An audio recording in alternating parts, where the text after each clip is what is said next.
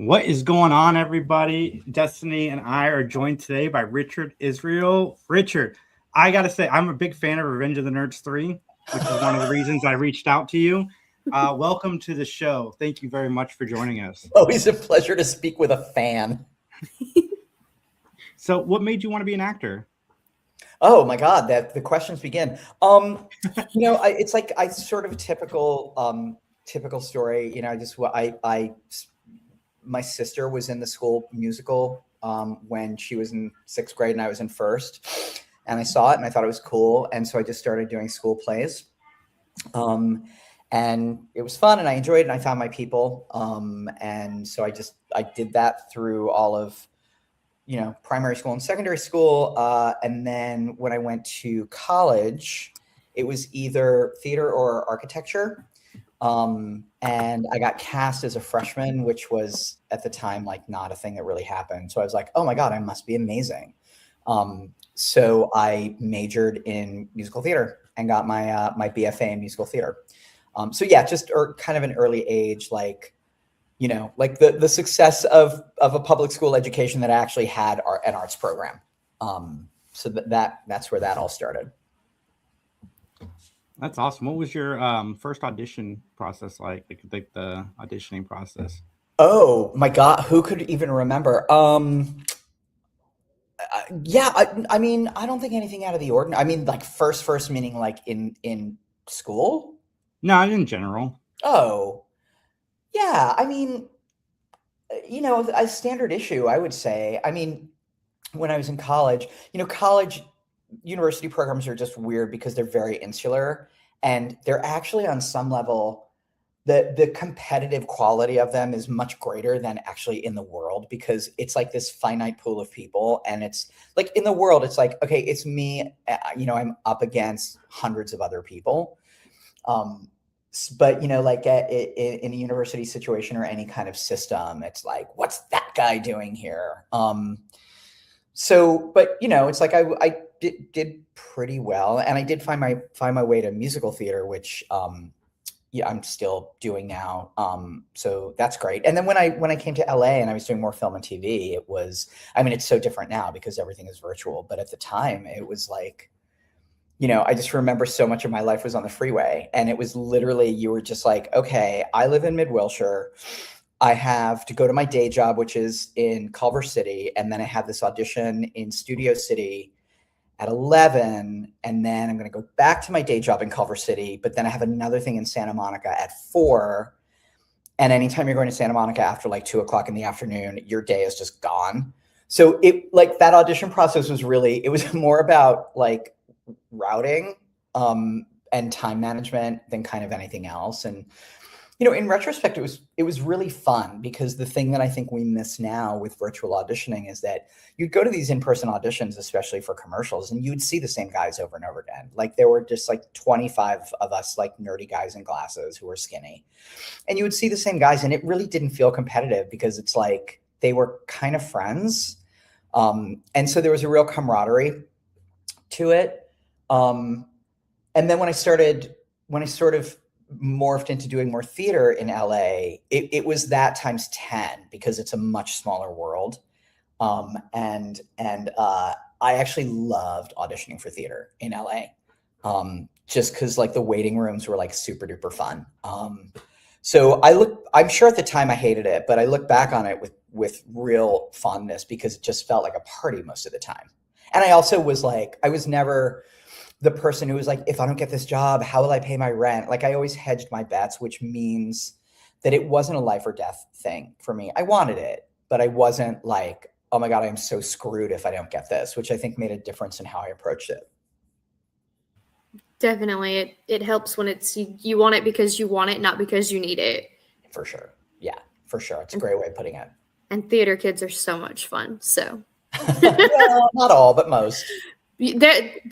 Like all things, there's the bad ones, but yes, it's usually really fun. Jason mentioned being a real big fan of Revenge of the Nerds 3, and really the entire series. But you came in the third. How did it feel stepping into a role that had already kind of had to before, and stepping into that world and continuing it? How did that feel? Oh my! This is so funny, you guys. These. I love talking about this. You're really asking me to go back because we're talking about 34 years ago. I think I mean, the good news is that if memory serves, Bobby Carradine, who sort of originated it, he was in the one that I was in. Sort of, it was like Nerds Next Generation kind of thing. So I think I watched the first two just to like get my head around it, and I think if I remember in the audition, like I think I did kind of what he did, but a much more worried version of him. And I think they latched on to the fact that like I could do worry and anxiety really well. But it didn't feel pressury. Like it didn't feel like, oh my God, I must carry on the fine tradition of Robert Carradine in the role of whatever from Revenge of the Nerds. Like, and the director, again, this is going back so far, but he was super cool and he was new to the franchise as well. And so it was me and this other dude, Greg Binkley, who's a wonderful actor and a really great guy. And so we were both sort of stepping into these roles. And so we became friends quickly, and we both were like, here we go. So it was kind of, I don't know, it was kind of easy. And everybody was really cool. And there's also something about like doing a Nerds movie where it's like, we know exactly what this is. So I think that helped the vibe a lot, where like, it wasn't that expectations were low, but it was just like, we know where we sit on the food chain. And I think that helped the stress level a lot. Yeah, those movies made me want to be a nerd, and well, I succeeded. Congrats. But we And actually our have work is done. Greg coming on next week to talk about his career as well. But like you seriously are a staple of my childhood. Saved by the Bell, not Police Academy 7, which I also absolutely love. What's some of the roles that you've enjoyed throughout your career? That's a great question. The one that I enjoyed the most that nobody kind of really knows about, there was a show in 1992 called Freshman Dorm, and they were sort of latching on to the Beverly Hills 90210 thing. So it was CBS's stab at that. And they cast me as, it was my first, well, kind of, I think my only series regular. I think I was hired as a co-star actually. And as the episodes went on, and there were only 6, but as the episodes went on, they actually started to write to my voice a little bit. And I'd never had that happen. And so it got easier as it went on, because it's like, oh, I don't have to put on anything. Like they're just writing for me now, sort of in a way. And it was great. And we shot out at Whittier College. God, you're bringing up all these really great, like early 90s memories.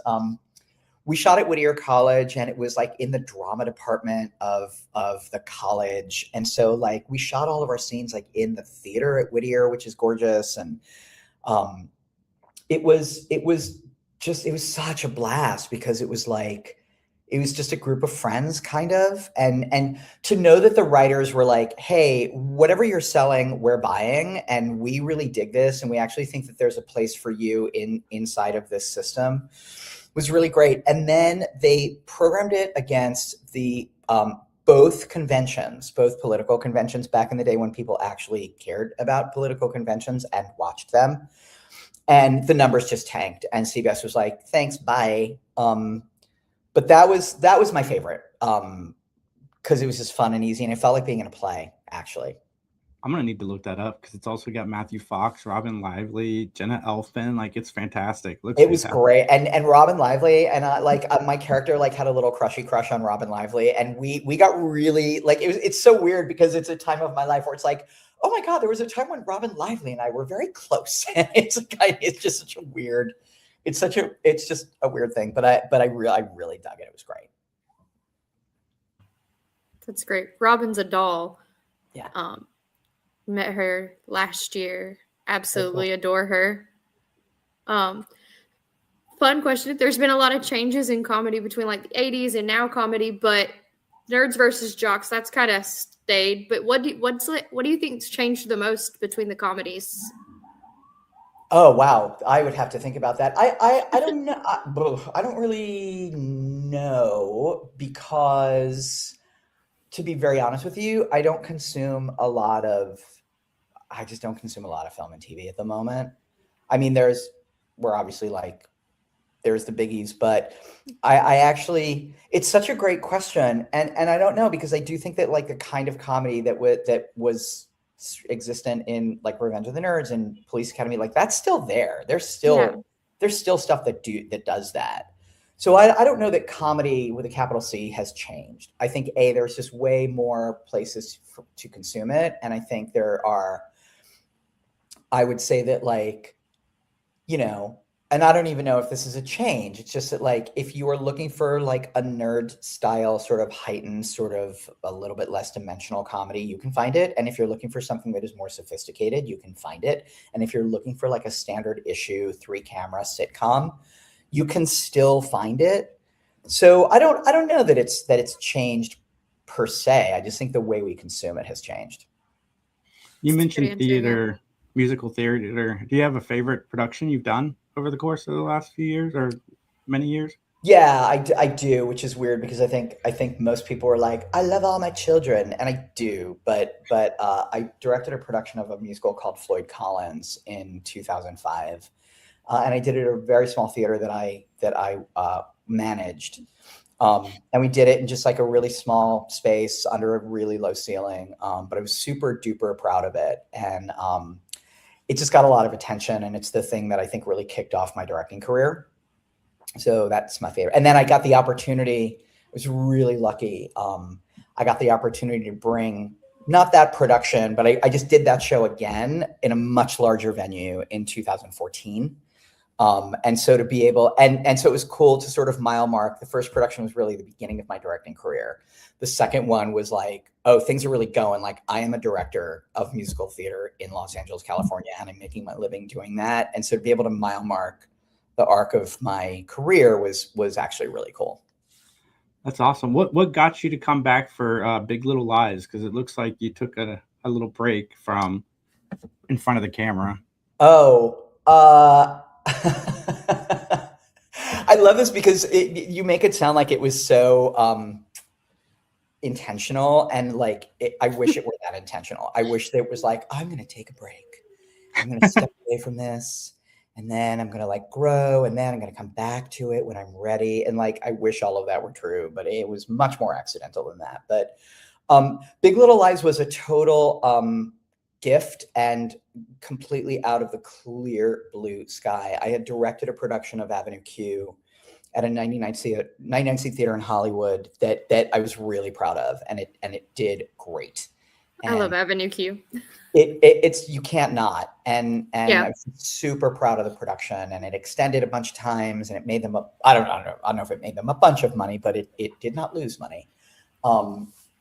And Jeff Marks, one of the creators of Avenue Q, came and saw it, and he is very, very good about attending productions of that show. And he saw it and he loved it, and he came back 3 times. Wow! And was very gracious and very complimentary and really generous. And then he and I got involved in a project that we were working on together as a result of that. And then I think about 1.5 years or 2 years after I did Avenue Q, I got a call from a production company, and they were like, "Hey, we're doing this show that this streaming show, and there is an Avenue Q sequence. And when we got the rights to do Avenue Q, they actually connected us with Jeff Marks because he lives in LA. And we asked Jeff Marks, like, hey, we actually need a director to direct these sequences. Do you know anybody?" And Jeff was like, "I actually do." And so they reached out to me, and it was supposed to be like 2 days, and it ended up being spotty, but 6 months worth of coming back to do shoot these Avenue Q sequences. And it was, and I was able to like call my friends who had done the show in Hollywood and add in some people. And we were shooting at a theater in Hollywood that I was very familiar with. So it was a blast. Yeah, super random because I have like this fairly extensive theater resume. And then there's this one like, oh, by the way, he also did Big Little Lies. So it's like a weird but lovely outlier on my resume. Love it. So what are you up to now? I'm directing. I do mostly original musicals. So I'm a director / dramaturg. So I work with writing teams who are in various stages of development on new musicals. I have a show that I've been working on for about 6 years that we did the world premiere in London in July. And we're figuring out next steps for that. Hopefully something in New York. I just opened a show in Hollywood. I went back to LA for a month to open a new musical called Kid Gloves at a 99-seat theater there. And that's a show I've been working on for about 5 years. And then I have a couple, like 2 or 3 other things that are just kind of gestating, figuring themselves out. And then I'm going back to LA in June to do a concert of a Duncan Sheik, Steven Sater piece called Alice by Heart. They're the guys that did Spring Awakening, and it's their iteration of Alice in Wonderland. And then I'm doing a pretty big production of The Wizard of Oz at a theater in Thousand Oaks, California, that I work at basically every summer. I go back to LA to do that. So there's like cool stuff, and it's a nice mix of stuff that people know about and stuff that nobody has ever heard of, but hopefully will. That's awesome. Yeah. I love musical theater, so excellent. I'll look into all of it. Amazing. Well, before we let you go, I have to ask, I know we're taking you back again, but what was it like working on Saved by the Bell? Oh my God. You were one of the 7 dorks, right? I was. Oh my God. You have done, I'm a little worried about you now, Jason. Actually. Like I said, man, a fan. You're freaking me out. It was, you know what? Listen, I mean, it was fun. And what I will say is that, like, a show like that, like you were just talking about, like the nerds versus the jocks. So on a show like that, it actually was kind of the nerds versus the jocks. And the jocks were the people who were the regulars, who were like in all of the, like at the time, teen magazines. And then it was like us day players who actually were literally playing nerds, who just were like visitors and like kind of knew what we were doing, but kind of not really. And they didn't pay a ton of attention to us. And it was fun. And it was also, again, like Saved by the Bell, which is, you know, it is a beloved sort of American icon. And I love that for it. And, you know, it's like the broadest of broad stroke. So, you know, it's like watch Snow White and the 7 Dorks and you will know what I'm talking about. So it was just like pretty over the top and pretty, like the amount of like goop that they had in my hair was like ridiculous. And it was literally like the tape on the glasses and the whole thing. And it was just like, okay, you know, 4 years of BFA musical theater, here I am. It was but I will say it was fun. And I did, like, you know, again, it's like, we're all here. We know what we're doing. And I did 7 episodes of that show. So it was like, it was a good, and I did it like my 2nd year in LA. So I was sort of fresh off the boat and I like booked this thing, and then the phone would ring and my agent would be like, yeah, they need you back next week. And it's like, oh, this is the gift that keeps on giving. Really cool. I guess I'm going to be standing in front of a locker for another week. Great. If you look at my demo reel from like the early days, it's literally, it's just different iterations of me in front of a locker. It's like 2.5 minutes of me in front of a locker. So that's hilarious. Yeah, there was fun days. Thank you, Richard. Where can everybody find you online? I'm at Richard Israel on Instagram, and my website is richardisraeldirector.com. All right, everybody, go check it out. Perfect. I'll put the link down below. Like, comment, share, subscribe. We'll talk to you soon. Amazing. Thanks, you guys. What a pleasure.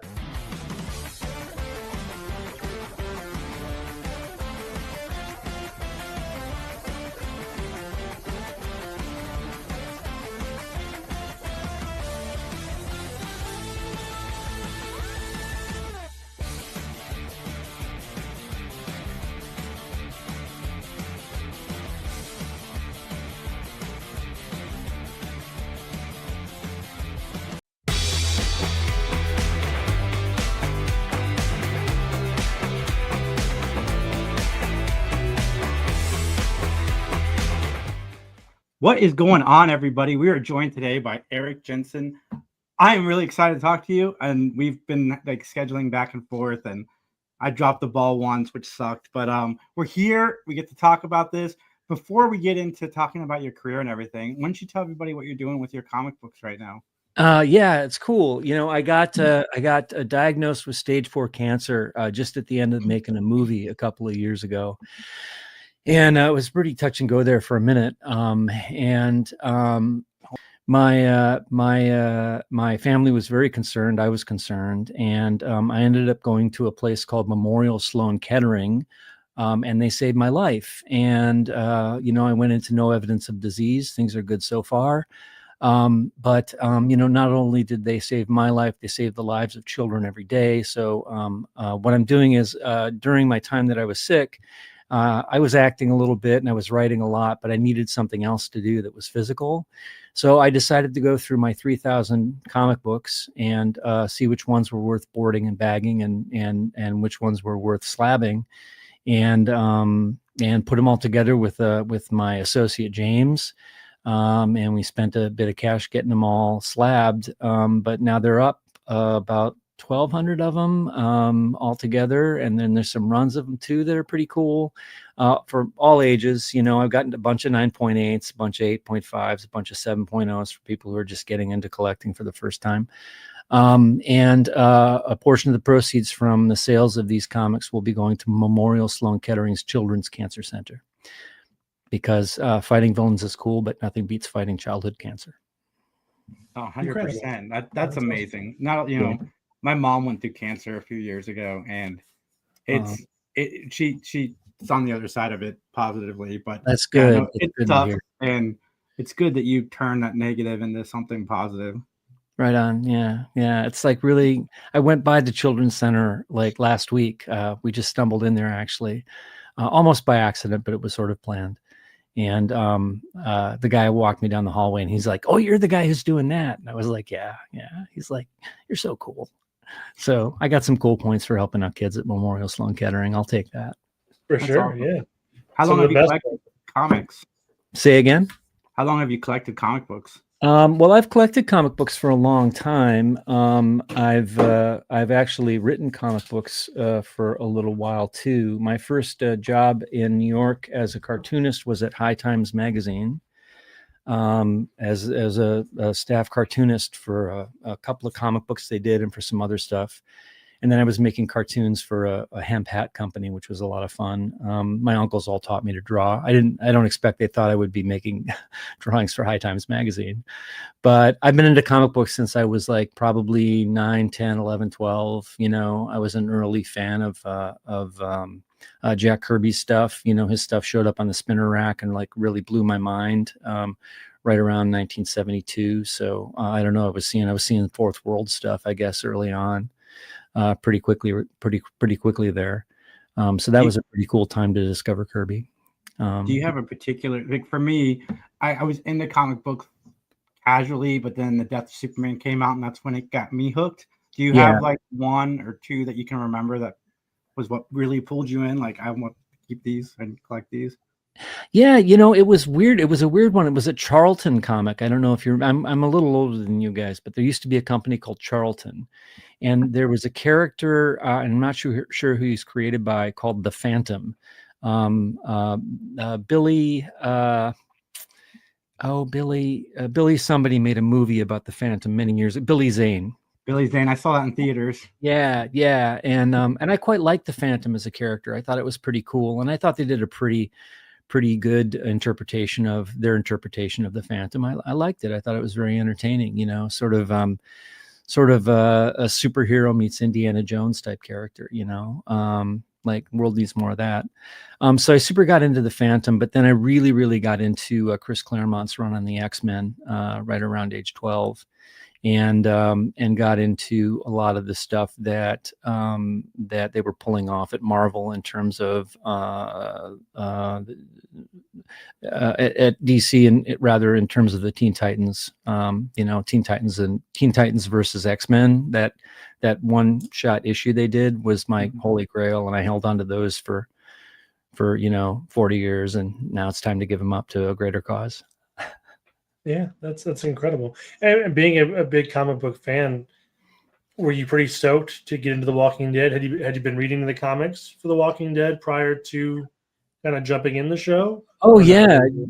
Yeah, I was a big Walking Dead comic book fan before I was even into the show. I actually had watched seasons 1 and 2, and I had to catch up. I had a lot of zombies to see before I caught up to where my storyline would eventually end up. Because I was an avid comic book reader, and when I found out who I was going to be playing, I was like, oh yeah, there's a guy like him in the comics. I think the names are swapped. I think he's Edward Stevens and not Stephen Edwards, but yeah, it was pretty cool. It was pretty cool. Like playing a doctor on a zombie show, like you can't beat that. Especially a doctor who loves blues music, you know? They were like, do you know who Junior Kimbrough is? And I was like, do I know who Junior Kimbrough is? Like, it's like they wrote it for me. Let me show you my mandolin. I know exactly what I'm talking. Yeah. And then of course, I ended up becoming quite good friends with Scott Gimple, the showrunner, who was instrumental in helping get a GoFundMe going for me when I was really sick there. So he brought the whole Walking Dead community together for me. So my wife and I could actually work, so we could pay for our insurance and hire my cousin Scott to come and be our nurse. Because I was going through some pretty big surgeries and stuff like that, and I could not follow through on any of my home duties or family duties. So Scott came in and took over. It's incredible. Yeah. Awesome. Yeah. And it was great of the community. I'll be forever grateful to lots of people I will never have the pleasure of meeting. Yeah. What was it like working on the show? Sorry, forgive me, Jason. Oh, it was great. I mean, it's sort of like cracking into a vault. You know, you're like let in through this secret room, and you're part of this secret society, and you're all keeping a secret. You know, and at the same time, it's a club that's been together for a long time, and you're, you know, as a guy who's just coming in for 3 episodes, I know I'm there to fulfill a role. You know. And if I get invited into the club, great. And if I don't, that's okay too. It's their club. I'm just coming to play for a little while. And I really did get invited in a lot of great ways. Everybody's real nice to me. I made a lot of good friends on there, especially with Emily Kinney, who actually played Beth. She was very forgiving because my character was more or less responsible for her character getting killed. So, you know, considering that circumstances, the fact that we're still friendly is nice. That's awesome. What made you want to get into acting? Oh, that's an interesting question. You know, mostly it was something that I started doing with my parents, but you know, I got to tell you, I mean, maybe it's a cliche or whatever, but I wanted to be a Jedi. I saw that first Star Wars movie, episode 4, A New Hope, and it just blew me out of the water. I didn't care. One day I wanted to be Chewbacca. One day I wanted to be Han Solo, Luke Skywalker. I would have settled for Princess Leia. I really wanted to be part of that universe and to feel what that was like, because that's the first movie that I saw that ever made me feel like I did when I read a comic book. So like those movies, other weirder movies like Mel Brooks movies too made me want to be an actor. Blazing Saddles, Pink Panther movies, the Pink Panther films really made me want to be an actor. Dr. Strangelove, like stuff like that, you know, I really liked science fiction as a whole. And I really loved being in there was the first Star Trek movie that came out with V'ger. That first Star Trek film, I really liked that film, and I thought it was great. And then there was another film about Baron Munchausen that came out that one of the Pythons did, which I thought was really good. Just lush universes that have a lot of imagination. Harry Harryhausen's work and Clash of the Titans, like all that stop motion stuff, made me want to be an actor. Yeah, so. Oh, yeah. It's funny you mentioned Star Trek: The Motion Picture. That movie I think it's brilliant. I didn't like it as a child. I thought it was kind of boring, but watching it now as an adult, it's a really good movie. It is really good. Yeah. Go back and revisit because it's solid. Yeah, it's a good film. You can't get wrong with something that uses the Voyager probe and turns it into a super intelligence. I mean, maybe that's where we're headed now, you know? Yeah, that's true. Yeah. What was But the then, go ahead. okay, go ahead. No, please finish that. But then over the years, I had a dream my whole life since I was 12 to draw my own comic book, and my drawing, because I was acting and writing and directing, the drawing I couldn't keep up with as much as I wanted to. But I ran into this great artist named Shep Hendricks and these guys who had this great idea for a comic series. And we co-created something called The Reconcilers. And so that's this graphic novel here. Oh, that's fun.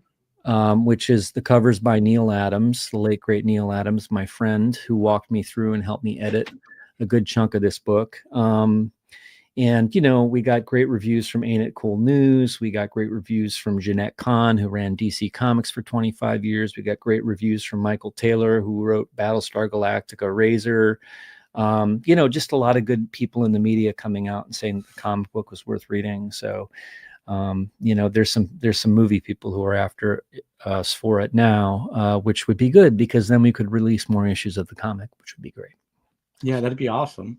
Did you go through like a Kickstarter to get that initial issue out, or how did you get that first thing going? No, we had some very generous people who believe in our artistic vision, who ponied up some investment money, and so they're part of the team too. Yeah, awesome. Have you thought about, if the movie thing doesn't happen, to do a Kickstarter? I only bring it up because we've interviewed a lot of very successful Kickstarter people getting their comics and getting their creative ideas out there just into the world and letting people just kind of crowdfund this artistic endeavor, whatever it is. I certainly think we have the materials for a Kickstarter, and that's something that we would certainly be happy to do because I think the first run of this sold about 2,000 issues. Oh, easy then. And, and then the second, if we can get a second and third run going, 2,500, they're all, each of them are going to be 96 pages. Before you know it, we'll have a good 6-issue compendium, and maybe we'll have made some of our money back, which is always nice. For sure, yeah, and entertain some people in the process. The messages of the reconcilers are deep and wide. History doesn't repeat itself; it rhymes, and sometimes you can talk about right now while you're talking about the future, which is the coolest thing about science fiction, I think. Yeah, that's a cool concept, and I agree with it. That's pretty dope. Yeah. So one of my favorite action movies of all time is Striking Distance. I know IMDb can be incorrect. But were you really in Striking Distance? I was in Striking Distance, yeah. It was one of my first movie roles in Pittsburgh. I was the kid on the stairs that Bruce Willis sneaks onto the ship with his hat, and he without a hat, and then he trips me down some stairs, and he tells me to close my eyes, and I go, what? And he says, just close them, and he knocks me out, and he steals my hat, and all of a sudden he's got a hat, and he's on the ship. So I got to do my own stunts. I got to hit my head on some like hard metal, like 3 or 4 or 5 times in a row, which was an education in filmmaking. And I got to work with Bruce, who was pretty fun. He was a good dude. He's having a rough road of it now. So my memories of him are fond. But yeah, that was one of my first gigs. I had another gig with Tony Danza in a movie that Sam Jackson was also in. Where Sam's character died early in the movie, but I got to meet him before he was, Sam Jackson, and he convinced me that New York would be a good move for me when I graduated college. I was just at Carnegie Mellon, and I was trying to make money to put my tuition together, and this casting director named Donna Belichick took pity on me, and she called me in for every single thing that she cast. And my very first director was Night of the Living Dead director George Romero. There was a sequel, not a sequel, but a kind of remake that Tom Savini, the special effects guy, was doing. And I didn't quite make it into that as a lead, but George Romero said to me, next movie, I'm giving you a line in the movie. I'm going to give you a scene in the movie. And I was like, I kind of walked away going, oh yeah, well that in a quarter get me a cup of coffee. And he did it. He called me up and he said, I wrote something for you in the movie. And, it's in a Timothy Hutton movie called Oh, it's based on a Stephen King novel where he's got two personalities, and I can't remember what it's called anymore. Dark Half. The Dark Half, that's right. And I got to be a student who was overexcited in class, and I think I had one word, and I said it, and everybody was happy, made it into the movie, and that was the beginning of an auspicious film career. I mean, Tony Danza, Stephen King, Tim, like that's a great like starting people to work with. Yeah, totally. I mean, you learn a little bit from everybody, you know. I did a pilot, I did a TV pilot, like, I don't know, 5 or 7 years into my career with Walter Hill, who directed The Warriors. You know, I played a major character in that. And that was a lot of fun. And I'm really sorry that series didn't see the light of day, because like Walter Hill would have directed a bunch of those episodes. And he's a legend, you know. He's responsible for some of the Alien franchise and stuff like that. So like, you know, every day at lunch, it was war stories about like these amazing movies that he created, you know. And you get to be around guys like that a lot. You learn stuff. Yeah, for sure. I just like hearing that George A. Romero just stuck to his word. Like, even if it was just one word, it's still pretty cool that he's just like, hey, I told you I was going to do something, and I did it. Yeah, no, he was a man of his word. He also played with a yo-yo on set, which is something I'm going to steal for a movie sometime. But yeah, no, him and his wife were very kind to me. That's awesome. That's awesome. I know you've done a lot of like TV roles, like one-offs and so forth. Do you ever like see a show on television that maybe you enjoy and like I kind of want to get a part on there?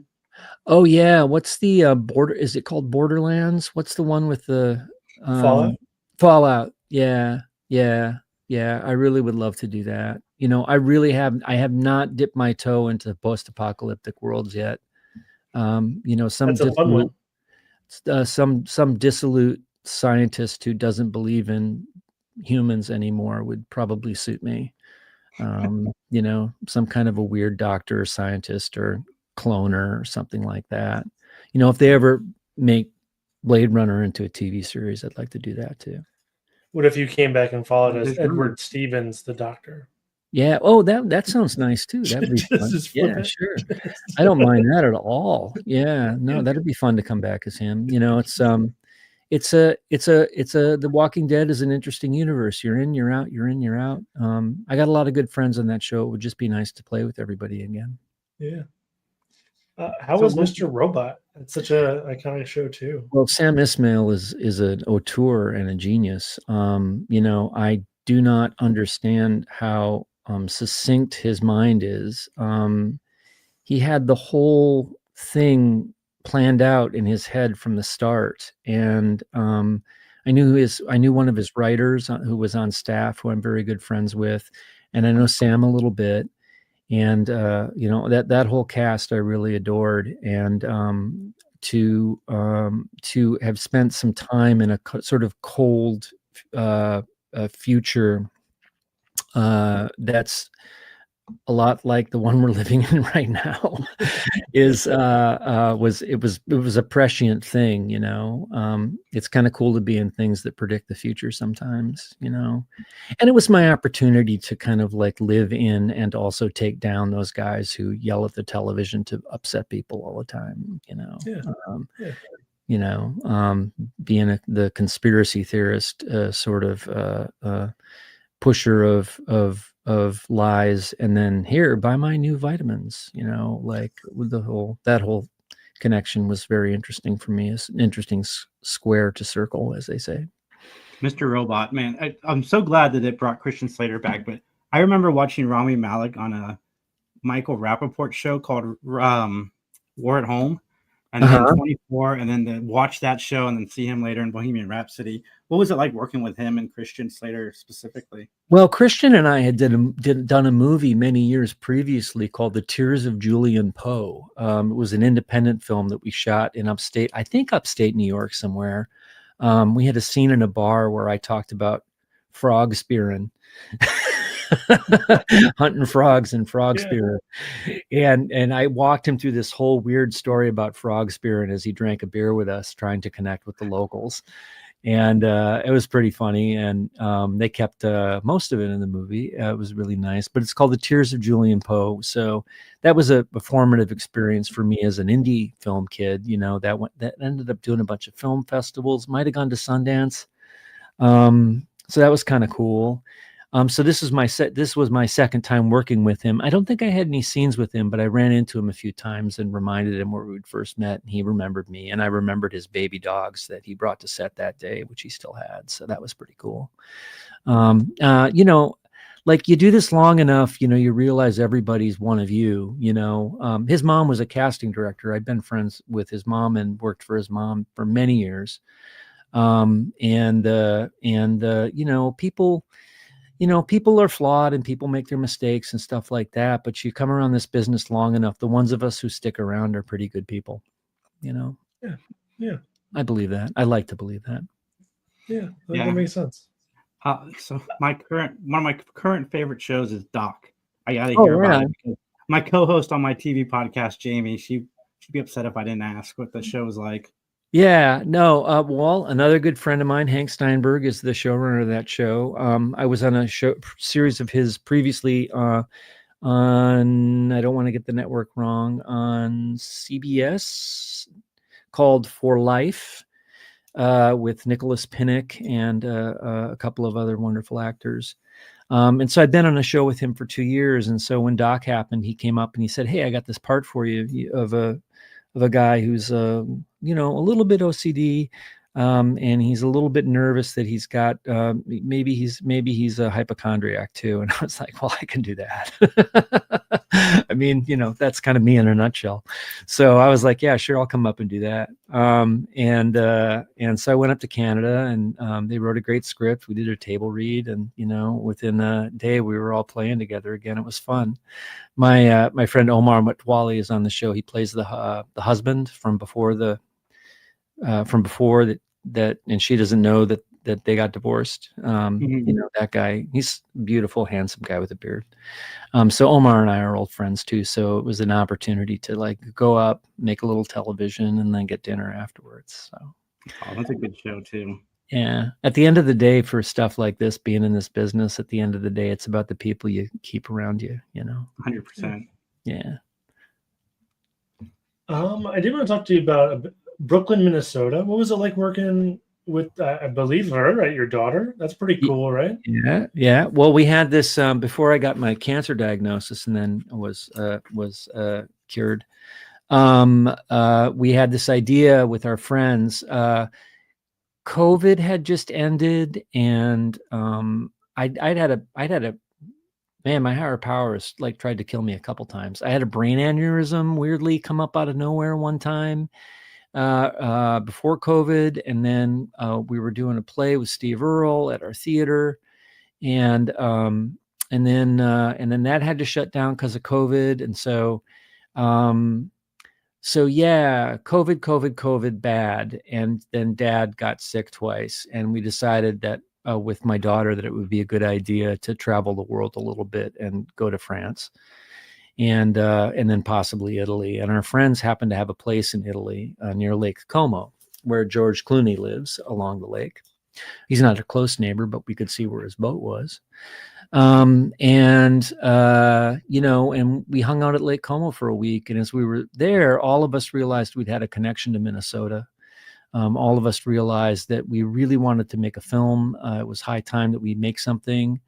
You know, one of my friends, Sean, was a writer who hadn't written screenplays before, but he directed documentaries. And my wife and I, of course, have created a lot of theater and a couple of films, but we were itching to make a film again too. And so these conversations started. We started talking about Minneapolis and about like how we all had connections to Minneapolis, and Han knew a film crew out there, and these like light conversations turned into more serious conversations. And then Han and I took a hike up the mountains overlooking Lake Como. And it was kind of a treacherous pitch session, but we started pitching each other ideas about what the movie could be like. And we decided, you know, dysfunctional Midwestern family, son who is estranged from the family, leaves the family, goes to Brooklyn, meets the love of his life, and they have a daughter together. They build a life there together. And then the wife dies of cancer of a car crash. And so the dad and the daughter, she grows up with just a dad, and they sort of live in this bubble alone. And the dad has told his daughter that both the grandfather and the grandmother died, and it's just the two of them. And the daughter buys into that. And then one day a phone call comes in, and turns out the dad, my father, the grandfather, actually died. And so I have to break that news to my daughter, who's only 14, and she's pissed off at me. So we take a road trip from Brooklyn to Minnesota to get back in touch with the family and for her to come of age. It's a coming of age story about families coming back together, but it's really, really funny. So, so we made it on a shoestring it's a SAG low budget agreement. Out in Minnesota, we got our waiver right before the strike went underway. So we got in just under the wire with some help from the Screen Actors Guild. And we paid everybody a relatively good wage, the best wage we could. And everybody felt fairly treated. And we treated people with respect and came in every day with the idea of it's not whether it's your idea or my idea, it's whether or not it's effective. So what the answer we're looking for isn't about ego, it's about effectiveness. Does the answer work? Because, films are just all about solving problems and coming up with answers for questions. Yeah, and so, it was a sublime experience. Minnesota Nice is a real thing once you get underneath it. And everybody just wanted to work hard and be there every day. We went over overtime by an hour once. We didn't violate anybody's overtime. Nobody got hurt. Everybody was happy, and we made a pretty damn good film. And then, like, getting home with it and stuff like that, I was getting chemotherapy, but I was able to roll downstairs after my chemo session every day and come into the office where my wonderful editor Gordon Grinberg had set up his machine. And I was able to, help edit, sit in a chair with a blanket over me and help edit while I was feeling like crap. And, it changed the way I edited. I edited from the heart. I mean, getting sick in a lot of ways was kind of the greatest gift that the universe could have given me. It changed who I was as a filmmaker. And the opportunity to act with Amy Madigan from Weapons, and to see her and my daughter cross paths. They play grandmother and granddaughter on the screen together, and to watch them cross swords and really have dramatic scenes together that are totally believable and really interesting.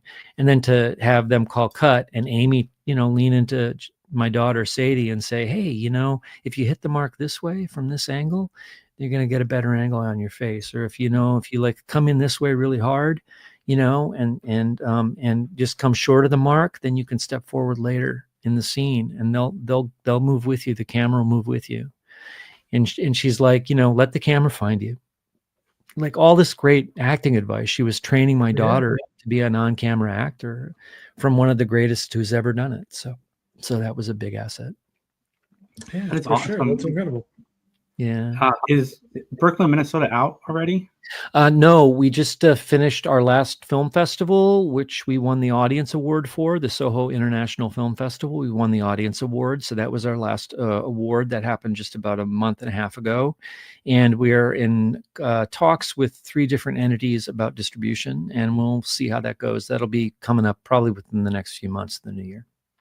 I wanted to ask you about those film festivals. Has it been fun to travel with the movie and kind of go? Oh, yeah.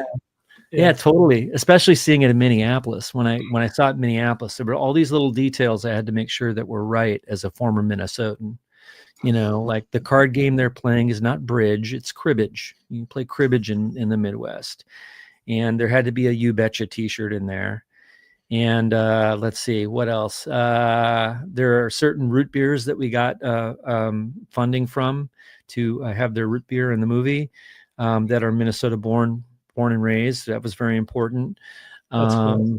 And it's the small details. It's the family pictures on the wall. It's the piano in the corner. It's the way people are with each other at cookouts. It's very different than the way people are at cookouts in Brooklyn.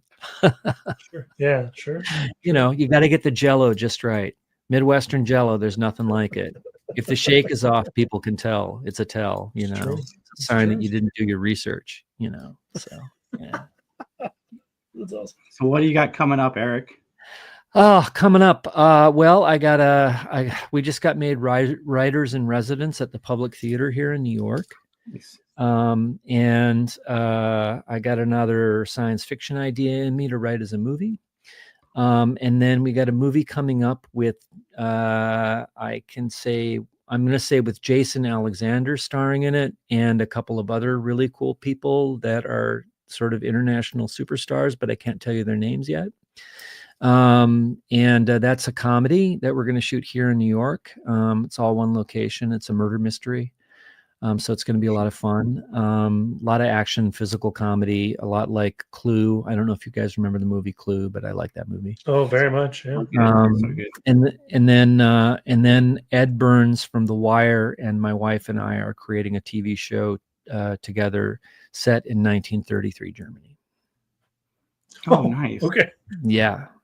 All right. So, and it's cool. I just got back from Berlin and did all the research and everything like that. And we had a conference and went through all the research, and we were onto something pretty cool. So yeah, as soon as that comes out, I'll let you guys know. Yeah, please. That sounds incredible. Yeah. I got one more question. So you write, direct, act. Do you have a favorite that you like to do, or is it just a little bit of everything?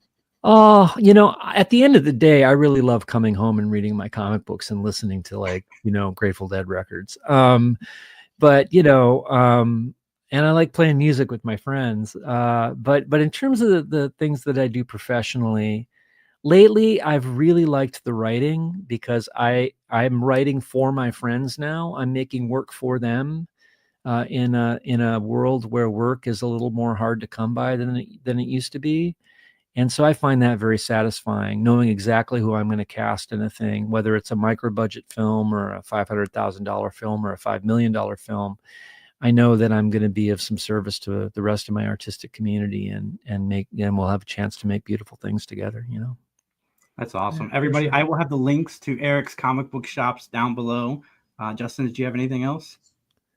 No, just thanks for being here, man. It's good talking You to guys are really great. I'm so glad to be on your show. Thanks for having me, guys. Absolutely. Have a great night, everybody. All right, peace. Take good care.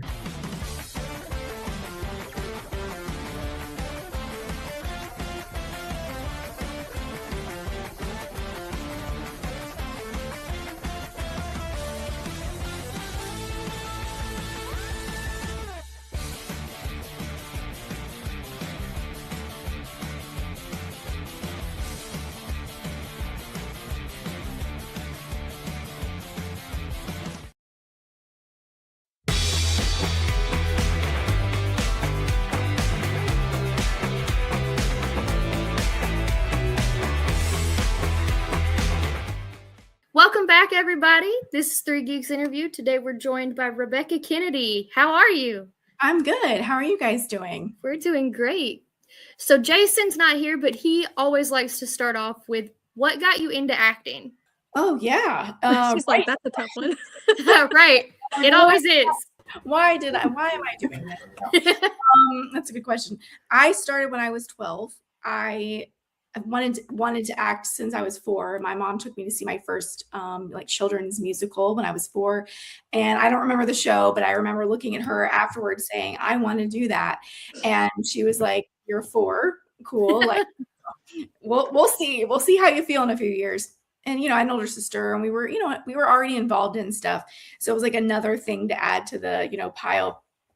So as the years went on, I kind of would bring it up, and I lived in Texas at the time, and back then it's like, not to age myself, but there wasn't the resources there are now to kind of figure out how to do this. So my mom was just like, didn't really know kind of how to go about it. And so finally, when I was 12, I did not make the cheerleading squad at school, and I was like pretty devastated about that. And so my mom finally was like, all right, do you want to try acting still? And I was like, yes, I do. So she found me a local children's group that, anyone that wanted to be in the show could be in the show. You auditioned for the different roles, but it was a great way to see like, okay, do you actually want to do this? Because, there are a lot of actors or people out there that want to be actors, but they don't, like, once they do it, they're like, oh, this isn't fun. Like, this isn't me, So she's like, this is a good way to see like whether or not you want to do it. And so they had already started the show, was a Music Man, but they were like, we'll just put her into different numbers in various places. And my mom said the first day she dropped me off and then she came to pick me back up, and she kind of was just watching by the side. And she said when she saw my face, she was like, oh no, this is it.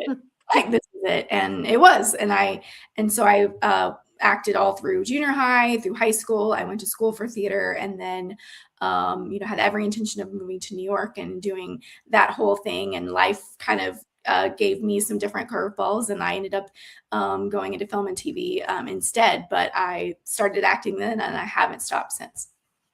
That's awesome.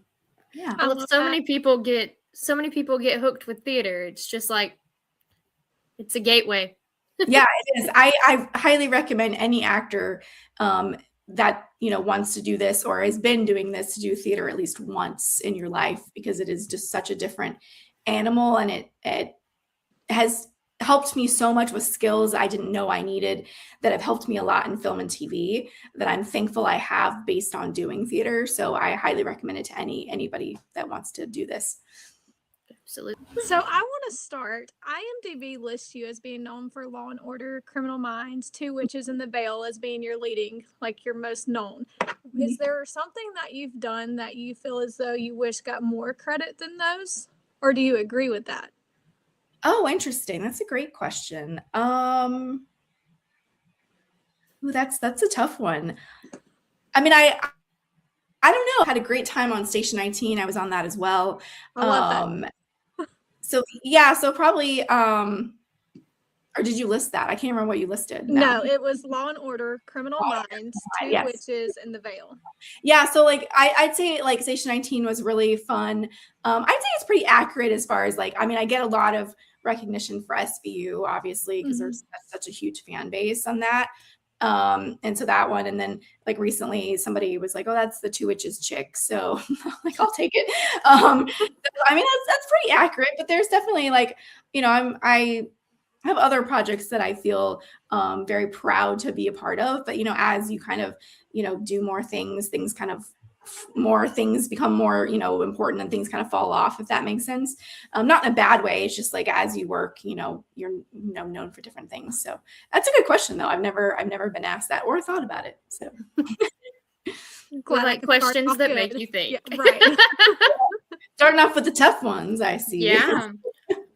So let's go recent work. You got to star in Crust, Yes. which was directed by Sean Whalen. I think that's how you pronounce his last name. We had him on recently. Great guy. How was that experience, and what was it like working for his first directed film? It was wonderful. That was the first time I'd worked with a director that was also the actor in the scene. So I wasn't exactly sure, like going in, okay, how is this going to exactly work? But Sean and I worked for 2 months prior to filming, or 3 months actually. We worked on our scenes in an acting class with a coach, so that we would feel very confident going in, especially because he was directing, and it's it's a smaller indie project, so we didn't have the luxury of like watching the take, sitting around and watching the takes back, and we kind of just had to trust, like, does this feel good or not? So we worked really hard on that before we went in, which helped a ton. And he was fantastic. He knows exactly what he wants, but also gives plenty of room for the actor to play and to bring your own ideas. And he's very collaborative, but also specific. And so you feel like you can bring your ideas, but then you're not like flailing in the wind with them.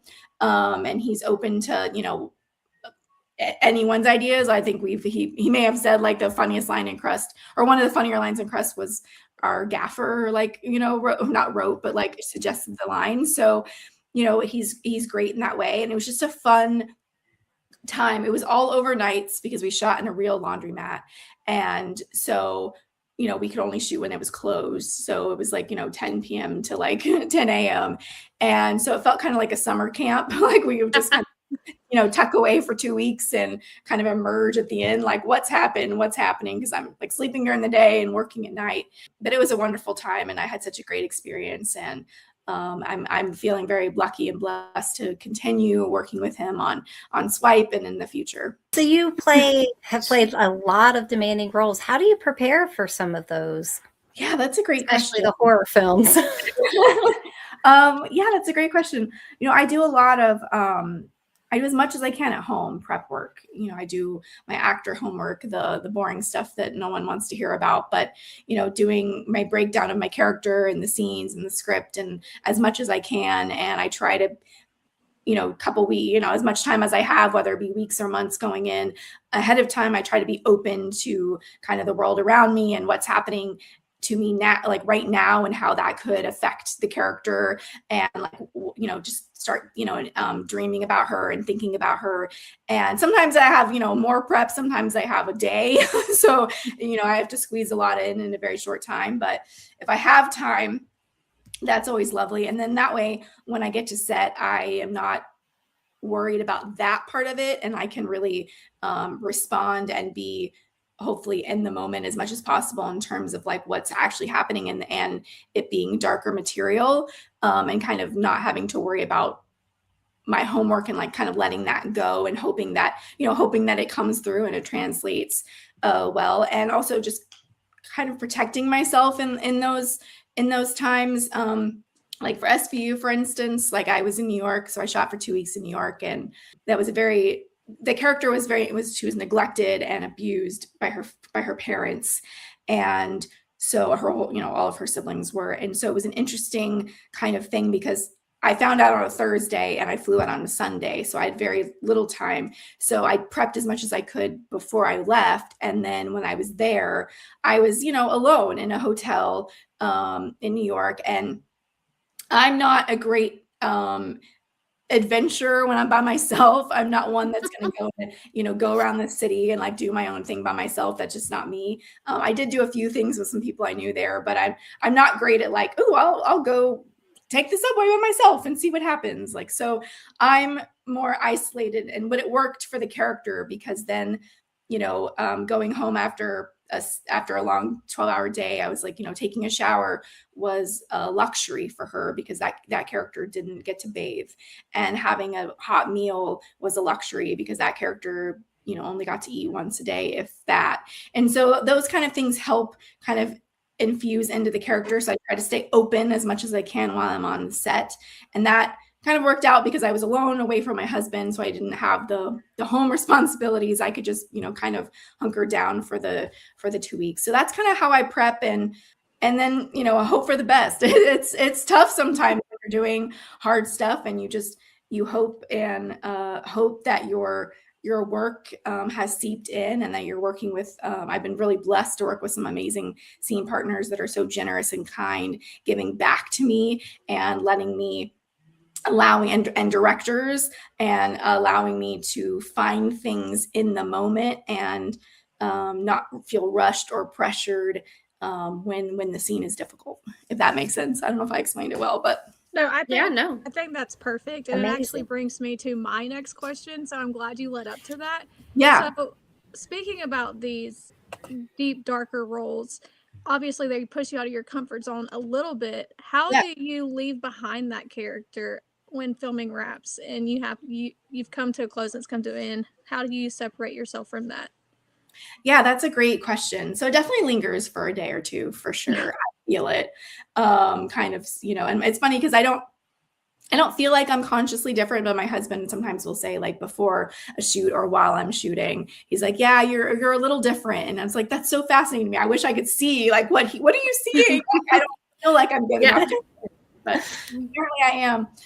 So that's a great question. So for me, it sounds kind of silly, but I have a ritual that I do where I kind of basically metaphorically put the character into like a box, you know, and I can put her away, and I thank her for her time and for what she has taught me as a person and as an actor. And you know, then I'm kind of able to, like, you know, put her into like a drawer, so to speak. It sounds very corny, but that's kind of the way I can kind of just like feel like she's not still lingering, or I'm feeling still like the residuals of whatever she's felt or going through, because it'll usually be very different from my own life, thankfully. So that has helped immensely in not feeling like they're hanging on, if that makes sense. Yeah, no, I love that. I think that's beautiful. Like, just kind of thank you, put it to rest, and be able to kind of move on. Yeah, and then move on to the next. It's hard sometimes. It's hard because especially when you love a character so much, and even if you've only spent a few weeks with the person, the character, it's like, no, I'm not ready. Sometimes I don't feel ready to like let her go. So that also is a good way of kind of closing the door, closing the chapter on it. I love that. Speaking of ones you don't want to let go of, is there a role that you would love to revisit, kind of like where you are now and knowing what you know, or how perceived by people, that you'd like to kind of go back to and give more life to again? I mean, I couldn't because she's dead, but it's hard when she's not alive. But I loved my character on SVU. Like she's so different. I mean, she's nothing like me, and I've experienced nothing that she has experienced. Or for whatever reason, I really connected to her immediately, and I just found her so fascinating, and the way they wrote her, and the life that they gave her. And I feel like that's not always seen in victims and survivors, and how they're portrayed. So I would, if I will never get the chance, because like I said, she's gone. But if I ever had a chance of something like that, she'd be definitely someone that I would love to come back to, because I feel like she made a big impact in just her, one episode. But people, the character itself made waves, so to speak. What kind of draws you to a script? Because you take on a lot of these very deep and dark characters sometimes. So what kind of draws you to that? I think because my normal life is pretty normal, I'd say, thankfully. I'd hate to say boring, because that's not accurate, but like it's nothing compared to that. And so I find it really fascinating and fun to go into something that is so outside of myself and the world that I am in, and like what that would be like, because it's a safe place that I can go to, and I know that I'm safe, and like what we're doing is safe, and then I can come out of it at the end of the day. And also there's something about playing roles that people can relate to that is really special to me, and I feel like a very big honor to like be able to, especially I've done 2 characters now that were loosely based on real people, real situations, and they were, awful.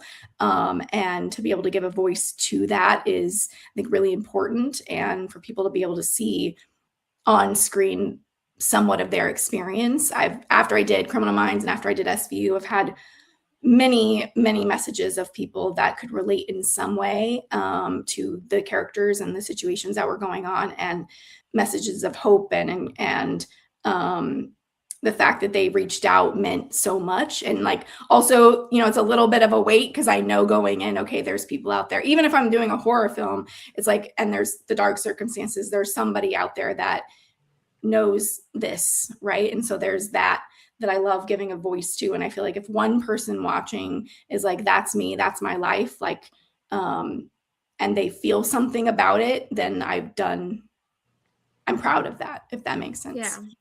Yeah. So I'd say that kind of draws me to darker stuff, and just so different from my everyday life. And I like to explore what those characters are like and going through, and giving a voice to people that don't have one is really interesting to me. Is there a different role or drama that you'd love to try that isn't this, but maybe opposite, or just something completely different in general? You mean like role or type of movie? Yeah, or either. I don't really have like a specific role, or like, oh, I want to do this or that. I don't know, when I'm looking for, I mean, obviously I audition still, so it's like, Right. Sometimes you're going to get what you are going to do what you book. But if I'm actively seeking things that are being offered, I'm really just looking for characters that continue to challenge me as an actor and as a person, and make me think differently about things, especially if I have know nothing about that world, or about that kind of person, or what they're going through. I'm constantly looking for that, and unique voices, and something that is like maybe weird or quirky. Or I had a friend one time tell me, she's like, oh, I love hearing about what you audition for, because the characters are always like crazy. And I very much love that, and I hope to continue doing those kind of projects where people, if if I'm so lucky for people to be like, oh, she's in it. Like, it's going to be interesting if that, so I don't have like a specific, if I can just continue to do stuff like that, that would be great. Something that's still challenging and a different perspective. Yeah, for sure. Love that. Done an amazing job in a lot of these roles. Is there anything that sticks out the most that happened like behind the scenes that you just laugh back at the most? Ooh, that's a great question. Thank you, first off. That's very kind. So I'd say one thing that was pretty funny on SVU, we filmed on a real train, like a real working train. And so there's a scene where, for anyone that listening that doesn't know it, there's a scene where I've escaped and I run and I'm going to get on a subway train and it's, above ground and go wherever it takes me. And I've never been on a train before and I don't know how it works. So my character is supposed to run up and like wait. And then the train comes, the doors open, I get on and I'm thinking like, oh, it'll be like a train they've rented or something. And they're like, no, this is a real train that's going to stop, that has like real commuters on it. And you're going to get on and you're going to wait 5 seconds and then you're going to get off. But there's going to be someone on the train in production in case you get the doors closed and you get stuck, on it, like onto the next stop. And I was like, okay. And that's not stressful at all. Right. If we don't get this one, this take, we have to wait 30 minutes for the next train. And I was like, oh my God, what is that? Okay, like no pressure at all. So I'm like, cool. Like, all right. And so I'm thinking like to myself, like, and we rehearse it in the terms of like, I run up and I'm on the platform and they know where I'm going to be, but we can't rehearse getting on the train or anything like that. And so they're like, okay, it's coming. So we're get ready. We're going to roll and we're going to go. And they call action. And I run up the stairs and I'm like waiting for the train to come. And I'm thinking the doors are going to stop in front of me. But the way the train landed, the doors were here and here. And I was like, which door am I supposed to get in? You actually see him looking back from door to door, decision, and that is absolutely Rebekah going, oh no, they didn't say which door to get into. I'm just gonna have to pick one. So I ran into one and I was like 1, 2, 3, 4, 5 and ran off. But that's absolutely me trying to figure out. But it worked great because it looks like the character doesn't know what's happening or what to do or how this works. And so that was I'd say pretty funny. I love that. Do you have any like things that surprise you, like when people recognize you and they like say a line or a role or something that you've done that kind of just takes you by surprise? Yeah. I mean, I don't get recognized too often, but I mean, there's occasions. Thankfully, I would hope I look better in real life than I do in a lot of these parts. So that helps. But I was actually in Canada. I went with a friend. She had a film at TIFF, and I was waiting for her to do an interview, and I was just standing there, and a girl came up to me, and she's like, "I'm so sorry to bother you." And I was like, "What's up?" And she's like, "Were you in SVU?" And I was like, "I was." And she was like, "Oh, you were great, whatever, great." And I was like, "Oh," so it was very cool to like be in another country and have somebody recognize you. So that was probably the most taken off guard because I was especially there because we were like watching Anna Kendrick do her interview. I was like the least important person in the room at that time. So that was a cool moment. Yeah, that's cool. We won't take up too much more of your time. Fine, yeah. Where can everybody find you on social media? So I'm on Instagram at Becca, BEKAHK. I'm also on X and then on Facebook, Rebekah Kennedy as well. And I'm on TikTok, Rebekah L. Kennedy, though I don't post as much as I should, but I'm trying to get better, so we'll see. Sounds great. Well, Rebekah, thank you so much for being on with us. We greatly appreciate it. Yeah, thank you so much for having me. You ladies are amazing, and I really appreciate it. Thank you. All right, guys, don't forget to like, follow, subscribe, and check out Crust with Rebekah Kennedy.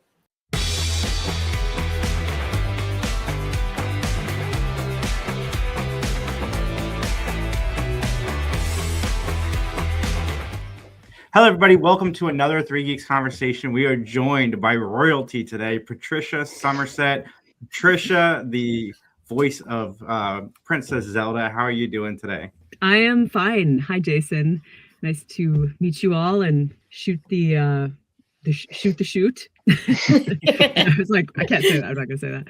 Yeah. My question I really like to ask people, because I'm genuinely curious, is what was the journey that got you into voice acting and acting in general?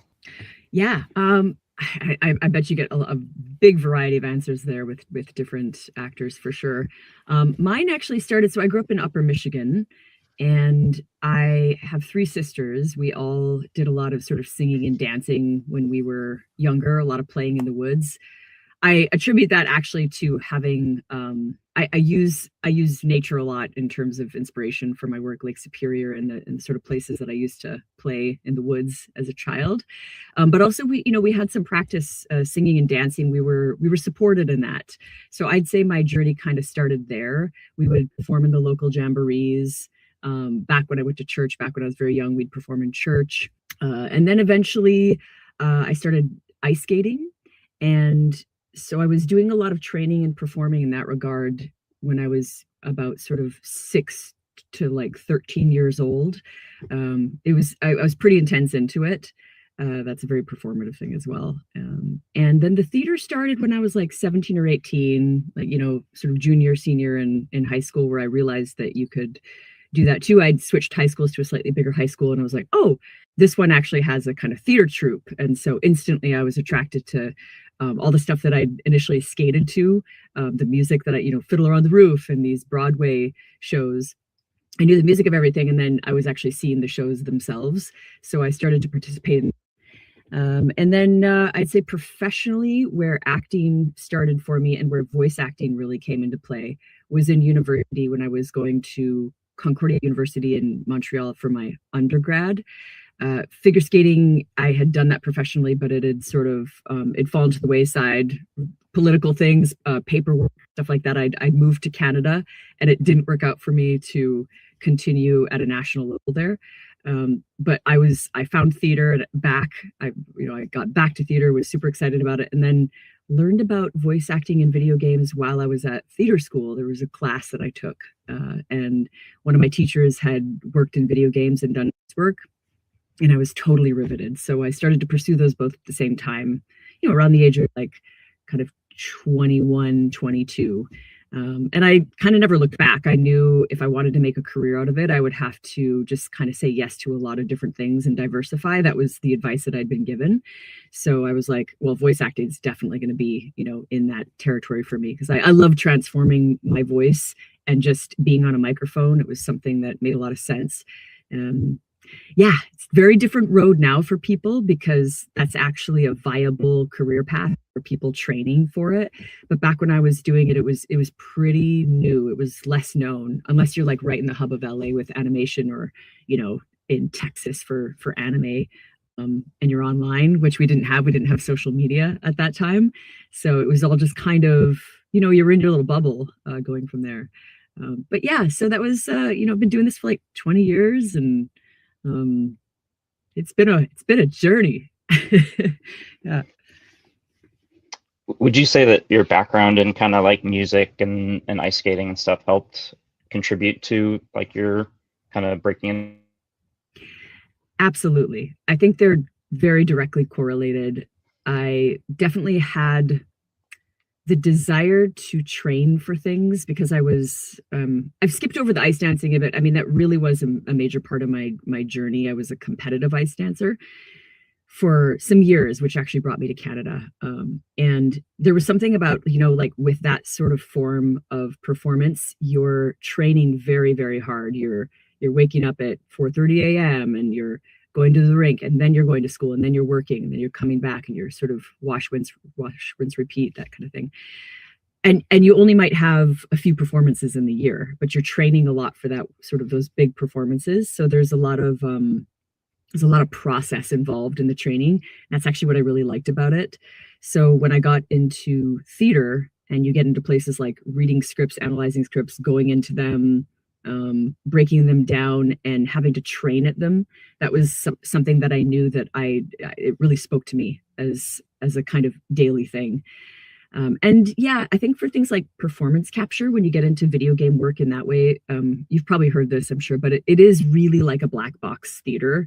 It's the kind of thing where you're imagining all around you. If you have physical skills, you end up using them. In fact, I mean, aside from the character work that I've done, I've also done like roller skating work on motion capture. That is just, you sort of just use your figure skating skills where you do, you use voice skills where you do, you kind of use whatever you can. And that sort of brings the career path to where the trajectory to where it's going to go. But yeah, if you like things somatically, I feel like whatever you have brought to it, you're going to end up kind of using that in your acting career. So what was I don't know if you remember your first one, but what was like the auditioning process leading up to booking your first gig? By first gig, do you mean voiceover, video games, theater, or what do you think? What would you prefer to hear? Because I could remember them all pretty well, I guess.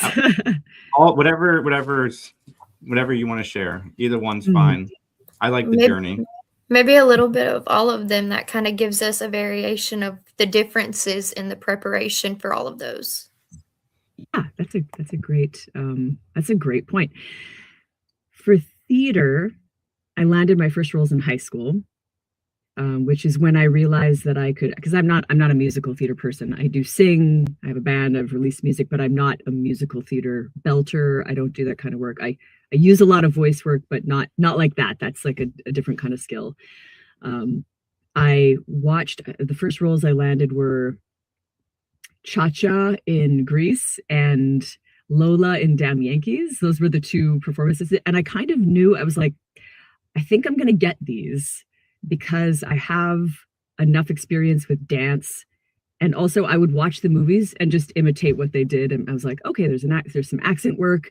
This is how they move. And I just kind of physically took on the form and went in and landed those auditions and got them and thought, oh, I can do this, in high school.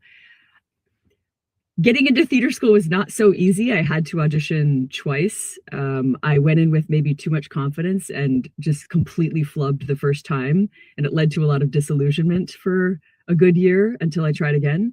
I tried Shakespeare and I didn't know what I was doing. And it was really bad.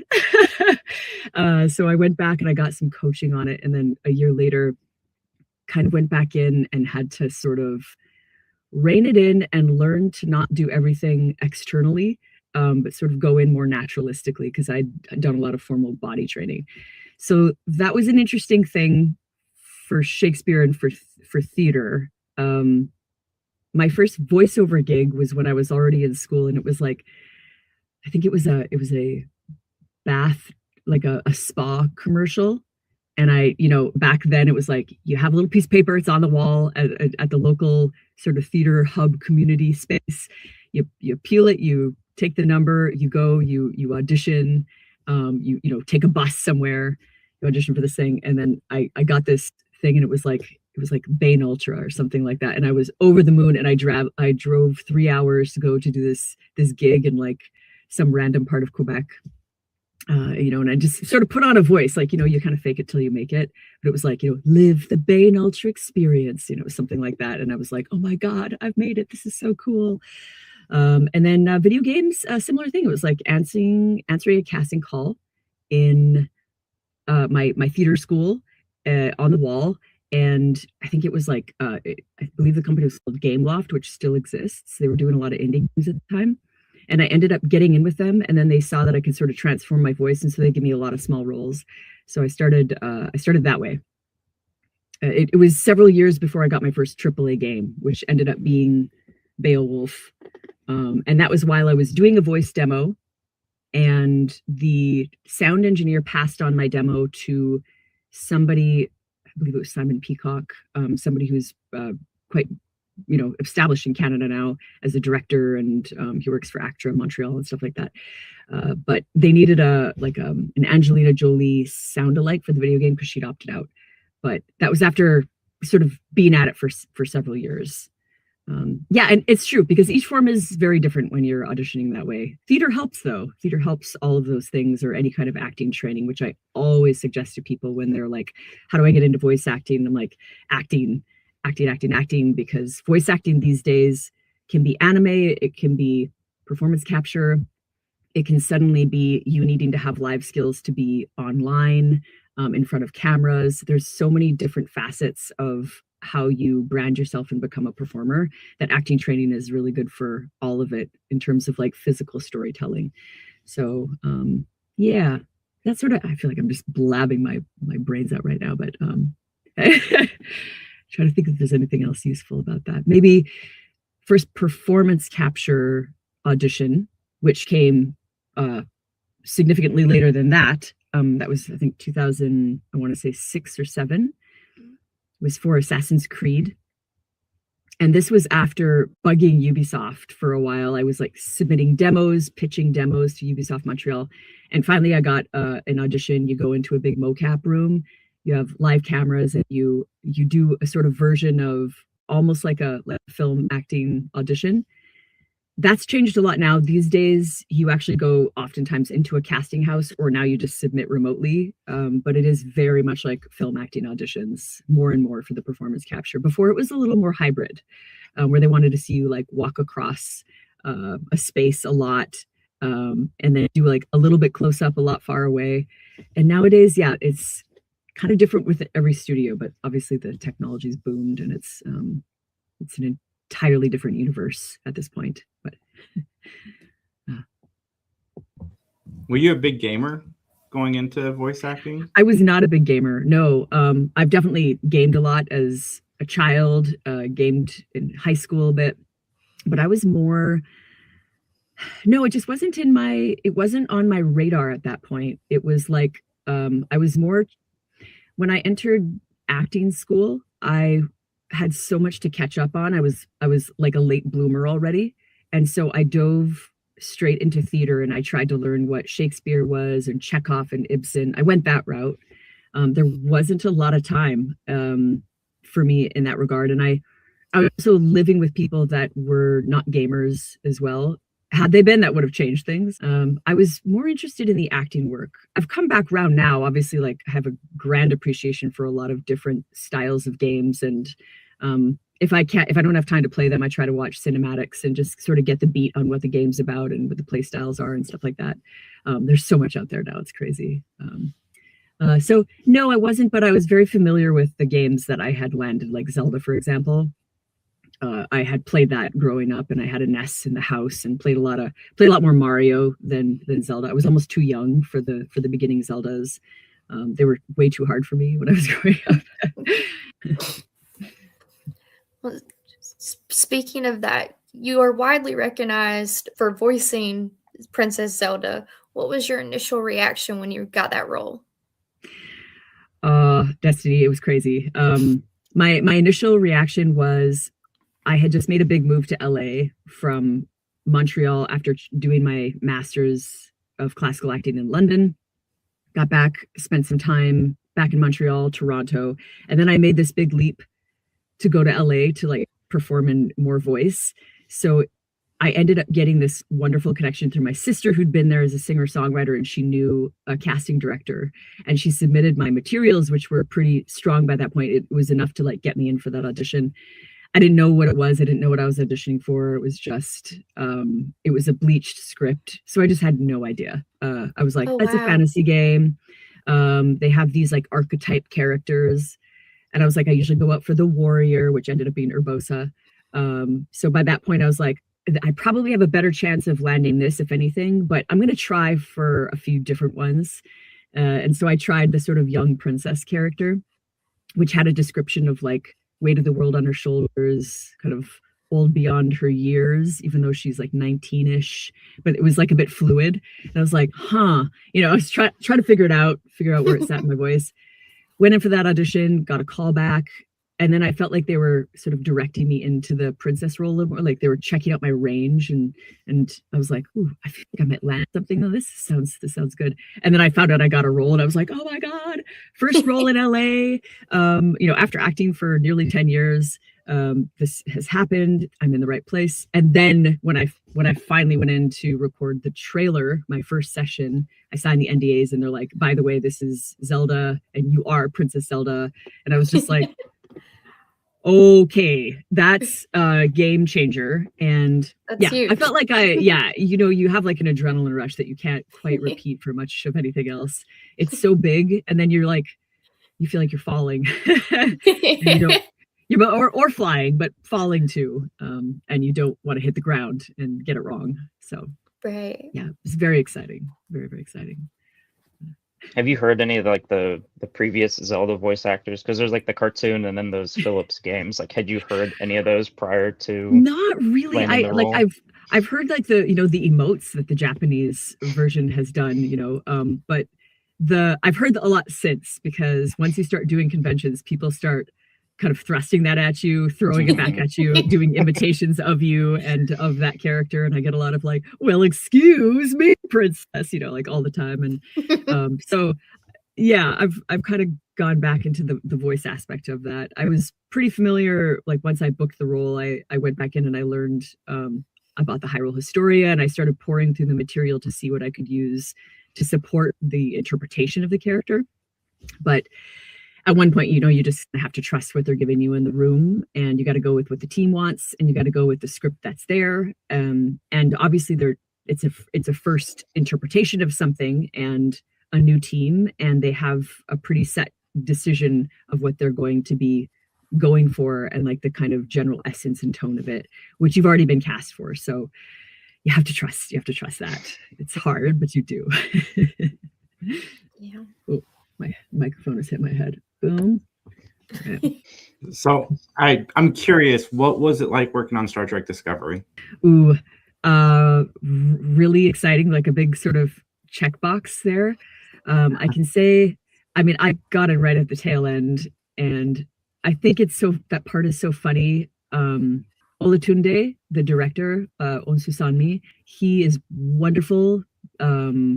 Everybody was so delightful, but it was like a well-oiled ship by this point, because I came in for the literal series finale of everything. And by that point, I'd auditioned for that show twice before and been shortlisted. One of them I knew about, one of them I didn't, but I got really close to a different character in that series, I think the season before.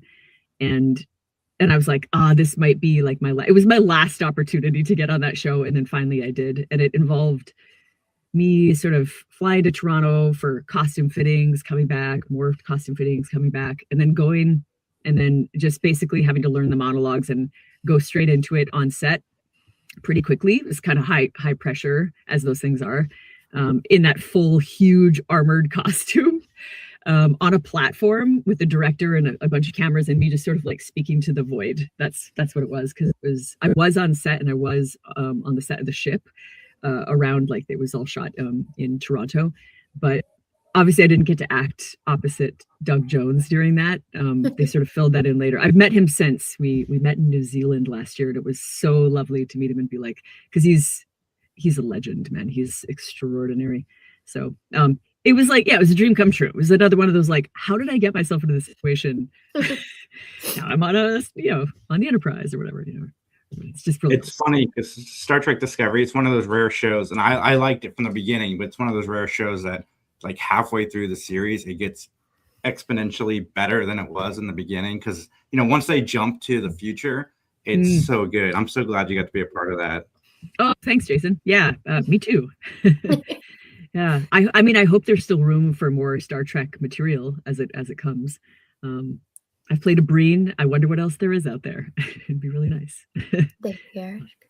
Are there any types of characters or genres or specific franchise that you would like to be part of in the future? Honestly, anything with like Larian Studios right now would be really cool. They're all my friends and colleagues. I'm so happy for all the amazing things that's occurred for them. Watching like Jennifer English just win for Claire Obscure, and everybody's they're so much fun, and I would love to work with any of them in that regard too, like on a video game. But I'm actually also I'm working on a couple things right now that are really fun. They both involve performance capture, and they're sort of long processes. I don't know where they're going to land exactly when they come out. I expect maybe in the next year they'll both be suddenly they'll come out with their sort of first like, ta-da, this has been happening. But yeah, it's exciting, and they're new. One of them is a completely new IP, and that's really cool too, because it becomes very much about the people that you're working with, especially when it's performance capture and they're essentially writing the script as you're going, and you have a certain kind of input, and it helps shape where the character gets to go. Very different process from obviously performing and something iconic that there's a certain kind of sandbox that you play within, and you can't really stretch too much outside of that. You're sort of hoping to like nail it. Yeah, I don't know. I really like new IPs too, but I definitely like strong, complex, dark characters. And I think I've been pretty lucky with that so far. Anything that stretches me, honestly, at this point is like, I'm just happy to be working too. In this day and age in the industry, it's just really, really lovely to be working on anything with fun storytellers. I'm always just counting my blessings when that occurs. Truly. So one of the shows that I really liked, and we interviewed a couple of the cast members, Three Pines. What was your experience on that? And are you hoping to do more like on-camera acting? Yeah, you know what I'm actually hoping to do is probably get back to some theater as well. I'm probably going to be doing some writing this year and collaborating on that. That was my first love, and it bleeds right back into TV, film, all the screen, all the video games. But yeah, that kind of raw form of performance where you don't have too much technical stuff getting in the way. It's a different kind of, it's like such a strong muscle. It requires so much athleticism of the acting. So yeah, I have a feeling that I'm going to be visiting that. Three Pines was one of the most fun, beautiful shows I've ever worked on. Alfred Molina is like a dream to work with. My friend Sarah Booth was in that. She just killed it. There were so many actors on that who were just really, really awesome. And the director that I had worked with, primarily Sam Donovan, who went on to do a lot with Severance and these other shows, he is just the British team that came over that we worked with. They're the kind of team that is like infinitely nicer than you ever expect. They're the kind that come into a green room and change the garbage, for everybody. Like they're that kind of team. It's just, I kind of can't say enough about how awesome Three Pines was. Claire, the woman who swears a lot, the older actor who had the duck, she is actually just a kind of a legendary theater actor as well. So I've watched her on stage many times. So to get to sort of be on set with her a lot, well, there's so many people on set that were amazing, but she was, she's just like a delight. So that's another one of those things where like the ensemble is just to be there in the room with the ensemble. You're taking it in, you're learning. Yeah, it's a wonderful show. I'm glad that you enjoyed it. I wish it had another season. Yeah, too bad as it goes, right? But I probably am the biggest theater geek out of all of us. I've done theater, musical theater. Do you have a favorite show or a favorite role that you've played? Ooh, that's a great question. Funny enough, I haven't played a lot of Chekhov. I've only done scenes, but Chekhov is one of my favorite playwrights, hands down. Granted, it depends on the adaptation, the translation, but I find some of the best stuff I've ever seen performed. I think, is it Andrew Scott's got a version of Uncle Vanya, or it's called Vanya, where he does a one-man show and he does all the parts. Highly recommend watching that. He's incredible. So Chekhov, I do love the classics, Ibsen, Pinter, Shakespeare. Probably one of my favorite roles I've played, and one of the most complicated roles I've played, was Hedda Gabler. That was a very challenging role. That's an old Ibsen play, but it was a contemporary adaptation, and I sort of wish that I could go back in my life and play that role again, now that I'm actually the age that she would be, because I was kind of too young to fully grasp perhaps what I could have done with it now. I could go so much further in now. So yeah, but yeah, I don't know. What's your favorite? I'm curious what your favorite is. Saying well, that you've got. That one's hard. I do a lot more musical theater. So Rent is probably my favorite. Oh, It's always been one of my favorites. And I'd go with Wicked for one I haven't done that I would love to do. Elphaba is like an absolute dream role. yeah. It's incredible what they've done with Wicked, and I mean how sort of big it's blown up now, and I mean just the talent on that film. Both Ariana Grande and Cynthia Erivo. Cynthia Erivo studies Estel training for voice, which is I do too, and I've been sort of learning. Just even more so, her mastery is not to be argued with, but I'm like, she just goes so beyond any form that you can possibly try to master. You're just like, they both had such big shoes to follow in too, yeah. and they just did such an incredible job. They really, really did. Yeah. I feel like that's such a unifying franchise in a way. It's enjoyed all over the world in such a way. Yeah. That's beautiful. Yeah. Do you have a favorite genre? If you got more film acting, like more on screen, that you would like to do part of? I haven't done a lot of comedy. I think I'd actually be a little more adept at it than what I have been branded as. It'd be fun to try that out more. But I'm kind of a drama girl that tends to be just like sort of straight dramas is what I do get cast for. I don't know if it's good. It's good. It kind of just depends. I love a tight script.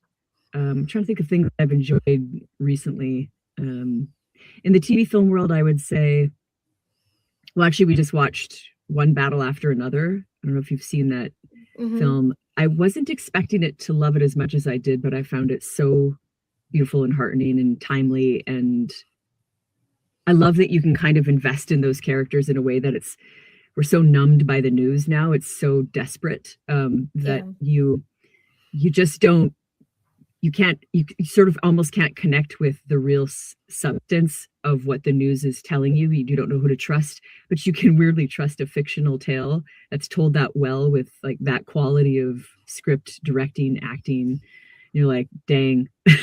Yeah. So I just have a lot of appreciation when suddenly something comes out like that. That's just, mind blowing. I'd love to be a part of something like that. And I've been playing Claire Obscure. That's the last video game I was playing. It's so beautiful, and the acting is extraordinary, and the voice work is awesome.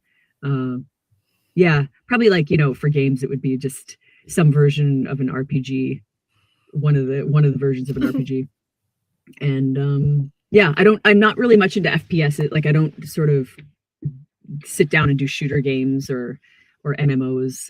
I'll sit down and I'll do something that's like a bit role play, a bit FPS. That's what I do. How do you find your voice when you approach a role? I find it and I lose it and I find it. I find each voice you start with script. I start with something close to myself, and the older that I get, the more I lean on being closer to where I start, like the least amount of effort, because the more effortless something feels, the better it's usually gonna be. So that you're not so worried about the technical stuff. But it kind of just so entirely depends on the character. I really take a lot of information from the script first, though. The script and the character descriptions. And sometimes, unfortunately, because processes can happen very fast, you don't find it until like halfway through what you're doing. It's always a messy process, and you always have a lot to let go of and be like, that's okay. I'm here. I'm offering my voice. So I don't know. It's such a big question because I don't know. Are you guys actors as well? Do you I know you are, Destiny. You said you are. Scott and Jason. I do more writing. Yeah, I'm not at all. Not at all. Just storytelling. You are storytellers yourself. You're podcasters, but also enthusiasts of the entertainment industry. And what are your favorite genres? Out of curiosity, like what do you enjoy? Horror and comedy for me. Ooh, horror and comedy. Okay. I kind of am into whatever. It's like you were saying, like if it's a good story, I latch onto it regardless of the genre. I started out with a lot of like science fiction and fantasy growing up, but I've kind of branched out. I'm also kind of getting into theater nowadays. I like to rewatch old stuff. I like to go to the local plays and things like that. So I'm trying to broaden my horizons. So. Yeah, with that being said, Wicked was one of my favorite movies of the last couple of years. Oh, cool. Yeah, that one stays with you. That was actually the first Broadway play that I saw a long, long time ago, was Wicked. And I didn't think I was gonna, because I'm not like huge into musicals, even though I've just gone back and watched The Sound of Music and the first part of Newsies, but I wasn't as into that. It was a lot of adolescent boy sweat. And I was like, I can't, not right now. I'm not in the mood right now tonight to watch this. Yeah, Wicked was, God, what year was that? A really long time ago. I was so blown away by that musical, going to New York and seeing it. It just literally I feel like I could have sort of blown back off my chair and out the back wall of the theater by how amazing it was. There we are. If it's good, Did you get lucky enough to see that with Idina and Chris when you saw it on Broadway? One of them was missing, and it was a wonderful understudy. I think Idina was missing that night. It was somebody else, but whoever I can't remember who it was. I haven't retained the information of. That's embarrassing. But whoever it was like shockingly good, mind-blowingly good. I love that. If I could ask you just one more Zelda question. Absolutely not. What do you think I'm here for? Was it very different or very similar when like performing for the mainline Zelda games like Tears of the Kingdom and Breath of the Wild versus like the Hyrule Warriors games? Like, was it a very different process or was it more similar than you expected? Oh, that's a good question, because they're all just like a little bit different, because it's always like a slightly different team. I want to almost say it was more similar than what I would expect, because regardless of timeline, it's very much the same character. And while you have certain you have certain forms, like certain technical parts that are different, like obviously for a hack and slash game, you have to do these really short sound cues, like forward, like really fast. You made like 0.5 seconds, you have to do this sound cue. Not so much like in the main games, it's just a lot more cinematic. But they're kind of similar. And also the director who directed me on Tears of the Kingdom, Hari Lee, wonderful, awesome director, also directed the Zelda voice notes. So the sort of that DLC, the sort of cell add-on to both of the games, all that sort of encyclopedia knowledge. And then also she directed Age of Imprisonment.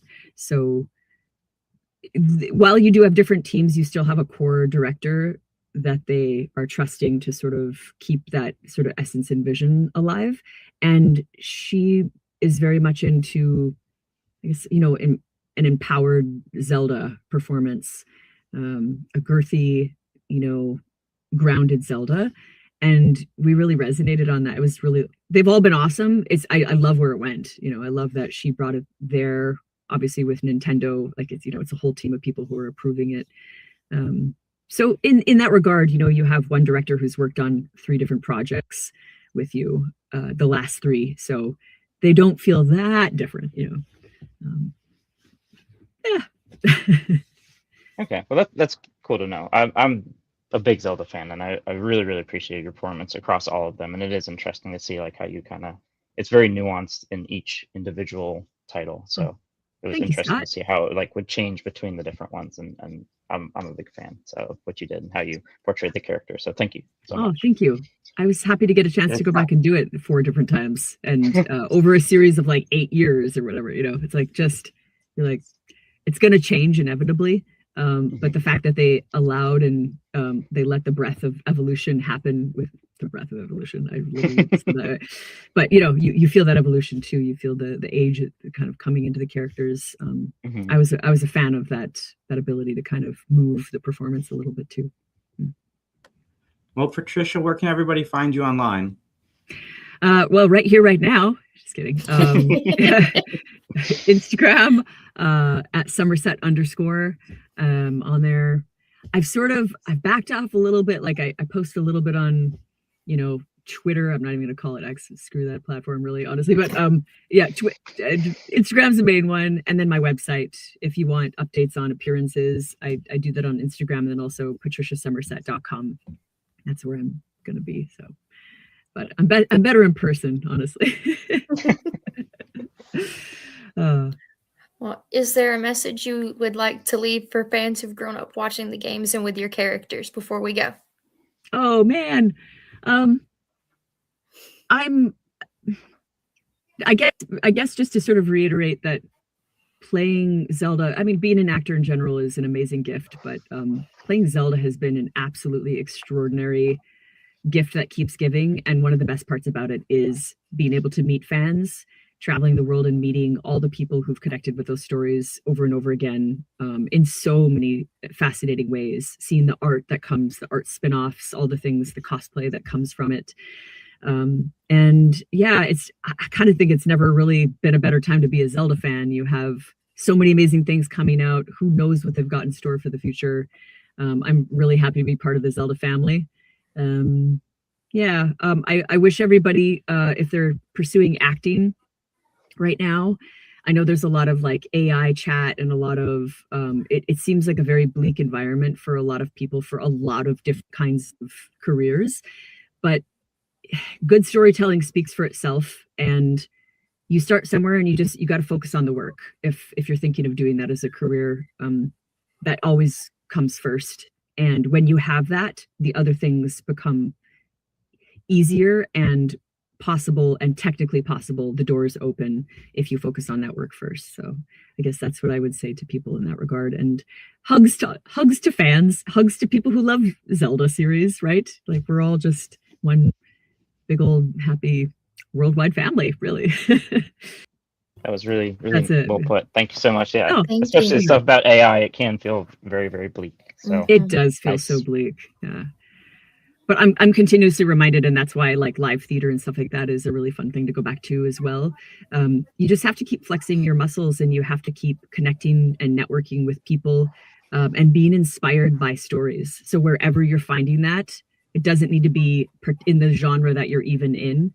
You just got to keep getting out there and continue to just take in great stories. Mm-hmm. That's really it. That's what it comes down to, I think. Absolutely. Absolutely. Well, thank you so much, Patricia. Everybody like, comment, share, subscribe, and we'll talk to you soon. Thank you.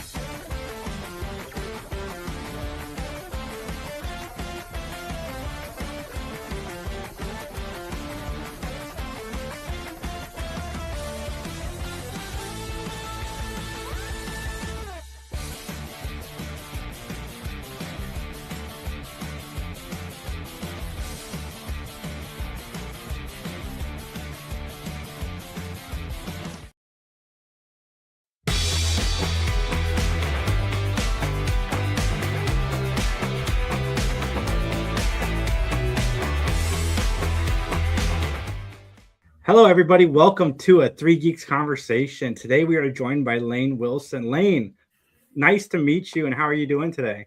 Doing great. How about you guys? Doing good. Doing fantastic. You're doing well. Yeah. Good. So you and I talked briefly on Facebook. I almost called it instant messenger, like AIM. But anyway, we talked briefly on Facebook, and you said you got your start in comedy at 60. First off, you don't look anywhere near 60. And what was that journey like to decide to go into comedy? Well, I've always been kind of a comic historian. I would sit in the living room with my parents and listen to Bill Cosby albums and Bob Newhart, and we would watch Jonathan Winters on various variety shows. And I think he is, people don't appreciate him for the genius that he was. So, and then when I was 25 in 1983, I saw a comic at a local place in Austin, Texas. I'm from Austin, named Bill Hicks. And I don't know if you guys know anything about Bill Hicks. Absolutely. Yeah. He's like the most famous comic nobody's ever heard of. And he was opening for Jay Leno. And he was funnier than Jay Leno. and he just made it look effortless, so funny. He was just telling jokes about his family and school, and he was probably 19, 20. And I thought, yeah, I'd love to do that. I would love to do it. Well, no, I couldn't pull 5 minutes of funny stuff together. So went on the back burner. And then, you know, I don't know. And this is going to sound just horrible and terrible, but my husband's successful. My son was in college and getting ready to graduate from college. And I thought, if I died tomorrow, what would my obituary say? It would say, you know, she was a stay-at-home mom. And, you know, then when Anthony was gone, I was just stay at home. And I just felt like I didn't have any, I didn't have anything interesting going on. So I considered it because my mother-in-law made me crazy. As they do. Yeah, Yes. the Ray Romano School of Comedy. Yeah. Yeah. It was completely unintentional. It really was. But she was going into assisted living, and my husband and I were moving her there, and this was the meanest woman ever. And she just kind of broke me, and I'm not easily broken. And I would come home and I would just write funny things that I heard in the assisted living home, because you cannot be around a room full of 90 and 80-year-old women and not hear something funny. Mm-hmm. So I did that, wrote that down, and then that got resolved. And I'm a Christian, and God said, well, why don't you write something about your ill-spent youth? Because that was kind of funny too, you know. And so I did that, and I went to a Christmas party of my women's Bible study group in 2018. And the question was asked, oh, okay, who wants to, you know, what do you want to do in 2019? And they were, oh, you know, I want to read the Bible every day, or I want to do more volunteer work or be more present for my kids. And I said, yeah, I want to do stand-up. I want to be a foul-mouthed comic. I want to get up there. One of my friends, one of the gals there said, okay, have you got any jokes? Show us what you got. So my first stand-up was at a Lutheran women's Bible study Christmas party, in effect, and we were all drunk, so I was pretty funny. And then they followed me to the first open mic in Greenville, South Carolina, Comedy Zone, and that was this week, as a matter of fact, January 17th, 2019, and I did my first open mic, and 60 years old. Yeah. So now I'm 67. Awesome. Yeah, I'm 6'7". That's awesome. I just want to shoot that thing in the head. Hopefully it dies in 2025. I'm with you. Yeah. Did you get heckled at your first comedy show? Did you have anybody from the audience try to get you? The worst possible thing happened, if you think about it. Okay. They laughed. Yeah, and it just like I just was hooked then.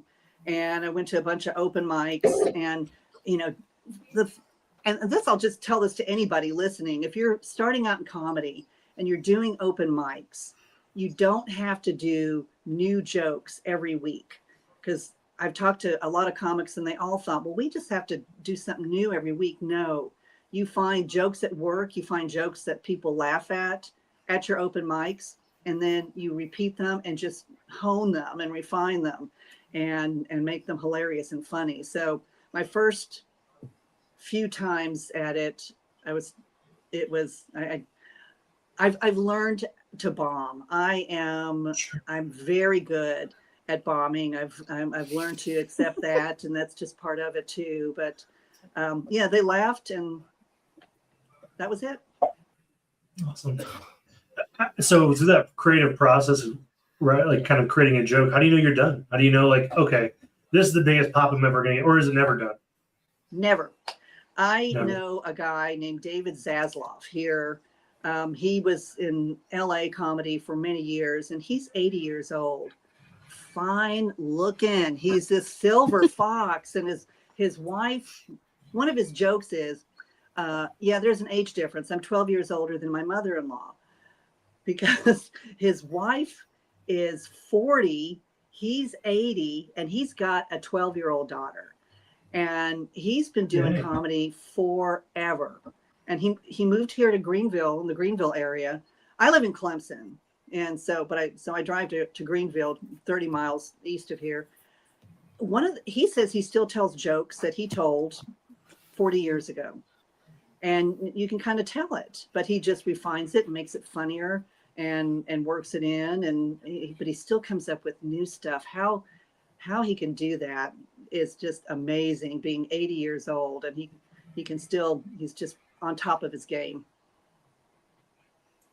Do you have a joke that you told that maybe you didn't expect it to kind of be as good as it was, but then people loved it? Probably. Yeah, I didn't know how they would react, I think would probably be the best way to put it. Do you want to hear it? Yeah. Sure. Let's hear it. Okay. Well, it leads up to the fact that I had this ill-spent youth. You know, I was a single woman in Austin, Texas in the 80s. Yeah, so there was that, and I didn't get married till I was 36, and I had a baby at 38, and by all objective measures, this baby was perfect, and the pregnancy was flawless, and the delivery was easy, and you know, our son was beautiful. And the first time my husband saw him, he started to cry. But the first time I saw him, and it's not like I didn't just grow a new heart right away. I loved him right away, but 25-year-old lane brain kicked in. And I thought, wow, if I had known I could produce something like this in my 20s, I would have been a surrogate mom, had babies for money. Pushed 2-3 of them out, $10,000 a pop. That would have gone a long way toward my cocaine habit. That's not true. I never had to pay. That's a weekend. That's funny. So That's great. That's it. That's the joke. And it's like, oh, ooh, you know, and I have gotten some not such good feedback on it, but for the most part, it's, you know, I've gotten some good feedback on it, and it's a good closer. So I'd have to say that's one. No, I love that. I love jokes that kind of push what you should be able to joke about, but it works. Yeah. Those are so much fun. I've got a joke about people thinking that vaccines cause autism, and I have gotten such a terrible. You know, Salem, South Carolina. I'm talking to you. There's just parts of South Carolina here that have this feeling about, very strong feelings about vaccines and such. But I, you know, like you say, Destiny, I just go in and you have to tell the jokes. You can't be scared. Now, I did tell a bunch of old people jokes, and around a bunch of old people. And I wasn't expecting that crowd and I don't know how to pivot. You know, I walked in, I had this whole set of jokes, and there they all were. It was, you know, jokes about baby boomers, and then they brought their parents, the greatest generation. And yeah, that one, that was one of my bombs. Yeah. And then I made a joke about bombing, you know, D-Day has got nothing on me. And then, you know, some of those people probably stormed the beaches of Normandy. So they didn't appreciate my humor. That's fantastic. Gotta be able to laugh at yourself. Do you have experiences with hecklers? I'm sure you do. I don't. And wow. I think it's because I'm an old gray-haired woman. They're like, oh no, we can't. No, you know, that would be too mean. She's our special comic tonight. Let's welcome our special comic tonight, Lane Wilson. And so no, I haven't gotten any heckles. Now I've gotten no laughs. I have gotten no laughs before, and that's the worst feeling. Yeah. But you know, the funny thing about that is, I did that. I did a set in March of 2022 and just powered through it. No laughs. And I came home and I told my husband, I don't think I'm going to do this. That's my best stuff. And I don't think I'm going to do this anymore. And then, so 6 months later, and I did an open mic. Some friends were in town and they said, oh, well, can we see a show? And I was like, yeah, fine, I guess. And I did the exact same set and I killed the audience. I got books from it. I mean, it just, so you don't know. You don't want to blame the audience, but sometimes it's the audience. Sure.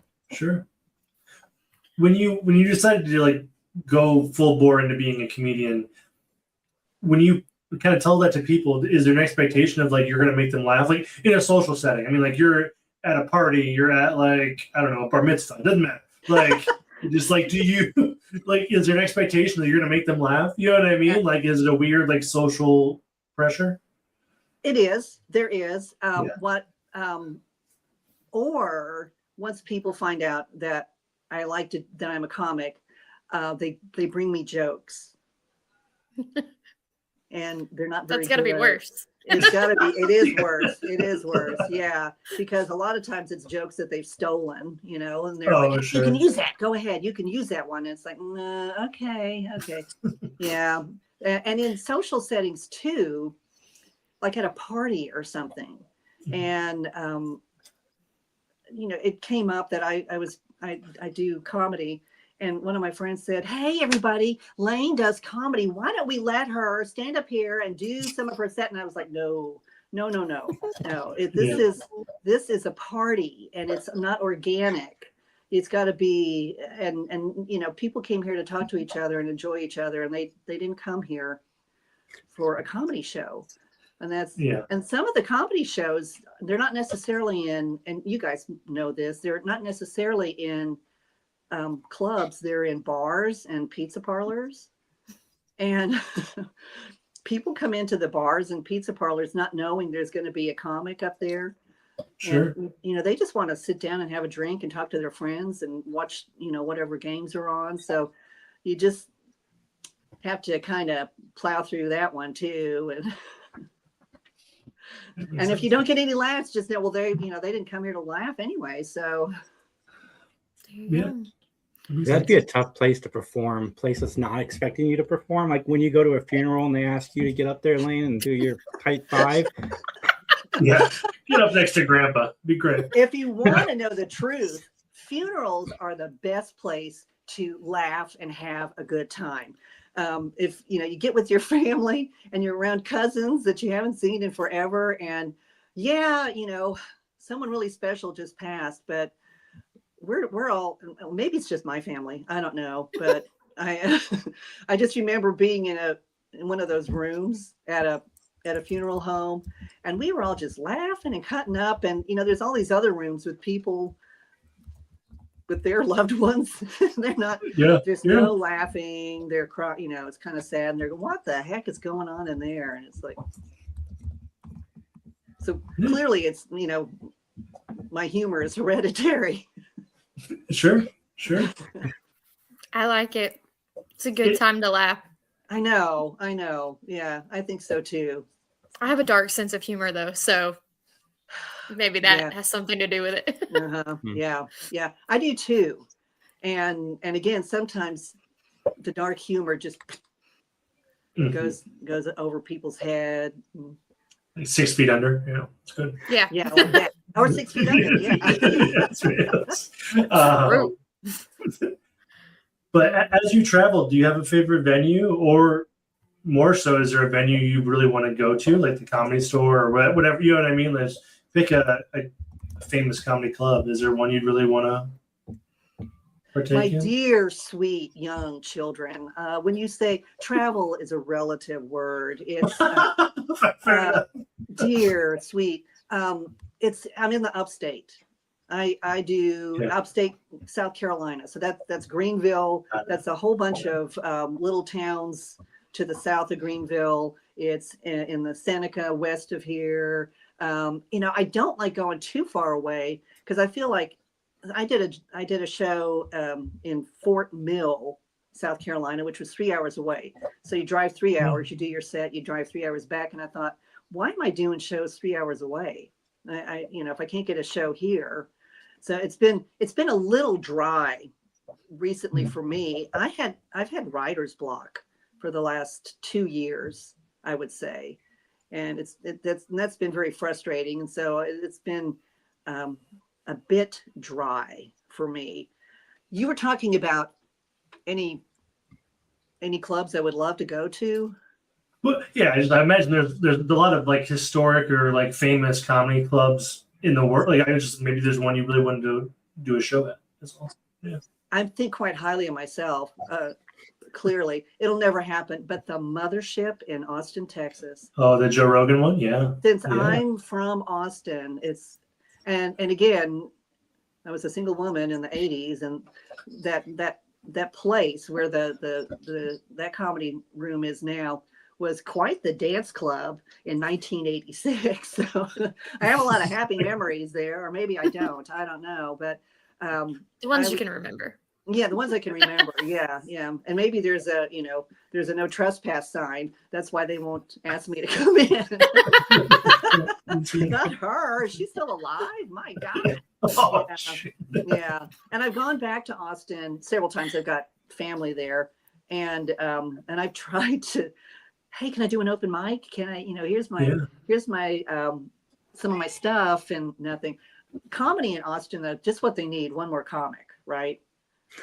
Comedy. Yeah, he imported a bunch of people. Like he just grabbed a whole bunch of folks and just threw them in that city. Yeah, it's huge, and that's huge there. So I am very happy, and I'm a clean comic. Basically, I've got some edgy stuff, like talking about my drug-fueled slutty past, but there's some nice rooms here that are for clean comics and PG-13, and they're strictly comedy clubs. And call me lazy. I like it. I like that because people go there and they come to laugh. I mean, isn't that why we do it? Yeah, absolutely. If you're trying to make people laugh, you want to go where they're going to laugh. Yeah, without a doubt. Yeah. So when they're laughing at you at a place like that too, that's getting the job done. Still laughing. They're still laughing. Yeah. I mean, to do what you love to do, not have to travel too far, that's kind of a dream. True. Yeah, it is. It is. So again, I'm in Clemson. My husband is a research professor at the university. He's still working, and we don't spend that much time together. So it's like, honey, can't come home. You're going to come home to an empty house because I'm in Nashville, and yeah. But so what was the conversation with your husband when you told him you were going to get into stand-up? He supported me 100%. It's been very, it's been a nice dynamic, and I don't want to take advantage of that, if you want to put it that way, and just be gone all the time. I am looking forward to when he does retire, because then we might just get in the car and go. I think he might enjoy it. Yeah. Come to the Columbus Funny Bone. We'll come check you out. Yeah. Mm-hmm. Yeah. Lots of places to do comedy down here in Atlanta. Oh yeah, I know. Yeah, that's like 2.5 hours away or 5 hours. It just depends. Depends on traffic. Yeah. 5 or 6. What the traffic Atlanta's an hour from Atlanta. Yeah. Yeah, you live in Atlanta and you can travel 2 hours and you'll be in Atlanta. Exactly. At that point. That's very true. One of my friends wanted to do something in Atlanta, and again, I guess I'm just lazy. I don't know. when you're 67, it's not. I did it. I just did it, didn't I? You did too, Justin. I'm just gonna take it back behind in the piney woods here and shoot it in his head. You should. Yeah. You should. Please you do. Should. But I'm kind of happy where I am, doing what I'm doing. And if anything ever big came out of it, well, heck yeah. I mean, I'd love that. Now, I have done, as a result of comedy, I've been in a couple movies that are neat. Indie films made around the Greenville area. I've done some commercials, PSAs, and so it's. How do you get involved in the indie films? Facebook. There's a lot of they'll have casting calls. These guys that have got these no budget films, and they're looking for actors, and I'll apply, I'll audition, and if they need a gray-haired old woman, then I'm it. So I pretty much have the market on that one. Yeah. Cornering it. I don't care if I don't have any competition. Hey, that makes it better. You don't got to fight for it. That way I can suck and, I'll still get the part. Fast. Do you Do you find still it's get- hard? Sorry. You're Do you okay. find it's harder for a female comedian? Absolutely. Absolutely. Do you do comedy, Destiny? I don't. I just Oh, love okay. comedy, and I've kind of seen a difference in like things men and women can get away with that are. Yeah. I mean, they're just not the same. Yeah. Now there is Sorry, guys. yeah. No, it's true. And it's I that way agree. here too. It's very very strong. It's probably 10-1 men to women. Mhm. And we have then we've got some strong female comics here too.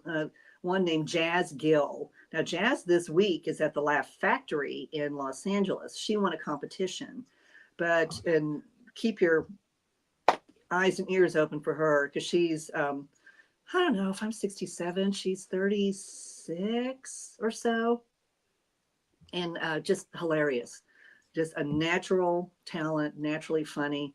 And so she gets booked a lot, but the rest of us do have to we have to make phone calls. Yeah. We don't just get picked. You kind of have to work And harder. yeah, we have to work a little bit harder. Yeah. And so, like I said, I had this writer's block for the last 2 years, so I wasn't too upset that nobody was calling. But then the coolest thing, if you want to call it cool, I was cleaning up my office, and I came across a notebook of some jokes that I had written during the pandemic. And wait, my cat's just about to unplug my light here. Go, just get out. Go. So I came across some jokes that I haven't used from the pandemic, from before the pandemic. And I was like, wow, okay. Yeah. And I'm able to tweak them to where they're a little bit funnier. And so that happened. And then a couple other things have happened around here that were really funny. I fell. Isn't that funny? Landed on my head. All the time. It was hilarious. Yeah, I don't remember it. Yeah. It's just whenever anything like that happens, you can kind of, as long as it's not serious, you can make something funny out of it.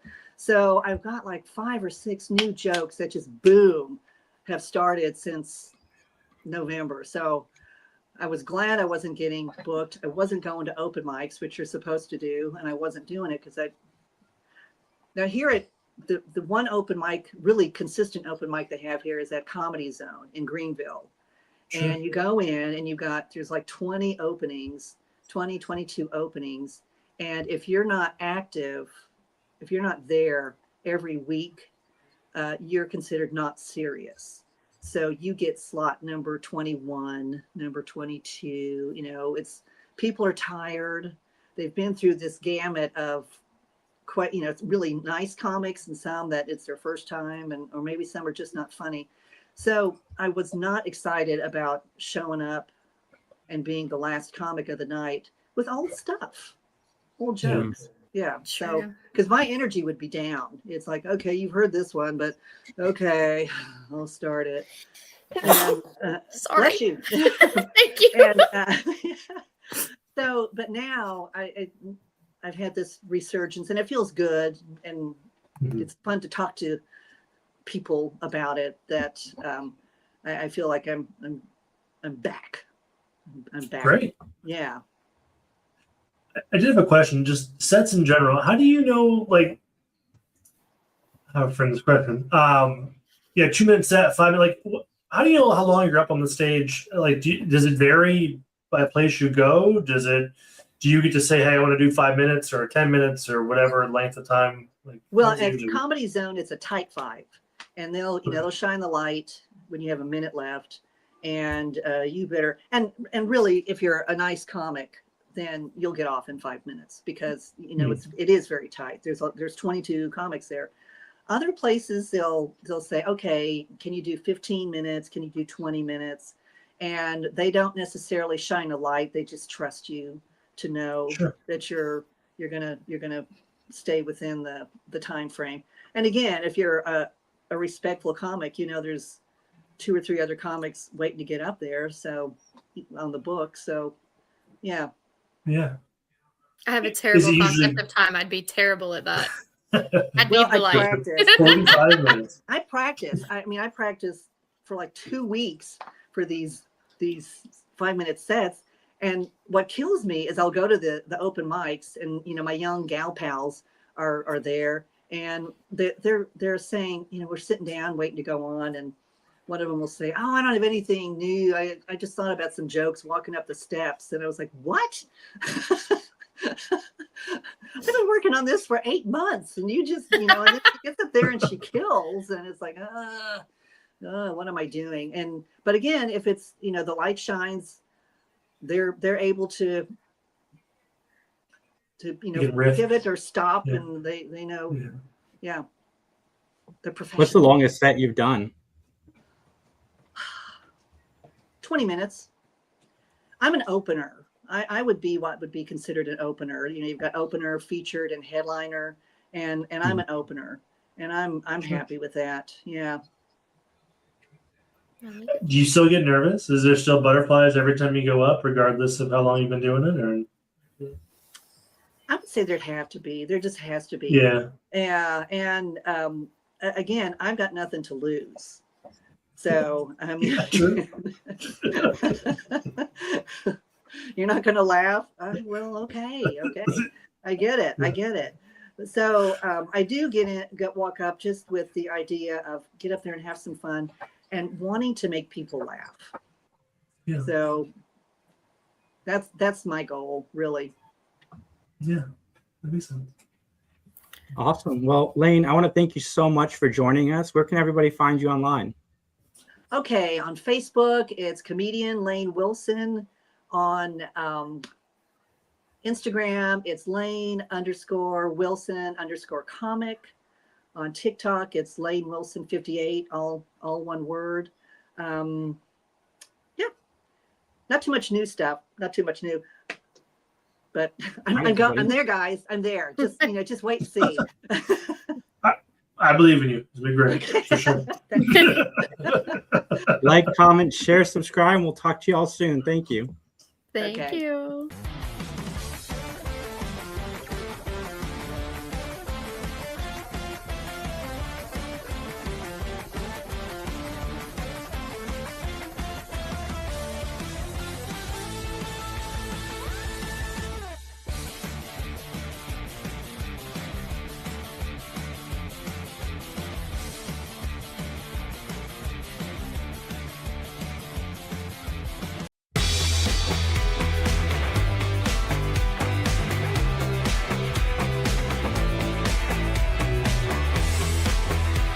Absolutely.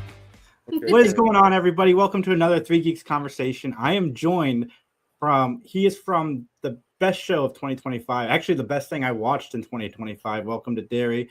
Tom Mitchell joins us today. How are you, sir? Hopefully you're staying warm.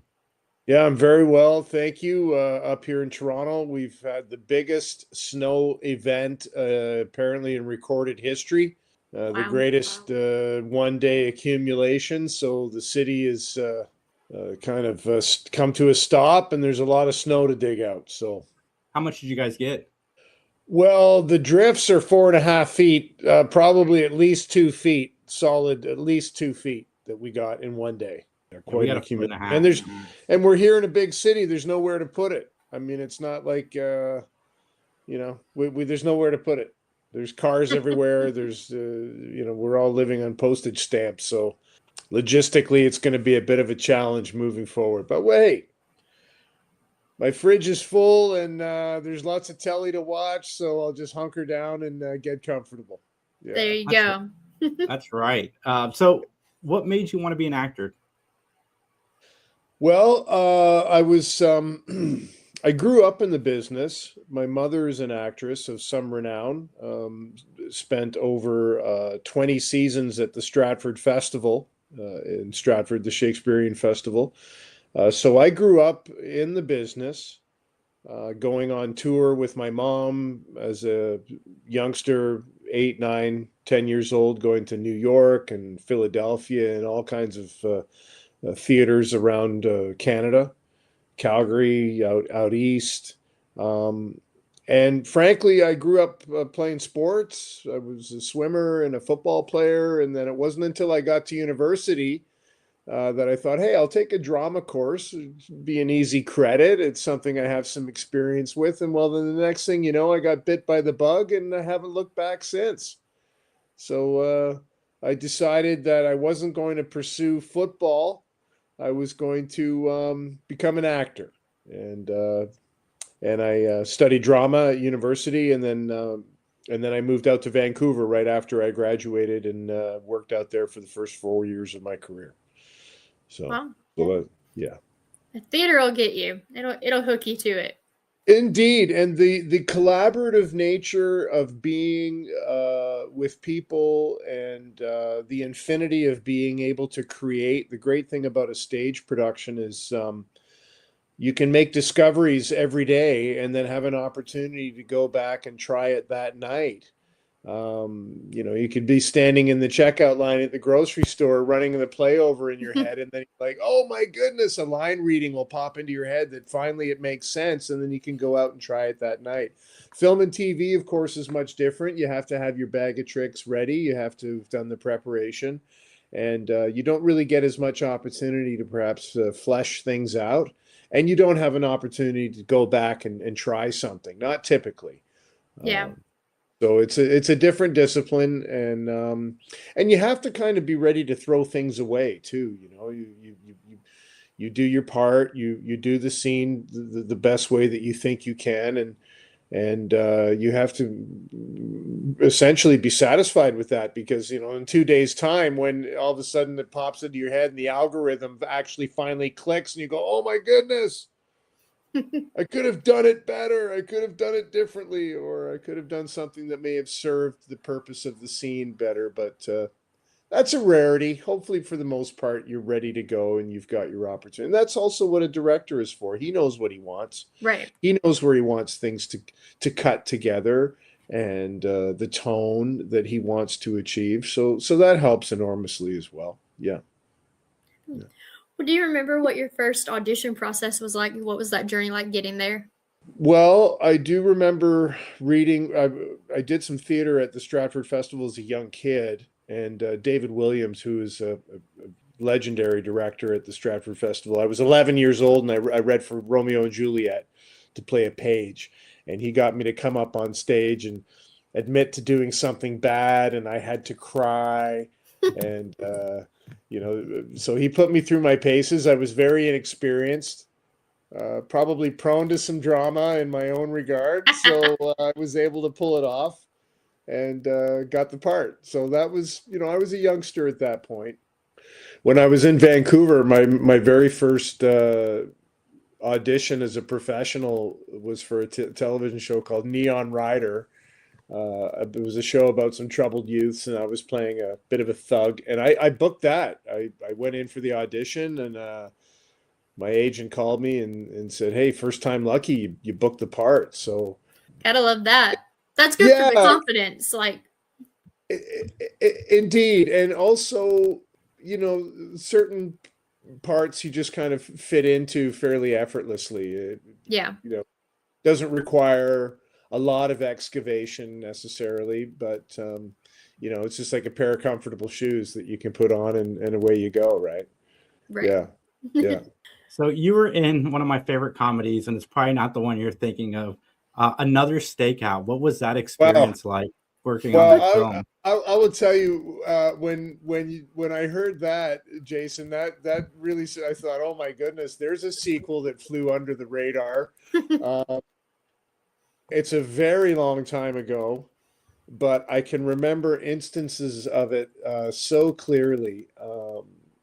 I was just finishing up my time in Vancouver. I'd been out there for almost 4 years, and it was before Christmas. And hey, you've got an audition for another stakeout, big American feature. And I thought, okay. So I remember driving out to Burnaby in the pouring rain.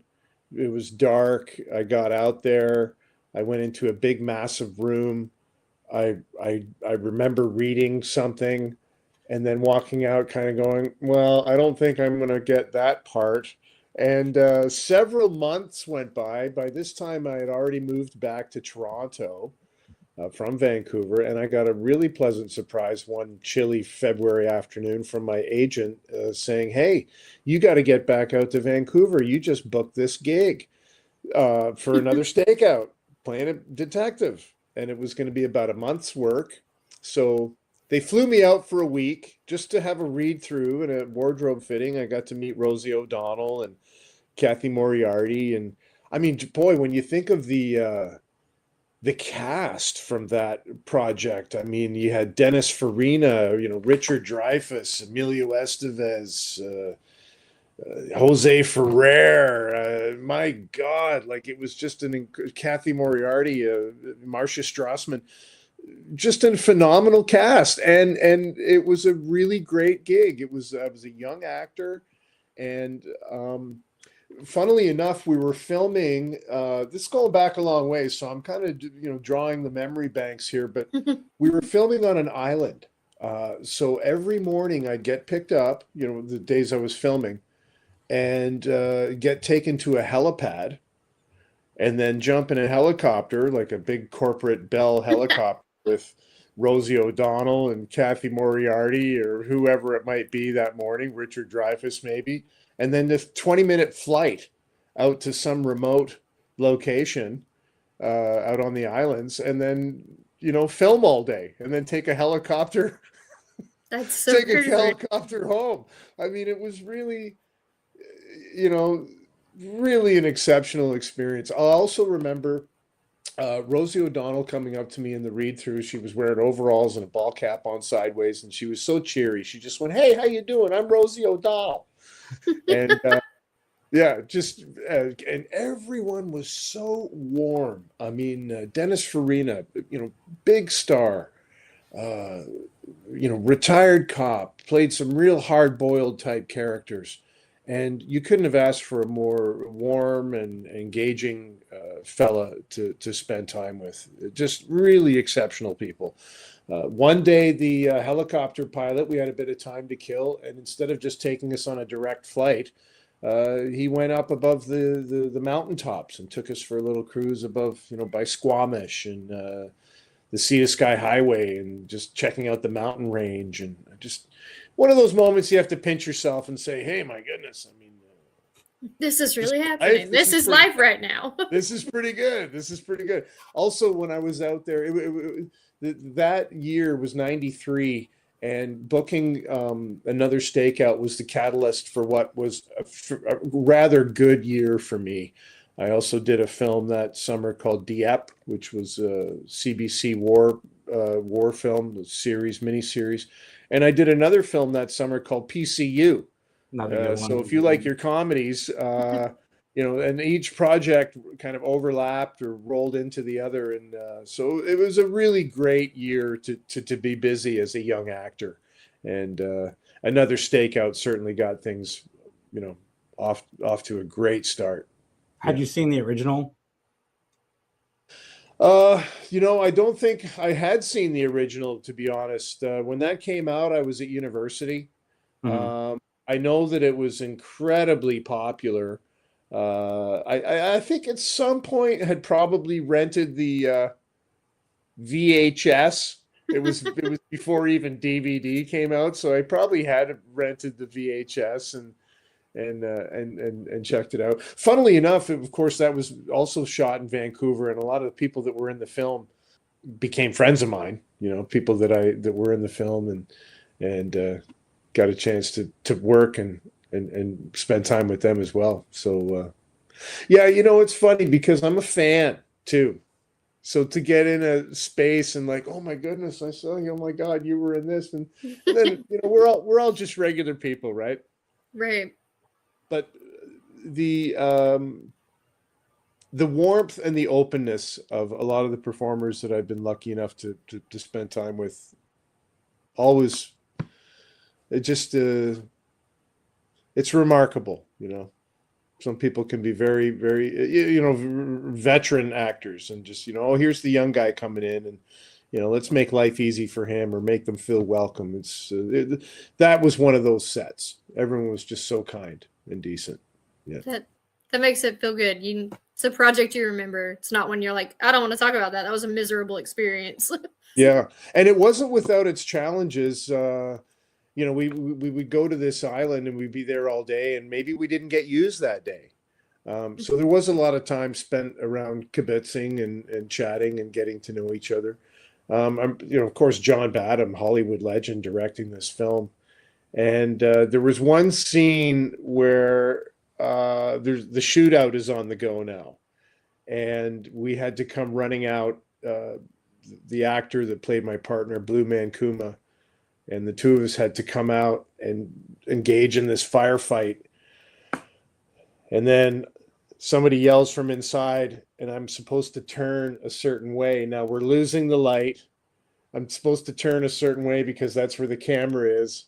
And then we didn't get a lot of opportunities to do this shot. And when we did it, instinctively, I turned the wrong way.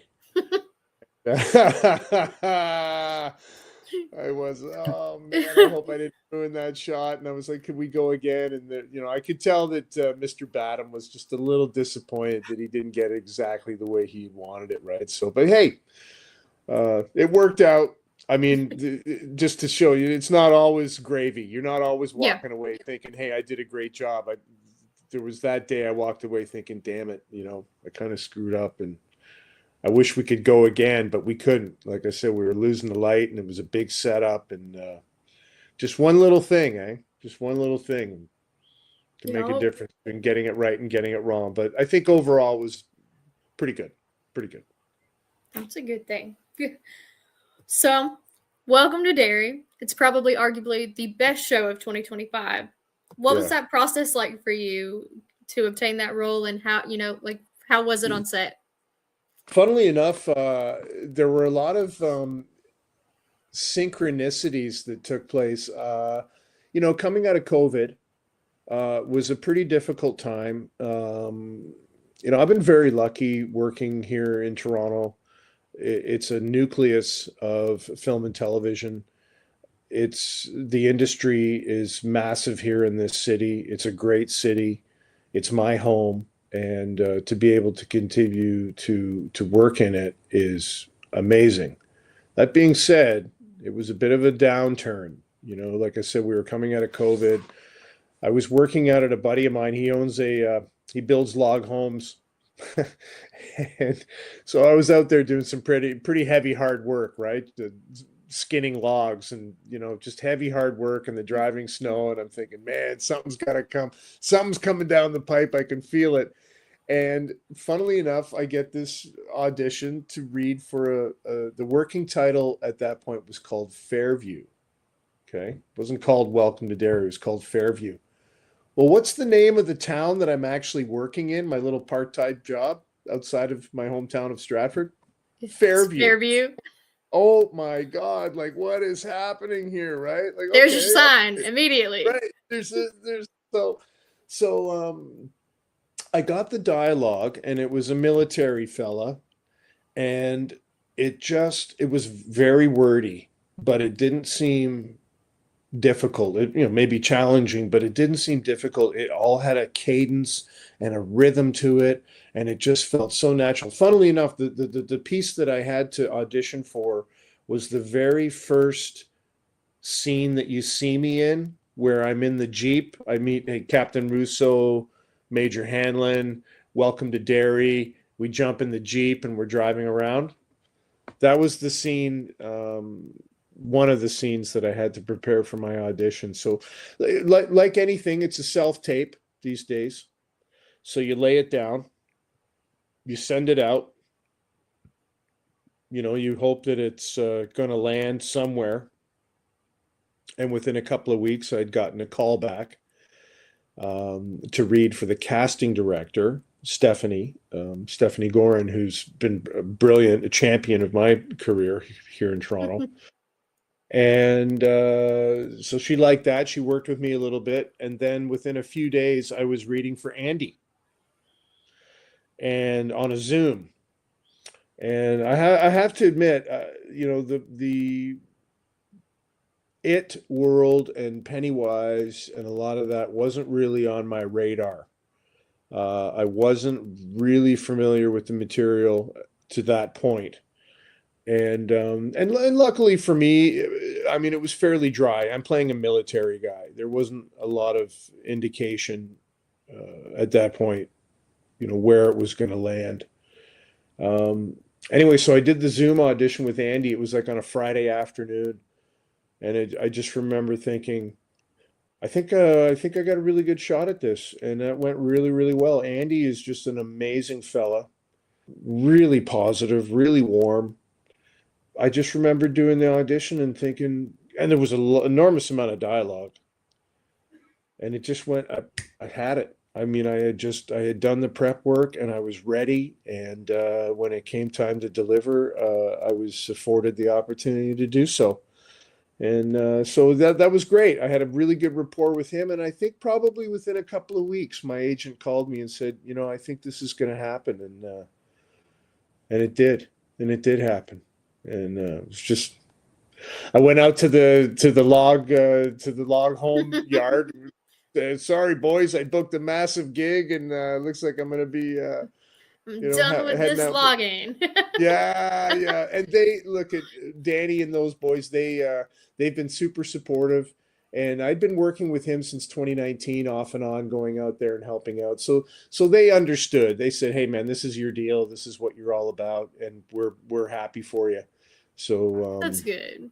Yeah, just it was great. They're a man down, but they didn't mind. They had it covered. And when I was out there, I was working hard, and now they knew that I was being given an incredible opportunity. So yeah, which it was absolutely. How many times did your jaw drop as you're reading the scripts? Wow.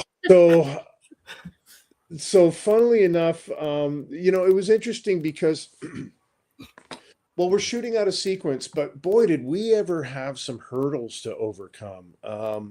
We started, I think we went to camera on the 3rd or 4th of May was one of my first days.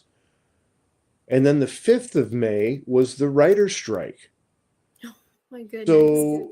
So everyone was rather nervous about that. And I remember, talking to Jason and Brian and the producers and Barb, and we were, hey, well, we've got enough episodes written that, we should be okay. And okay, great. So then we went along for another couple of months, and then the actor strike happened, which shut everything down. So we had, I think at that point we were working 1, 2, and episodes 3. And I had read the other scripts, but when we came back from the layoff, which was about 6 or 7 months of work stoppage, the scripts had changed a bit. And, there's a funny little thing there because I had some great passages in one of the scripts, and I think it was episode 7, and everything was changing back and forth. I could be getting it wrong, but I remember opening up the script to episode 7 and kind of going, okay, where's that piece again? What? Get to the end of the script, and I'm like, what happened to that speech? So I saw Andy on the set. We're, in between setups, and I said, hey, Andy, that dagger? The dagger that features really prominently in the story? And he's like, yeah. And I said, Andy, is that the same dagger that they used to cut out my dialogue and 2/3 of my heart and soul? And so we had a little chuckle about that. And, I think he tried to assuage it turns out that when it came back to do some reshoots, well, what was back was that speech. They brought the speech back. I guess they figured they couldn't quite get along without it. And it was a little different. But I was grateful for the opportunity. And like I said, it was, the scripts were kind of a moving target. Yeah. And I really I gotta say, because of the strike, the writer's strike and the actor's strike and the work stoppage, I was really amazed at how everything came back together. Okay, we've got this thing up and running. It's great, and we're doing great work, and then bam, everything shuts down, and you just take all your toys and kind of shove them in the closet, and then time goes by. Well, the kids are getting older, the kids are getting bigger.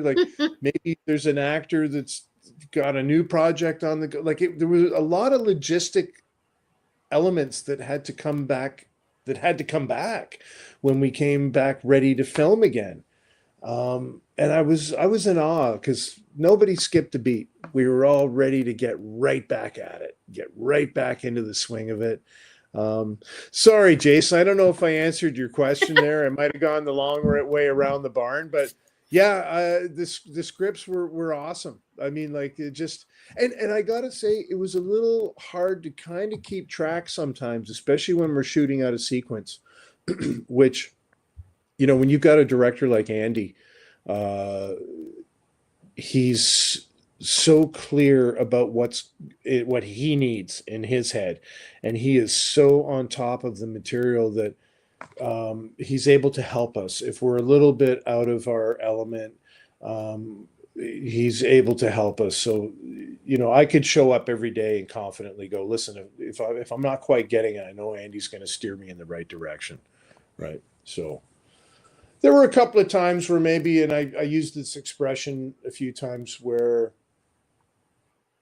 maybe I didn't quite understand the exercise. We're dealing with sci-fi and horror, and maybe not initially, but I think when we got into episode 8 and some of the things that were happening on the ice and the interaction with some of the other characters that was going on, because there was so much happening there, right, with the kids and Pennywise and of course Jovan and Chris Chalk and their characters. And in terms of how I'm relating to them, I needed to, maybe have I needed some help sometimes. There was a point there where after Daniel had been shot, and I remember I wanted to kneel down and I wanted to have an emotional connection to the scene, because throughout the whole thing, I'd just been some hard-boiled colonel. And right. And it was amazing because I'm feeling all this energy from these incredible actors that are around me. And I just wanted to somehow be able to have a connection with them, which really took me away from my character a little bit. So I think maybe that was a choice I was trying to make selfishly. Yeah. Just because I wanted to have that connection. But at the end of the day, hey, that's not who you are, dude. You're like the face of the military, and they are this oppressive war machine that clearly has their own agenda, right? So, but I do remember kind of thinking, oh, I'd love to, feel a little more connected. But hey, that was the nature of my character. Was he was a military guy, and he's there to get the job done, and that's what we're here to do, right? So you did a great job as Colonel Fowler, and before I let you go, I do a podcast with my friend Jamie where we talk television, and Doc is one of our favorite shows, and she will kill me if I don't ask what your experience was like working on an episode of Doc. Well, funnily enough, and forgive me because I don't mean to be verbose. It's just it's nice to have an opportunity to talk about these things, right? I mean, we're up here grinding away, trying to have a career.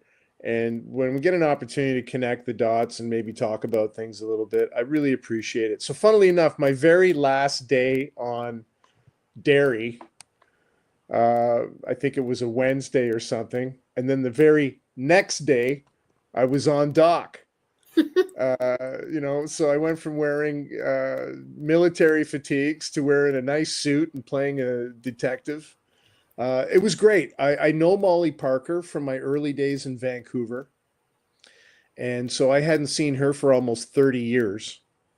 Wow. And once again, stepping onto a set with just absolute pros, everybody being really warm and friendly, and it's got a really interesting premise. She's suffering memory loss, and hey, it was kind of dry. I was playing a detective, and it wasn't like a big emotional arc or anything there required, but it was great to be a part of things and to see Molly again and work with her. I haven't seen the episode. I don't know how it turned out. I think that was the final episode of season 1. It was great. Jason, any time, I've had a remarkable career. I feel so grateful, and I've worked with some incredible talents with Helen Mirren and Burt Reynolds, and just some incredible people that I've been able to spend time with on set, and I'd be delighted to chat about that at any time. Yeah, we would love to have you again. Where can everybody find you online?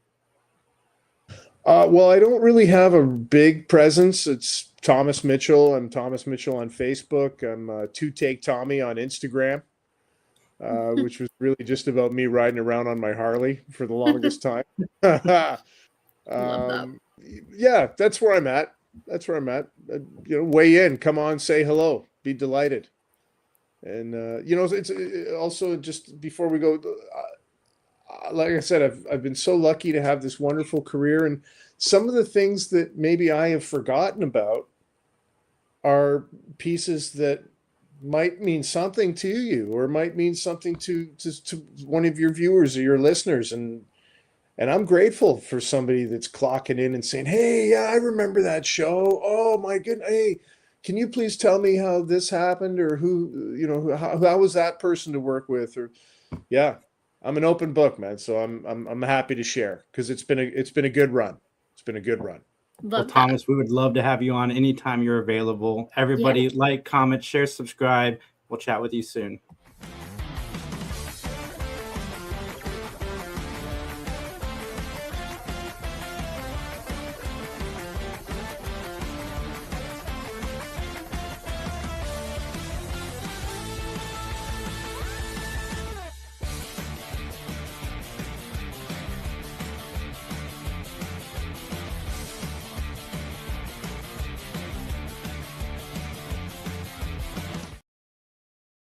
Are you guys anti-pod or pro-pod, or?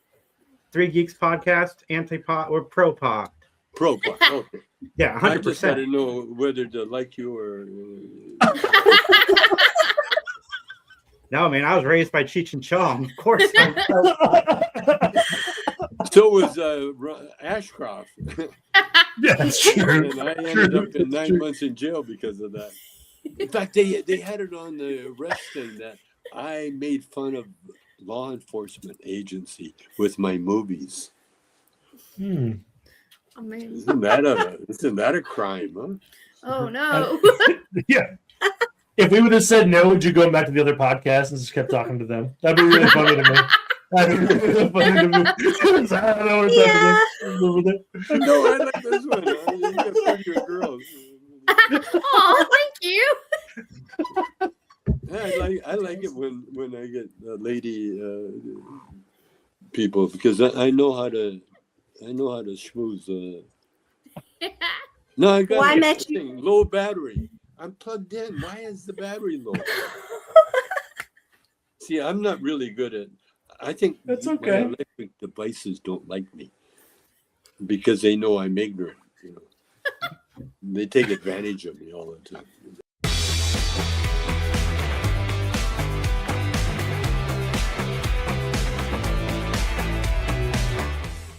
What's going on, everybody? We are joined by the legend Tommy Chong. Thank you so much for your time. We appreciate it. My pleasure. We actually met you very briefly at Columbus GalaxyCon about a month ago. At the Comic Con thing? Yeah. We saw you and Cheech in Columbus. Oh, yeah. Isn't that the best event? It's so much fun. It's so much fun. The festival of the fat people. I mean, if the shoe fits. Well, you Tommy, can't say that. I can because I'm fat too. You know, I'm not really, but I eat like I am. You know? I got a wife, a vegetarian wife. She's skinny as a board. But I'm sure you get this question all the time. But what made you want to get into comedy? Oh, are you kidding? When you find out that you can get paid for speaking your mind, and people will stop and listen and laugh. When you find out you got that talent, you won the lottery. Because I can't think of a better job ever. Now my wife and I, we get invited to all sorts of events. If I wasn't who I was, they wouldn't even consider this guy, you know. But no, I comedy. Whew. When you find out you can do comedy, you won the lottery. That's all. Yeah. Oh, absolutely. Laughter is the best medicine. Yeah. No, laughter, like getting high. You know, the people that shouldn't get high, on weed. That's what I'm talking about. Just weed. You know, because you can get, you know, it can trigger some really bad thought processes. That's why, you know, I tell people all the time, you know, make sure, you know, you don't have any serious issues because if you do and you smoke weed, you know, it might not work out the best for you, is what I'm trying to say. Right. So Cheech and Chong, it became more than just a comedy. It kind of became like a movement. What do you think made that resonate with people so deeply? Because what we did was all truth. It was nothing was manufactured. You know, it wasn't that Cheech was a comedian for years and I was a comedian and then we got together, or entertainers even, you know. Like Martin and Lewis, they got together because Dean Martin was a vocalist and Jerry was a vocalist, singer, and they combined their act, and next thing you know, you got movie magic too, you know. With Cheech and Chong, I think it was more serendipity.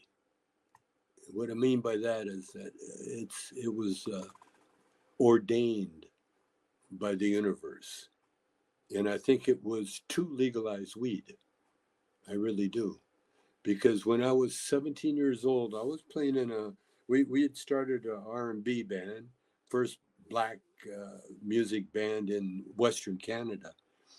And so we had broken a lot of color barriers and lines and everything else.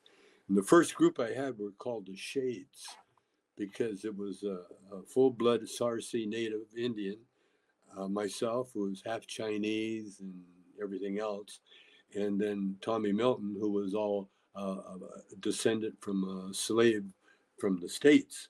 And so we had the black, we had the medium, rare, and well done. That's what we called ourselves. And we ended up calling ourselves the Shades. And then because Tommy was such a good Lindy Hop dancer, we added Edie Walton, who was, I was trying to make her a girlfriend, but her and I were the same age, and she was much smarter than me. And even though we danced well together, I was just too young, emotionally. So that was our first band, was with the three of us, the Shades. And then we added the piano and drums, and a white guy on drums, a mulatto or part black on sax, and another black on keyboards. And we became the first legitimate R&B band in Western Canada, all of Western Canada. And we got so popular. See, back in Calgary, Alberta, where I was raised, there wasn't a lot for teenagers to do. Remember a movie I called like Footloose, I think it was, about dancing, and it was all about that. And what's his name? Mickey Rooney and Over the Rainbow, Judy Garland. They did a lot of movies where the teenagers don't have nothing to do in this town, so let's put on a show or let's do a dance. And so I got in trouble with a friend of mine. He stole the car, and then he stalled it. And then he called me up and he says, I got a car, but it's not running. And so I said, I'll be right over. So I came over to help him start the stolen car, and the cops pulled up. And so we ran home. And the only problem was it was freshly fallen snow. And so the cop just followed our footprints right to my house, came in the house, pulled us out of bed. We were both in bed with our clothes on, and took us to jail. And it was the first time I'd been in jail, and I looked like a 12-year-old, I guess, because all the people in the prison there are looking at, what's this young kid doing here? But anyway, we got fined $100. And so a couple of weeks later, for some reason, I knocked on the door of the magistrate that sentenced us. And Magistrate Reed, who became a Superior Court judge. But he called me in. I said, the reason kids, get in a lot of trouble, there's nothing for them to do, no activities, anything. And so he told me, he said, well, why don't you get something going? And I was like, oh, okay. And I had a friend whose dad owned the Boys Club of America. So I told him what I wanted to do. So he helped me put a Shades team club together. And as a perk, we got the best dance hall in Calgary given to us Saturday night, downtown Calgary, beautiful ballroom, piano, everything. And it was ours because we're helping the teenagers. And we packed that sucker. 300-400 people just jammed in there. Figured out it's the first rock and roll band in Calgary. And so people came from Edmonton, Lethbridge, all over the place to Calgary. But the trouble is, the cops or the Puritans made us stop the dance at 11:30 because midnight, and we get everybody out of there by midnight. So everybody could go home and then get up early and go to church. Well, you stop kids from having fun at 11:30, and these are like rock and roll people, but they're thugs, and so they would get out of our dance and then go create havoc on Calgary. And what it would be some girl babysitting, and some guy say, I know where we can have a party, and then like 300 people would go over to the girl where the girl's babysitting, and they come in like locusts and steal all the booze, and it's horrible. And so the mayor of Calgary and the licensed attorney called us into the mayor's office, and I thought we were going to get some award, for being the Shades team club. And instead, they said, "You guys have to get out of town for the Christmas holidays." We said, what? Out of town. We don't care where you go, but you're not going to be in Calgary. And if you're going to be here, we're going to arrest you. And so instead of getting upset, we said, oh boy, let's go to Vancouver. And so we went to Vancouver, and that's where I started, really got serious with music, you know, because that's all we did in Vancouver. There's clubs there where we could play, work, and which we did, and outstayed our welcome, and it's a whole thing. But anyway, that's how I got into the club owning business, actually, because right after the teen club, then we eventually started another nightclub called the Blues Palace. Again, we found this empty spot in this nice area of Vancouver, but again, we never never figured it out because we knew we had to get a name to open the club, so we went down south to Seattle and booked Ike and Tina Turner up to Calgary on a Tuesday night to open the Blues Club, the Blues Palace. And so what happened? I'm doing a thing right now. Can you be finished in 10 minutes? What's that? Can you be finished in 10 minutes? Yeah. And so we got a huge crowd. We got about 1,000 people, I think, and we made a shitload of money. But we got called into the licensing department the following Monday, because the club, the patrons of the club, scattered beer bottles and crap all over the neighborhood, just tore up the neighborhood because we never hired the proper staff or anything. We didn't know what we were doing, and so we lost that club. But eventually, we found then another businessman saw how our opportunities that we had, you know, that we were on our way to doing something. And so we were given, I was given a nightclub, 2 nightclubs eventually. And when I turned into a titty bar, and that's where I met Cheech, because I changed the titty bar, which was good. The titty bar was fine, you know, kind of lightweight mentally, but I changed it into an improvisational nightclub. And so the girls were no longer strippers, they were actresses.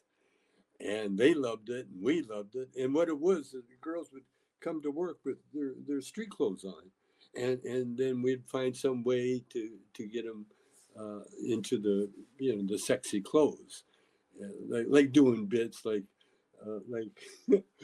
one of the funniest bits I loved was the girls doing trick or treating, and then they knock on the door.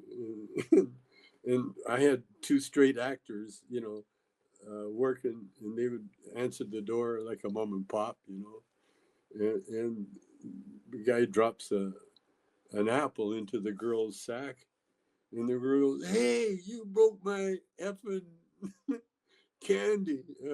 Anyway, it was quite a success.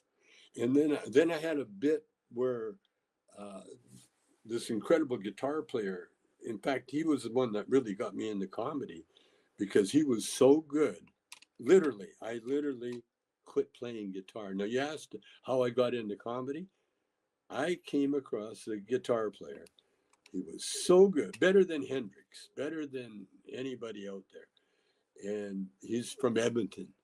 And when he heard that I was in Vancouver, he flew with his band, actually. And he played in one of my clubs, and he was so good, he got me. But he had the sense of humor. He was the funny guy. You talk about funny. He was the funny guy. And he wrote the first bit that Cheech saw, and the bit was so funny that Cheech didn't think about it. He said, "Yeah, I'm in right away," you know. And so that's how we got Cheech.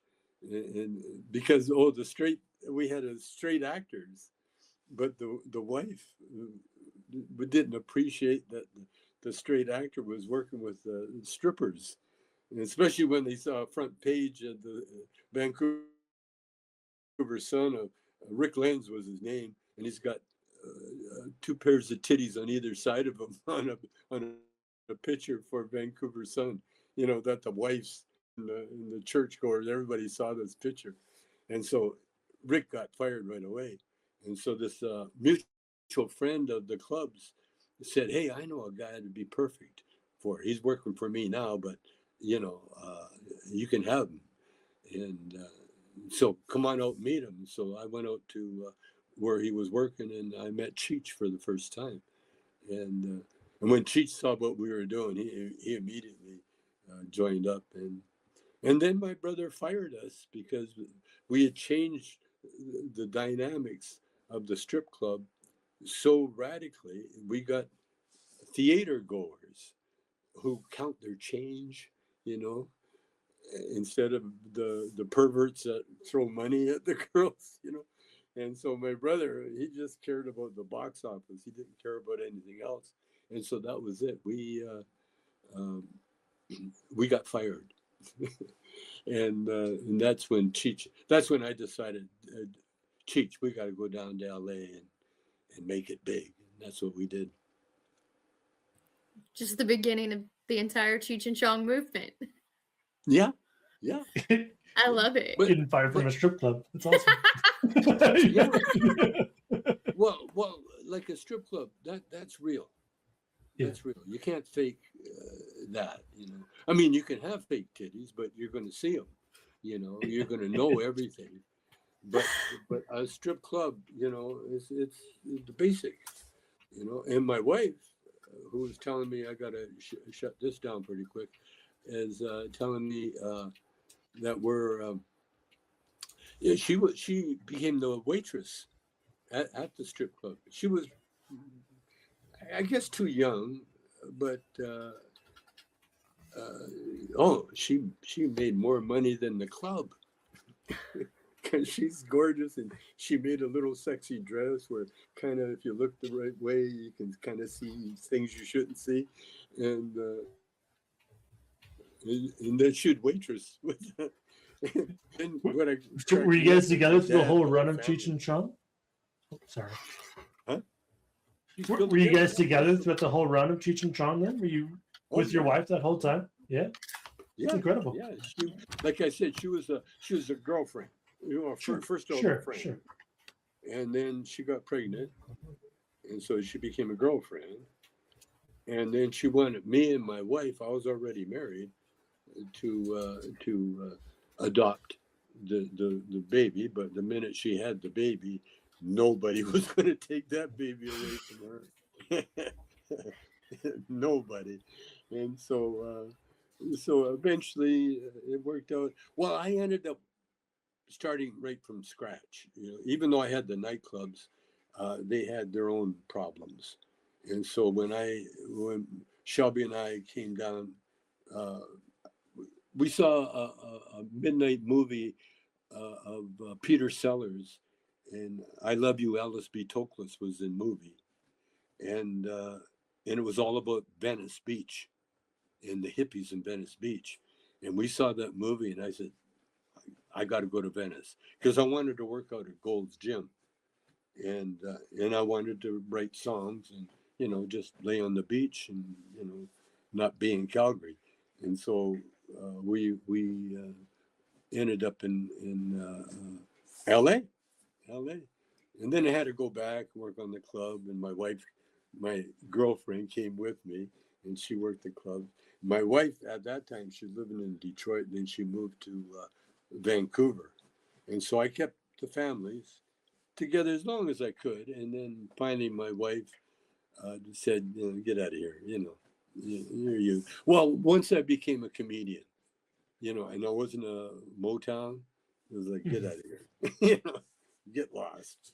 And so I got lost, and we're still together, all of us, the wives, the girlfriends, and everybody.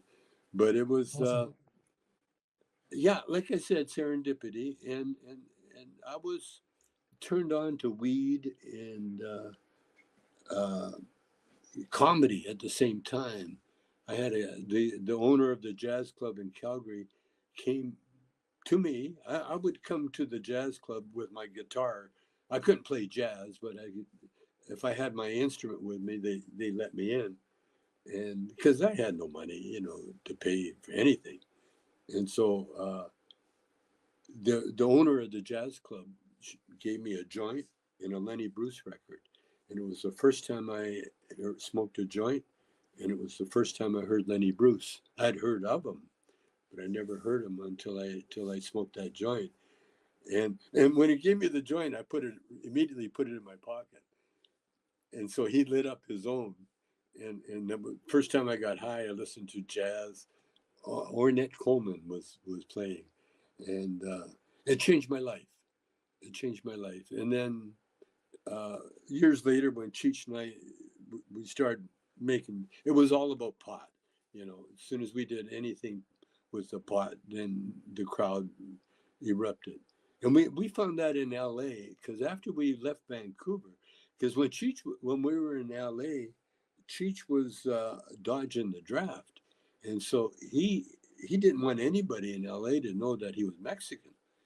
And so we had no clue what he was. We thought he was Iranian or some kind of schmengy, but he fooled us and fooled the border.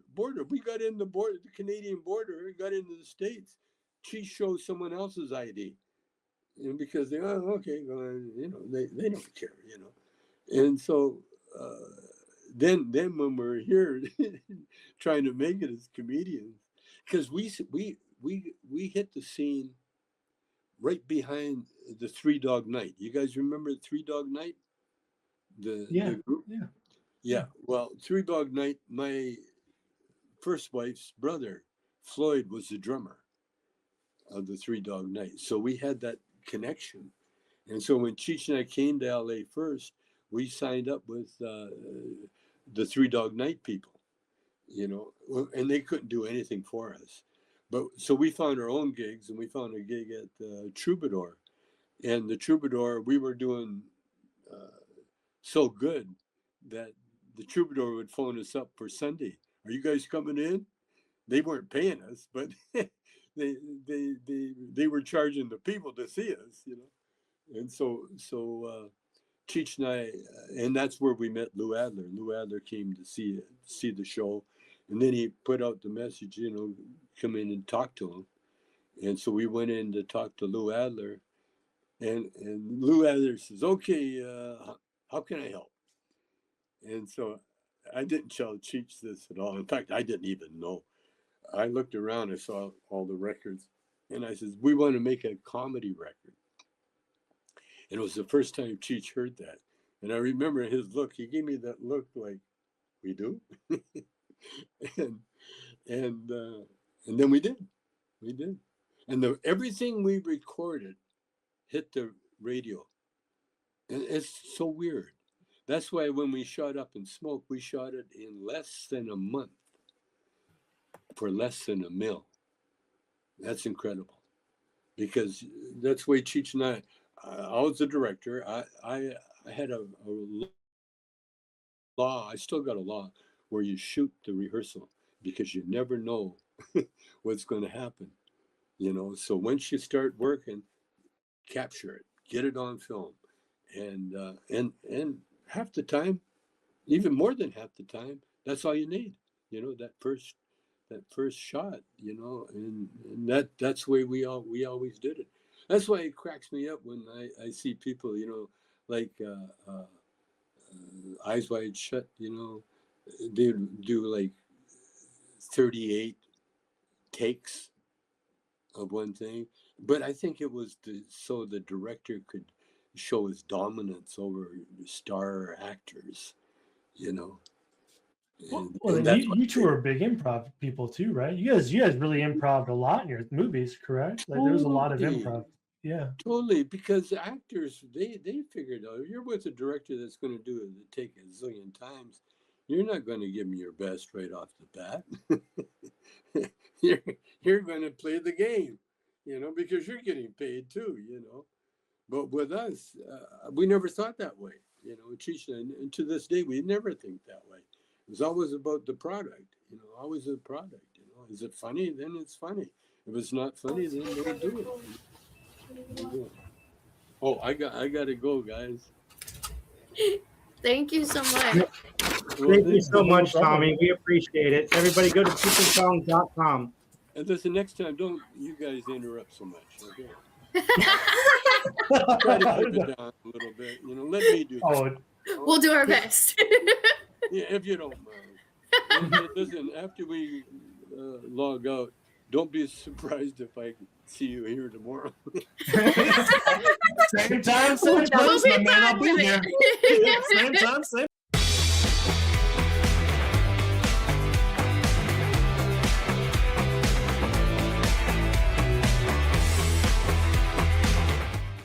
How is everybody doing today? Jason and Destiny are joined by Rebeca Arthur, who is from my favorite sitcom of all time, Perfect Strangers. Rebecca, how are you doing today? I'm doing great. How are you? Doing good. Trying to hopefully avoid the weather that we're supposed to be getting. Oh, where are you guys? I'm in Ohio. And I'm Atlanta. Oh, I'm from Maryland. So I remember, and my hometown's going to get just hit. Oh, yeah. Where are you now? In Los Angeles. Oh, nice. She's tucked away in the sunny and the warm. Yeah, I don't live in Maryland anymore.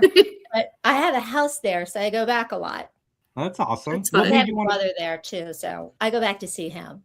I want to go to Maryland. I haven't been there in forever. They have some really good restaurants there.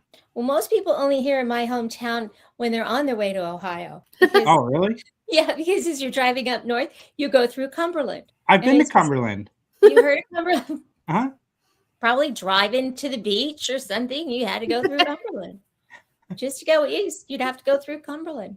It's like a city full of church steeples and bars. There you go. There you go. Go eat All you sage need. after you get drunk. All you need. Throw a little bookstore in there. It's perfect. Yep, it's terrific. It's actually a really pretty little town. It used to be a bigger city, but all the industry moved out, so it's just still there. So what made you want to be an actress, Rebecca? I have no idea. I just always knew I would be one. And I realized when I was in college, I wanted to be everything. And I thought, well, obviously, I can't be a nuclear physicist and a ballerina. And, you know, you had to draw a line somewhere. So I thought, well, I'll just be all of them. I'll be an actress. So I can play them all. It's the best way to do it. It was the only option for me. Actually, I just always thought I would be. I have no idea why. It was really fun. Do you remember what it was like when you landed your first role on Search for Tomorrow? Oh, yeah, I definitely do. Funny enough, my first role on Search for Tomorrow was an extra. And I needed to be in like I think it was like a nightclub scene or something. And I shopped all over Soho looking for the perfect dress. And I'll never forget that dress. I don't know what happened to it, but it was this red sequin dress that I wore. And then they, the better you look, the more chance you have in the old days on soap operas of getting on camera. And in New York, you could work soap operas and never, be pigeonholed into being an extra. But, and then, I worked my way up to actually having a role. So it was fun. But a lot of my, I have very dear friends from that show. That show was really, really something for what it was. I mean, it was on for over 30 some years. And the woman who was Mary Stewart, who was the star of it. I mean, she was on radio with it and she was still on it when I got on it. My grandmother was like a huge fan. Her daughter-in-law is one of my dearest friends. We were doing a play together, and my girlfriend Christine, she comes into, that night we were getting dressed in the dressing room, and she said, "I just met a guy on the bus." And I said, "What do you mean you met a guy on a bus?" Now, because I was very super careful, because I had worked as a PI before. I have such a checkered past, but anyway, that's how I got through school, was I worked as a PI. So I was very, you don't give out your phone number. You got to be really careful. All this kind of stuff. So I said to her, what do you mean you met a guy on a bus? You just forget about him. She goes, well, he said his mom is on that soap opera that you worked on. And I'm like, who's his mom? And she said it was, Mary Stewart. And I'm like, I don't believe that. I think you better be very careful. Well, they're still married to this day. They have 2 children and now a grandchild. So moral of the story, don't listen to me. Give your number to the guy on the bus. Give your number to the guy on the bus. You might just marry him. So, never know. Never know. Well, Perfect Strangers, it still remains a beloved classic sitcom. How does it feel to be a part of something that still resonates so well today? Well, it's funny because I guess I'm not aware of whether people are still watching it or not. I was surprised in a corner bakery when a guy came up to me with his little boy, and he was the gentleman was way too young to have watched it when he was a kid, right? And he comes up and he said, I just want to tell you, we just love your show. And I'm like, how did you know it was me? And he said, well, I heard you talking, and I was with my daughter, and I was like, really? And he said, yeah, and we just love that show, and we can watch it with the whole family, and and that's what I found out it was playing somewhere. Otherwise, I wasn't really aware that it was on anywhere. And most of the time, people don't recognize me because I get the Brazilian blowout and have my hair straight now, so without the big poofy hair, so but they'll think that they know me from somewhere. So I'll just be like, oh, really? And then they'll ask me what high school I went to, where I grew up, all that kind of stuff, trying to place where we've met before. And, you don't feel like, look, you probably saw me on TV a long, long time ago. Right. Do you remember what the audition process was like? Oh, yeah.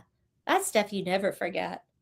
Yeah, I remember the audition was in June, and I had the worst flu for most of pilot season, which, goes from like January to March. So I kind of was out of the loop, and I get this audition for a guest spot on this sitcom. Funny thing, the guys, Bronson and Mark, used to do these promos when they first started, and I had seen them doing these promos for this sitcom, and I had done a pilot that didn't get picked up. So I was kind of jaded. And I see these guys, and I'm like, that'll never last. So, of course, this is the audition I'm going in for. I go in, and, of course, nobody knows how to say bulky. We all go bulky. And I'm looking at the sides, the script, and I'm like, yeah, this role of Jennifer's nice, but I think this role of Rachel fits me. And the casting director's like, yeah, well, we're casting, the women from the readings of Jennifer. You just have to read for Jennifer. And I'm like, wow, that's like 2 different characters. Because as soon as I read what Rachel, who turned into Mary Ann, said, she goes up to Bronson. She goes, hi, I'm Rachel. I'm a Sagittarius. And he says, hi, I'm Balky. I'm a Bartolomews. So I immediately was like, this is me over here. So I had to read for Jennifer, not my part. So I asked them, probably a couple years later, I said, how did you choose me for Mary Ann or Rachel, when I was reading for Jennifer? Because Jennifer was more the straight character, and they said, oh, we could just tell you were funny. Okay. So perfect. I'll go with that. But yes, I remember it vividly. I also remember seeing Melanie there. And on the first day of the show, Melanie wasn't in her role as Jennifer. There was another woman. And I remember when we started reading through Jennifer spoke way before Rachel / Mary Ann did. And I glanced over and I thought, are we supposed to do this like that? And I'm thinking, that just doesn't feel right. Well, it wasn't. She was gone by lunch and Melanie was there the next day. Things work out the way they're supposed to. So one of the things I like about Perfect Strangers is the fact that, your guys' relationship with the guys was not really a will they, won't they. You guys were just together for the duration of the show. Like, what was that chemistry like first time on set with the guys and you guys and everything? Because you and Bronson have great chemistry together.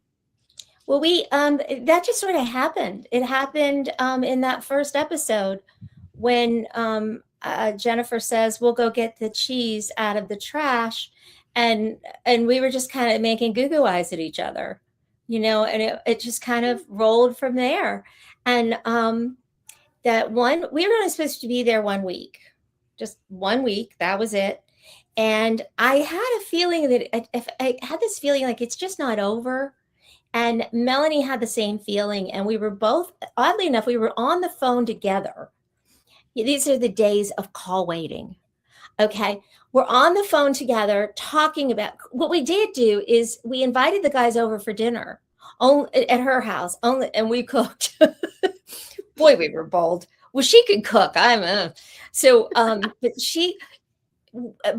Mark came. Bronson didn't come. We just had Mark, and we had such a lovely time. That's when I found out that Melanie's dad was Mr. Whipple. I mean, there's just all kinds of things you find out when you invite somebody for dinner. But we were sitting.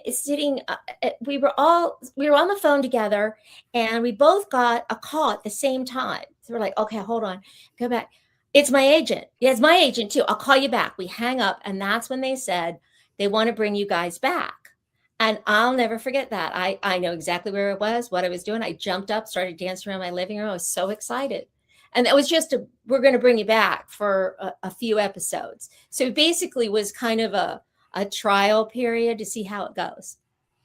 And then we did this Christmas episode with them. And I think we had already gotten our contracts by then, because this was in October. We must have.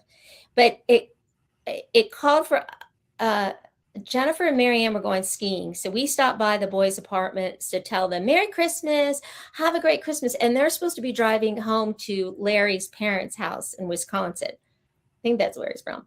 Anyway, so Mark goes over to give Jennifer a kiss, and he whips her over and plants one on her.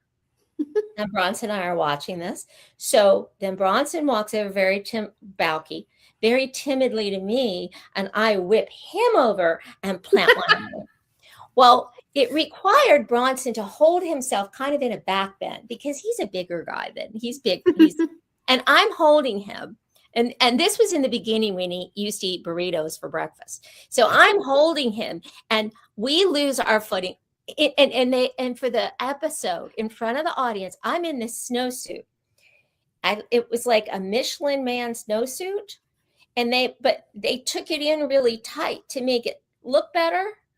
I could hardly move in it, and there was no sitting down in it. And so, of course, when I whipped him over, and then he lost his balance, and I fell on top of him, I couldn't get up. They had to come and lift me off of him. And I was hysterical. I'm like, they're going to fire me. I just threw the star of the show on the ground and laid on top of him. But fortunately they didn't. They kept me. So that's good. That sounds like a great, funny, kind of one of those behind the scenes moments. So, and you know what? It never made it into our gag reel. And I was always surprised because our gag reel was really funny. But I think it was just lost because I know they would have put that in, or they were just so shocked. We got to get her off of him. So yeah, the good old days. Oh, I love that. But yeah, the physical comedy was a lot. It was like, and the funny thing about the physical comedy is, when we get in front of the audience, you have your adrenaline's running, and Bronson would get a little bit wild. And we just never knew how wild he was going to be. And so you just kind of rolled with it. But I did something very strange for me. I retired ages ago, but I did a play reading for a benefit for my hometown theater, which, by the way, wasn't there when I was there. So, and then from that, I ended up, the gal that runs the theater ended up meeting Tito of Tito's Vodka. And Tito wrote a script, a play, and he wanted her to do it. And she said to me, "You'd be perfect for this." And I was like, "Well, I haven't done anything in like 30 years." And yeah, I went and I did that play. What surprised me is that they brought people in, me and the other lady that I was working with. We had to do like kind of a tussle scene where we're fighting. I think I'm trying to get out the door and she's trying to keep me from getting out the door. And they had somebody come in, a fight coach, to choreograph this. Now in our day, we choreographed it. And Mark got teeth, knocked out. You got hit in the eye, all kinds of crazy stuff, but not here. Was coordinated. And then I had to kiss this guy in the play, which was really strange because I haven't kissed anyone since I married my husband almost 30 years ago. So that was weird. And actually, that's not true. I did do a film after we got married that I did have to kiss a guy. But anyway, I'm supposed to kiss this sweet guy that could have been my son. Okay. And I didn't tell anybody that, but I was a little like, you know what my brother said? He said, "So you're a cougar." I'm like, great. Really? Anyway, yeah, they had somebody come in to work on the intimate scene. I'm like, okay, we never did that. It would be Bronson would just on time, and we just went with it. But not nowadays. It's very structured.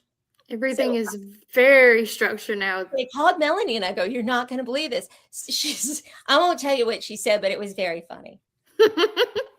It was so funny. But anyway, yeah, that was so I did the Tito's play and met Tito himself. He said to Kim, the gal that runs the Cumberland Theater, "If you put it on, I'll come and see it."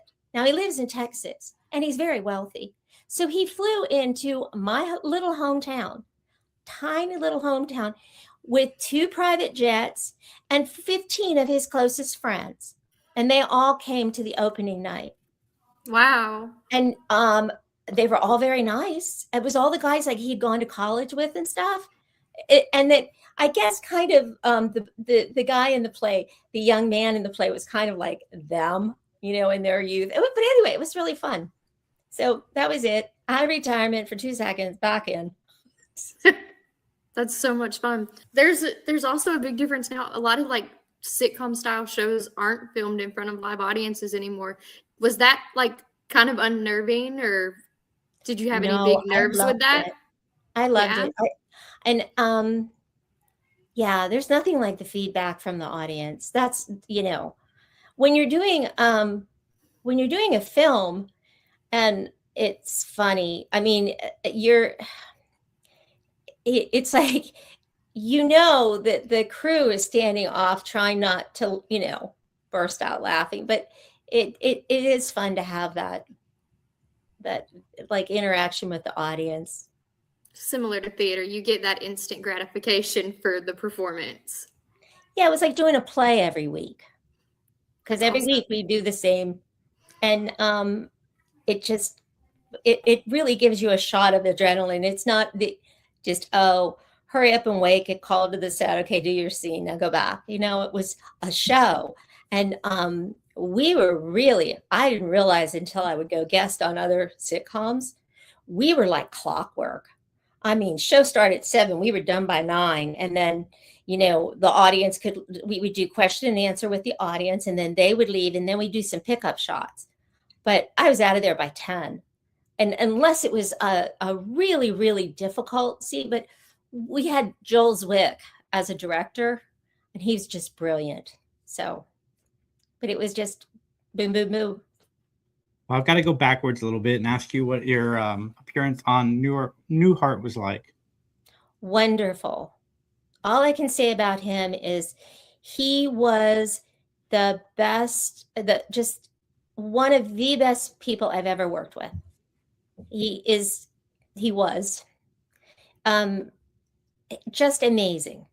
He helped me with something. I was in the middle of doing a play out here, and it was not going well.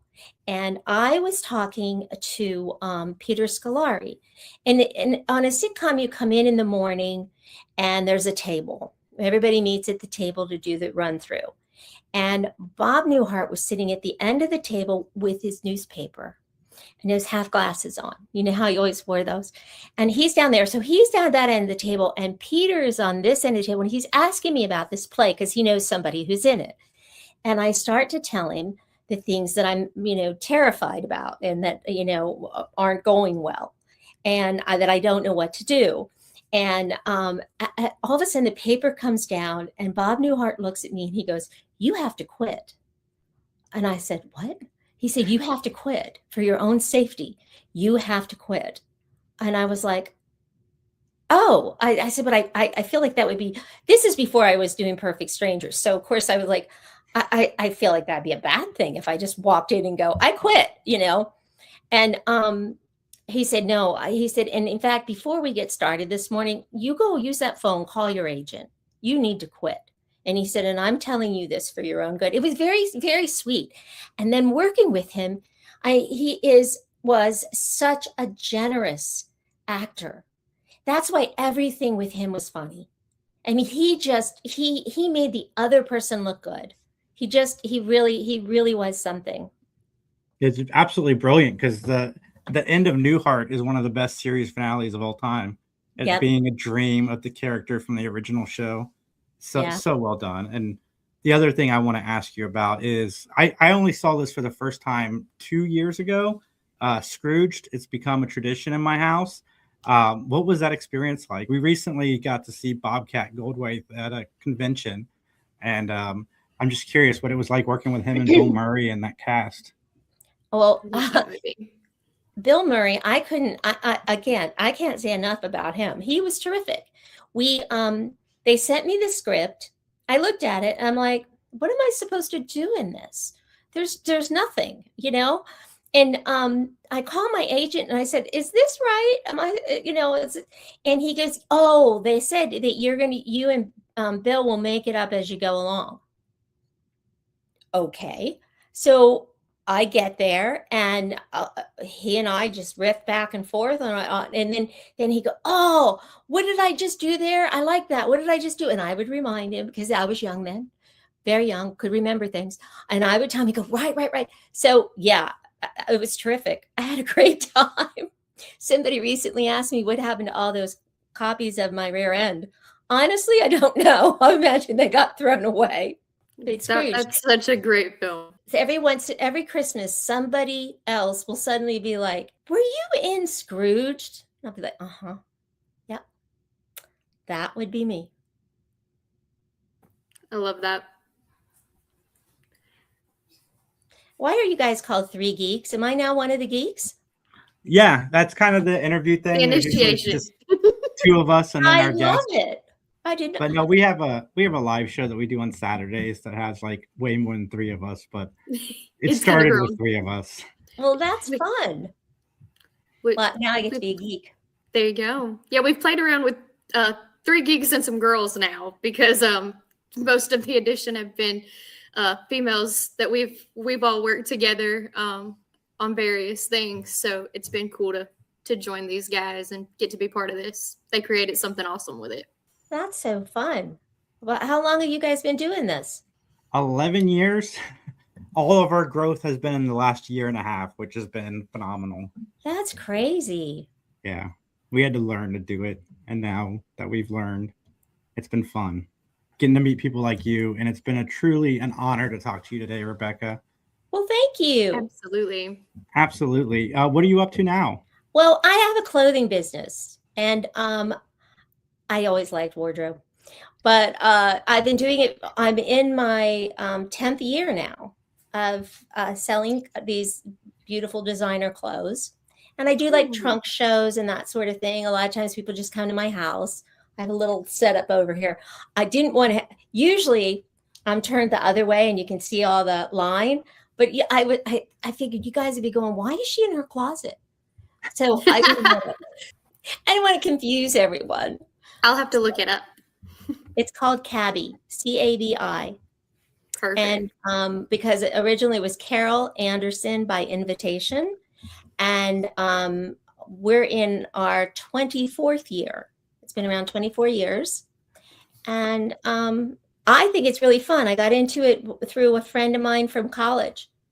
So it is just all about community and getting together and having a blast. So I just got back from Phoenix, where we just saw the new line, and spent like 4 days with my besties, just having a blast. So it's all about having fun. Cute.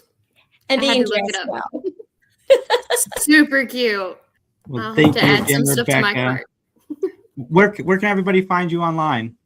I think on Instagram, I think I'm Rebeca Arthur Golden, because I am married to that guy up there. Not God, no.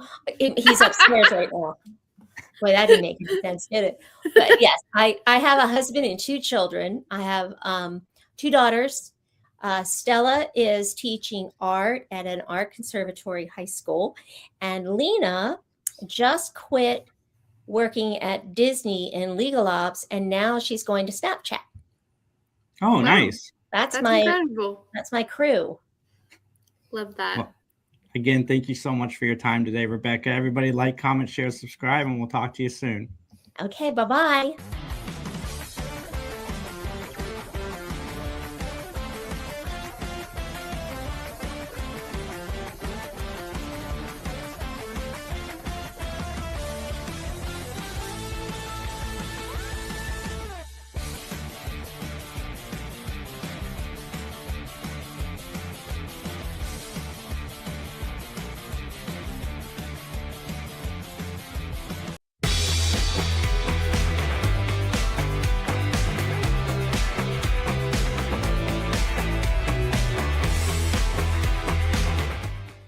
Good.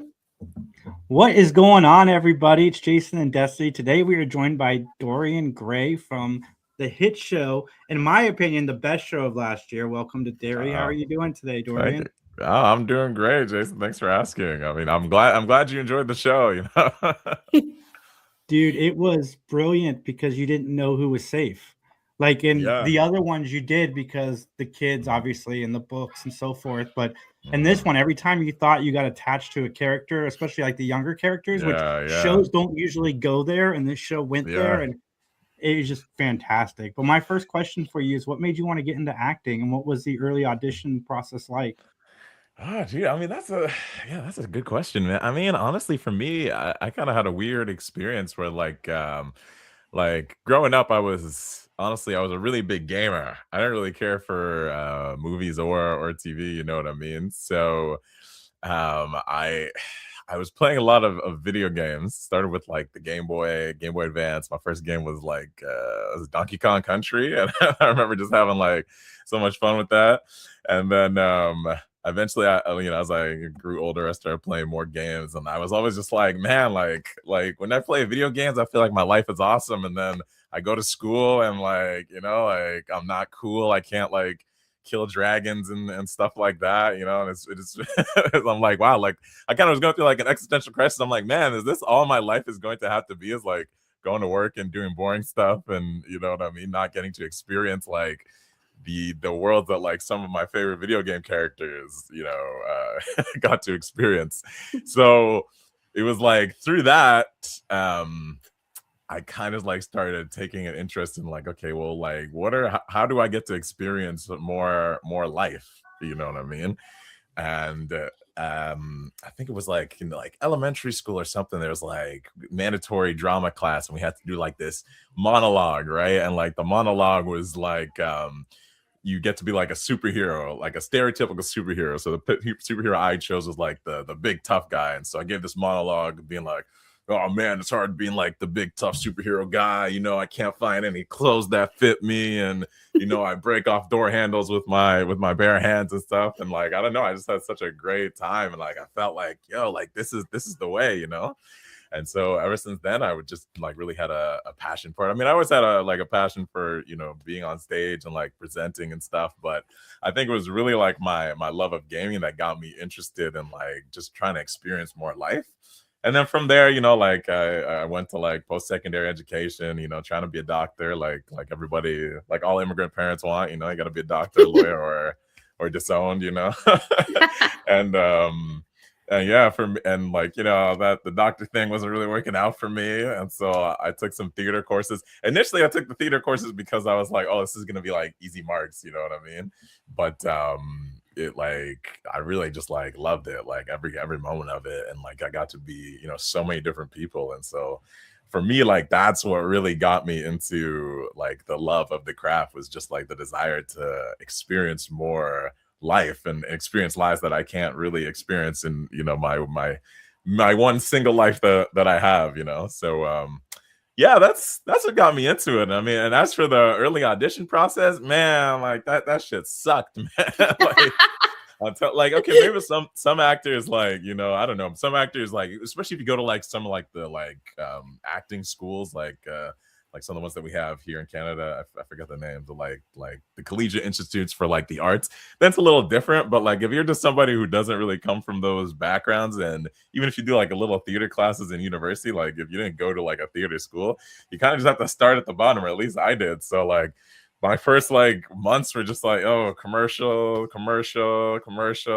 Oh, here's like a little one-liner in the background, you know what I mean? Like it was tough, but like eventually, like, I got a nice role, and then another nice role, and then the things just kind of like picked up from there, and then now I'm here talking to you guys, so life is good. Dude, Donkey Kong Country is one of my favorite video games ever. That's amazing. Oh, yeah? That was your first. Yeah, man. Donkey Kong, Mario. Oh yeah, you guys are gamers too. Okay, that's good. That's good. What's your favorite game? Sorry, quick aside, if you have one, or if you mine's Donkey Kong Country and Mega Man 2. Oh really? Damn. Okay.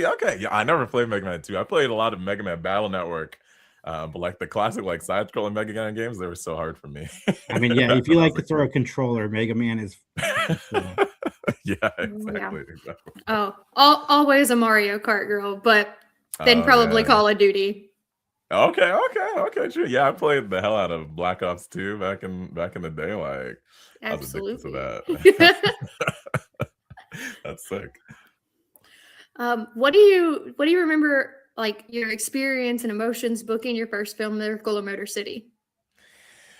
Man, honestly, for that one, like, it's kind of weird because it's like, okay, I did the audition, and like at that point, you get so many auditions and you just send them off into the void, and like you never hear back like 9 times out of 10.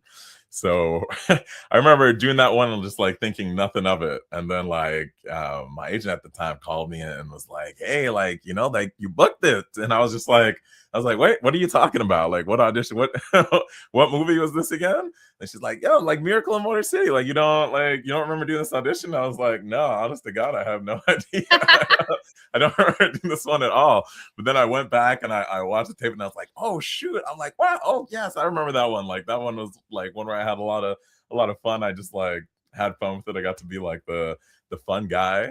And honestly, I think like it still felt really surreal, because I've heard of tons of stories of actors booking things and then something happens to the project, or there's a writer's strike, or pandemic, or something happens, and then it gets put on hold, and then it just never happens. And so I was like, I don't want to get my hopes up. I got to keep my expectations low so that I'm never disappointed. So it didn't really sink in until I actually got on set, and I started seeing the rest of the cast, like Kiana Teresa, Mark Taylor, Tia Mowry, and then like Smokey Robinson. And I was like, holy shit, like, yo, I made it. Like, like I remember watching Tia Mowry on like Twitches back in the day on Disney Channel. Yeah. And I was just like, yo, now she's like in front of me. Like, this is like surreal, So honestly, I was on a high during that whole shoot. Like that still to my day is like one of my favorite experiences, because it's one of my first, and like taught me a lot, and it was just such a great group of people. And honestly, I miss those guys. Honestly, I really do wish that we got a Miracle in Motor City 2 one day, but maybe. You never know. Yeah, that's true. That's true. You never know. Well, before I get to my next question, I do got to ask real quick, what, as a gamer, what was it like working on Avatar? Oh, dude, man, honestly, that was sick. Like, because like, so I got to, fortunately, I didn't get to do like traditional motion capture, but like I got to go to Ubisoft studio in Toronto. And I remember walking in there and I just see like they have like Assassin's Creed posters and all this cool stuff. And I was like, oh man, this is sick. And so I remember like they're walking me through the studio and I see like all the game devs like developing stuff. And I'm just like looking over there and I'm like, oh damn, what's going on over there? And then they lead me to like the booth where I'm supposed to record. And like before I get there, I hear like this group of people like going like screaming things. And I was like, oh, that must be like the next game that they're like doing motion capture for, you know? So I started like walking over there, just trying to peek my head in. And like the Ubisoft guy just comes over and he shuts the door and he's like, nah, you nothing to see in there. Keep moving. So they keep that place under lock and key. But man, I'm telling you, like this was such a sick experience. Like to get to be like even though mainly I did a bunch of like NPCs for that game, but like it was so sick because like you get to like do all the like the grunting sound effects and like or what's it like to be set on fire and things like that. And the people there are like super passionate, and they'll talk about things that they've already worked on. They won't tell you nothing about what's coming up, unfortunately, but which makes sense.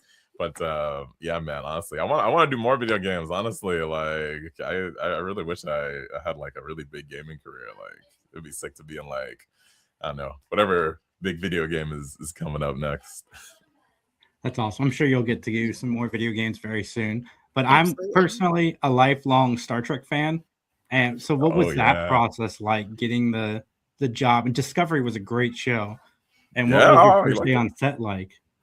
Oh, dude, man. I mean, okay, so getting the job, it's actually one of the weirdest auditions I did, because like most auditions, at least where I get, they send you the sides and then they, you film it and then everything's good. But for this one, it was like they sent me a link and it just said, you got to sign, like before I could even know what I was auditioning for, they're like, you got to sign this NDA, saying that you're not going to say anything about whatever you're about to receive. And I was like, okay, like, this sounds top secret. And so I do it. And then they did tell me it was for Star Trek Discovery. But they, instead of like giving me the actual script to audition for, they send me like another link to like this portal where you got to put in this password. And then it has a script that you do for the audition. But that script that I did for the audition didn't turn out to be anything like what had nothing to do with the actual scenes that I ended up filming or the character that I ended up playing on the show. Like it was all like super serious. It was like some generic scene, I think, that they wrote it where I was supposed to be like a Klingon who's like getting into an argument with his superior officer. And I just remember like looking at that script and I was just like, oh yeah, I know how I'm gonna play this. And like the line was something like, your insolence upsets me or something like that. And I was like, oh yeah, this is gonna be dope. And then like a couple of weeks later, I booked it, and I remember like walking towards the studio where they filmed it in Toronto, which I don't think I'm allowed to say where it is, but I mean, I'm sure people can figure it out. But I remember like just walking through, and this was like that place looks like a real like Hollywood studio where you have like those giant warehouses and studios where they're filming stuff inside. And I remember like being so excited. I was listening to like some of the soundtrack on my AirPods, and I'm going on to set, and I'm like, okay, yeah, now I feel like, I really made it. Like, I'm in Star Trek. And so I'm walking towards the set where I'm supposed to go. And then like I turn around and I see the security guard is just like sprinting, like something's going down. And I'm like, oh shoot, like, hey, someone's gonna get in trouble. Like, let me see what's going on. Like, there's about to be some action, But then I realized like, no, he's sprinting at me, and he's just like, hey, you like get over here. And I was like, oh shoot, like, and I guess I didn't realize that like I just walked like completely past the security checkpoint for where I was supposed to let them know, like, who I am and why I'm here. So they just thought like this random person was pulling up on set trying to like, I guess, spy on the production. And they just come over and they're like, yo, like, you didn't hear me like calling you and telling you to come over here. And I'm like, oh, I'm sorry, sir. Like, the noise cancellation on the AirPods, it's really, I couldn't hear what you were saying. And he was just like, he's like, what are you doing here? And I was like, oh, I'm part of the cast. And he's like, oh, you're part of the cast? Oh, okay. You should have said that. That's all good. Like, let me show you where to go. And so, so that was my first impression on set. If you want to know what my first day was like, but it was definitely so funny, a traumatic experience. So I mean, once I got through all of that and like actually got to like go on the set proper, man, like trust me, there's nothing like that thing. Like the like that warehouse hides so many like practical sets, like everything, like a lot of what you see on that show, it's not like computer generated. It's all built somewhere in the studio, and it's like it's remarkable. Like you can't even fathom how much work people put into it. Not to mention some of the scenes that we filmed where we were on like the Breen Dreadnought, where we filmed in like I think they call it like the holosphere, where it's like this area where they just have like this like 180 degree, or no, it's like 270 degrees of just like these LED panels that surround you. And then as they film, like the background will come into focus where the camera is, and that's what allows them to like have these really cool backgrounds in the set of whatever you're filming. Like it's honestly, it's a work of art, both like technologically and artistically. So I mean, if they ever let people like come and check it out, like definitely take the opportunity, or try and sneak onto the set if you can. Just, you know, I don't know that I could outrun a security guard. Yeah, that's true. Me neither. Well, let's talk about it. Let's talk about one of the standout shows last year, Welcome to Derry. When filming that, did the rest of the cast, did y'all kind of have a sense how big that show was actually going to be? Yeah, I mean, I think that's one of the things about like a piece of art is that like you just never know how it's going to be received until you send it out into the world.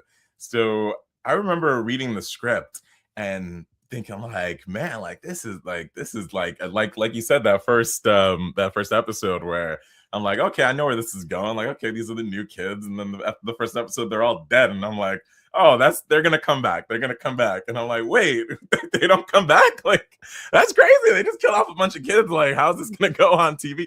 So things like, and also like at the time, like we didn't know if Bill Skarsgård was gonna come back for it. I mean, maybe some people higher up knew, but I remember like even like when I would go in for like costume fittings, they have like a room where they have the pictures of everybody who's in the cast, and the number one spot was always just like blacked out. So we had no idea who was gonna play Pennywise and you know how it was gonna go.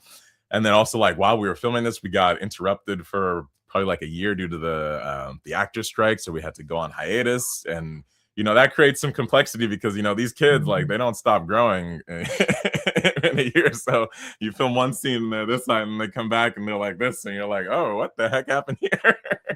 So I think we, just because of the magnitude of the franchise, like we know how successful like the It movies have been, and you know Barbara and Andy, like they know what they're doing. Like we had an inkling that people would at least watch it, but I think I can say safely that all of us were like, we don't know if fans are they gonna like it, or is it gonna be like a last season of Game of Thrones thing where they're like, they're coming for our heads because they didn't like, you know what I mean? Like, I feel like anytime like you kind of do like an origin story and you kind of like demystify a really loved character like Pennywise, there's a bit of a risk that, some fans are like, oh, you took all the excitement out of it or the mystery out of it, if you don't handle it with care. But thankfully, Jason and Brad, the showrunners and the writers, they knew what they were doing, and the fans seems like they really liked it. So I'm happy.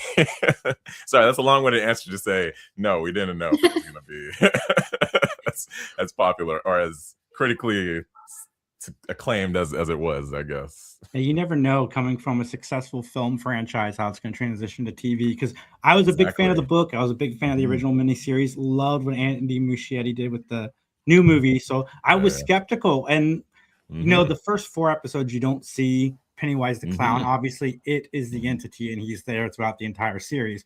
And you don't miss him. Obviously, when he shows up, you're like, oh, yeah, there he is. It's awesome. But, like, you don't miss him because the first 4 episodes are just as terrifying as the back half of the show. Yeah. Because, again, nobody is safe. And then bringing in Hanlon from The Shining is another risk. And it was absolutely brilliant. So much so that I want your guys' team to make The Shining. Like, I want to see that remake. It's something I never thought in my life I would ever say. Like, I want to see Really? that character continue with this team. Yeah, honestly, I think Chris Chalk felt the same way. Like Chris Chalk, like the person who played Dick Halloran, like he has confidence in himself. So I think he always knew that. He's like, don't worry, guys, I got this. But I think like in the back of his mind, I feel like he was kind of like, like this is something that a lot of people love. So if we don't do it in the way that maybe they expect, maybe they may have some strong reactions. But thankfully we got it right, and that's the beauty of art. You never know what you have to kind of take these risks because you can't just give the fans what they expect. You have to like try to surprise them, try to keep them on their toes. You just hope that the surprise that you give them is better than what they were expecting. And I think in this case, like, the team knocked it out of the park. So I couldn't be more grateful, Absolutely. I think if you would surprise your audience, they get more interested. Because they're like, yeah, I saw that. Okay, cool. That was okay. When you surprise them, they're like, wait, what?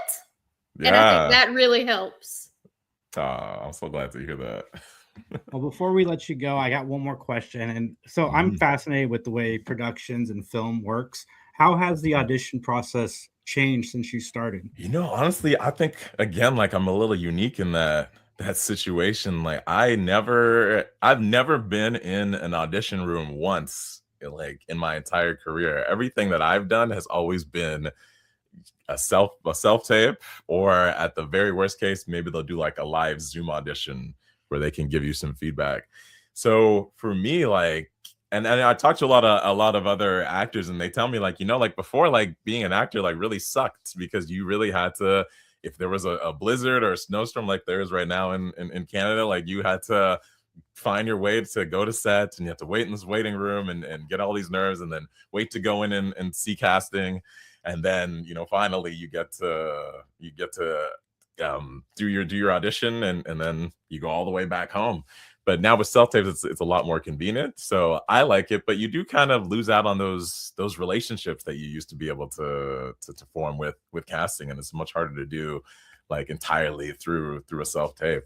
So, but I mean, and I think like as I've progressed in my career, I feel like the industry has kind of leaned more and more into that style of like self-tapes are king now, because it just allows them to see a lot more people in a much more condensed space of time. And that has some pros and it has some cons, but it's all I've ever known. So for me, it's all pros. So, that's So it allows you to audition for more things because you can send the tapes out more mass than you can driving in LA or wherever in traffic and doing 2 or 3 instead of like 100 maybe in a day.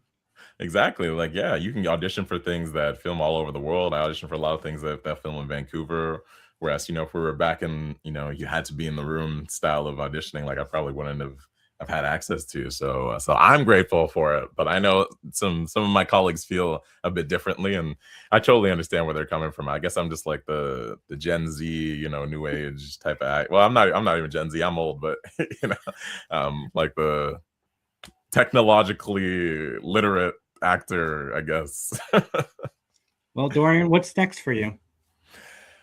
See, like I could tell you guys, but literally I signed the contract and it said, if you disclose any information, we're going to sue you for $1 million. And so that's literally what it said. And I was like, well, I don't have $1 million. So I can't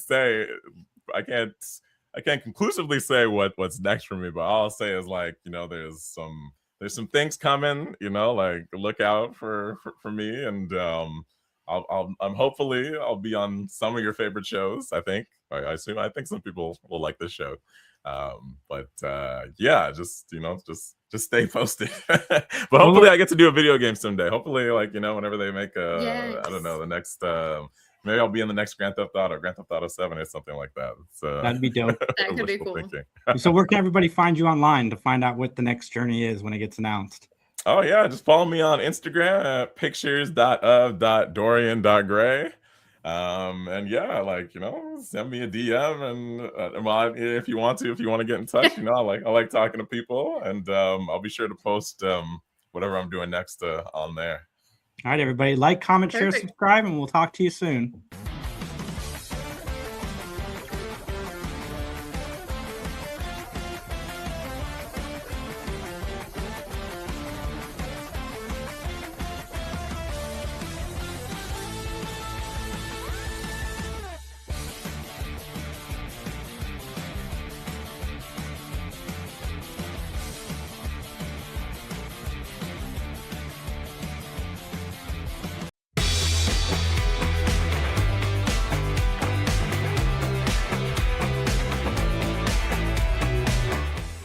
What is going on, everybody? Another conversation with Jason Destiny. Today we are joined by Carl Wayne Bishop himself, Sean Whalen.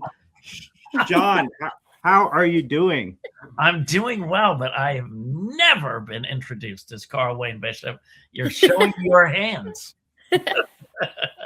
You're showing your hands. I did not know you're that's one of a little trivia there. My wife says I look the handsomest in that movie because of my kind of rugged good looks.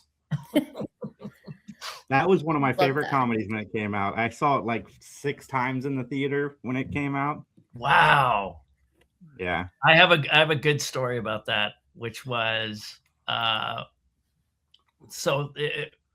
the milk commercial, everybody wanted me to do face stuff, right? A lot of funny face acting and things like that. So I know that's why I got jury duty. And so then I thought, well, if that's the thing, I'm going to lean into it, be the mystique. And I said, that's great, as long as I'm quiet the whole movie. Well, they loved what I was doing at the studio. And they said, we want to add another scene with you. And at that point in my career, I was like, of course, we said yes. They did the deal. And then they sent the scene, and it was the conjugal visit scene. And I was so depressed. I hated shooting it. I hated doing it because it ruined everything that I wanted to do with the character. It just made him normal and stupid, and it just really depressed me. And come to find out, people love that scene more than any other scene in the movie. And it literally, it's kind of people like, how was it? It kind of soul crushed me. And I went, all right, it's just another gig. And I was sad about it. And everybody loves that scene. So what do I know? You know what I mean? Funny how that works sometimes. Isn't that wild? Like I kind of go, I can't blame anybody, But I mean, isn't that one of your favorite scenes in the movie? It is, actually. Yes. But see, my point was I wanted to be silent and mysterious the whole time. So you never really knew. Do you know what I mean? Mm-hmm. That I wanted to keep it gray the whole time. But again, that's showing that I don't really know what I'm doing. Because that's literally people's favorite scene. Same thing in Employee of the Month. Like, my guy farts are allowed, and people go, oh my God, would you fart? And it's like, my guy would never fart like that. The way they set up my character, he would never do that. And so but I wasn't at that point in my career. Now, if I was now in my career, I go, no, I'm not doing that. You know what I mean? I'd say that doesn't work for the character I had. It's kind of like when I did Never Been Kissed with Drew Barrymore. There was a scene that my guy had a booger, but they said, whatever thing you want as your character, you can do. And so I thought, I want to do the Wall Street kind of badass guy with the spiked hair and and when Drew said, well, we don't want to shoot the scene with the booger, right? And the director goes, well, we need to. And she goes, no, you don't. Sean did this work. This guy would never have it didn't work for the character. So she defended that, and we never shot that because she said, if we put that in the footage, then the studio might see it and like it and ruin all Sean's hard work. So I love that. It was amazing. Yeah, it was amazing. So it is very funny, like what you do, how you feel about it, and then when you put it out there, you don't know what's going to happen. You know what I mean? Mm-hmm. Right. But yeah, people love that scene in Jury Duty. I get deep fry your ass people say it to me all the time, and I'm like, oh. What made you want to be an actor? I think I was the youngest of 4. And I didn't want to do chores, so I'd entertain my siblings. And I was small, but I had a lot of energy and confidence. And I think the main thing was I just loved to make people laugh. I think that was the main thing. And then in 5th grade, I directed and starred in a version of Rumpelstiltskin I saw my 5th grade crush in Paris. She lives there with her husband, and she was like, "Why did you put me in that play? I'm not an actor." And I was like, now I realize I cast my crush as the lead in 5th grade. And she's like, "I wasn't that good." And I was like, I guess guilty as charged. But when I came out to do the curtain call, I'll never forget, like, sliding out there with my little Rumpelstiltskin socks and hearing the whole school go nuts.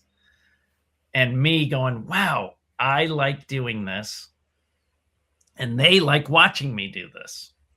So that was the first real seed. And then, I was definitely doing skits and performances in junior high school. And then in high school, I really kicked in and did a lot of stuff. And it was, it's like I found my home, I knew this is what I wanted to do. I loved doing it. I wanted to get good at it,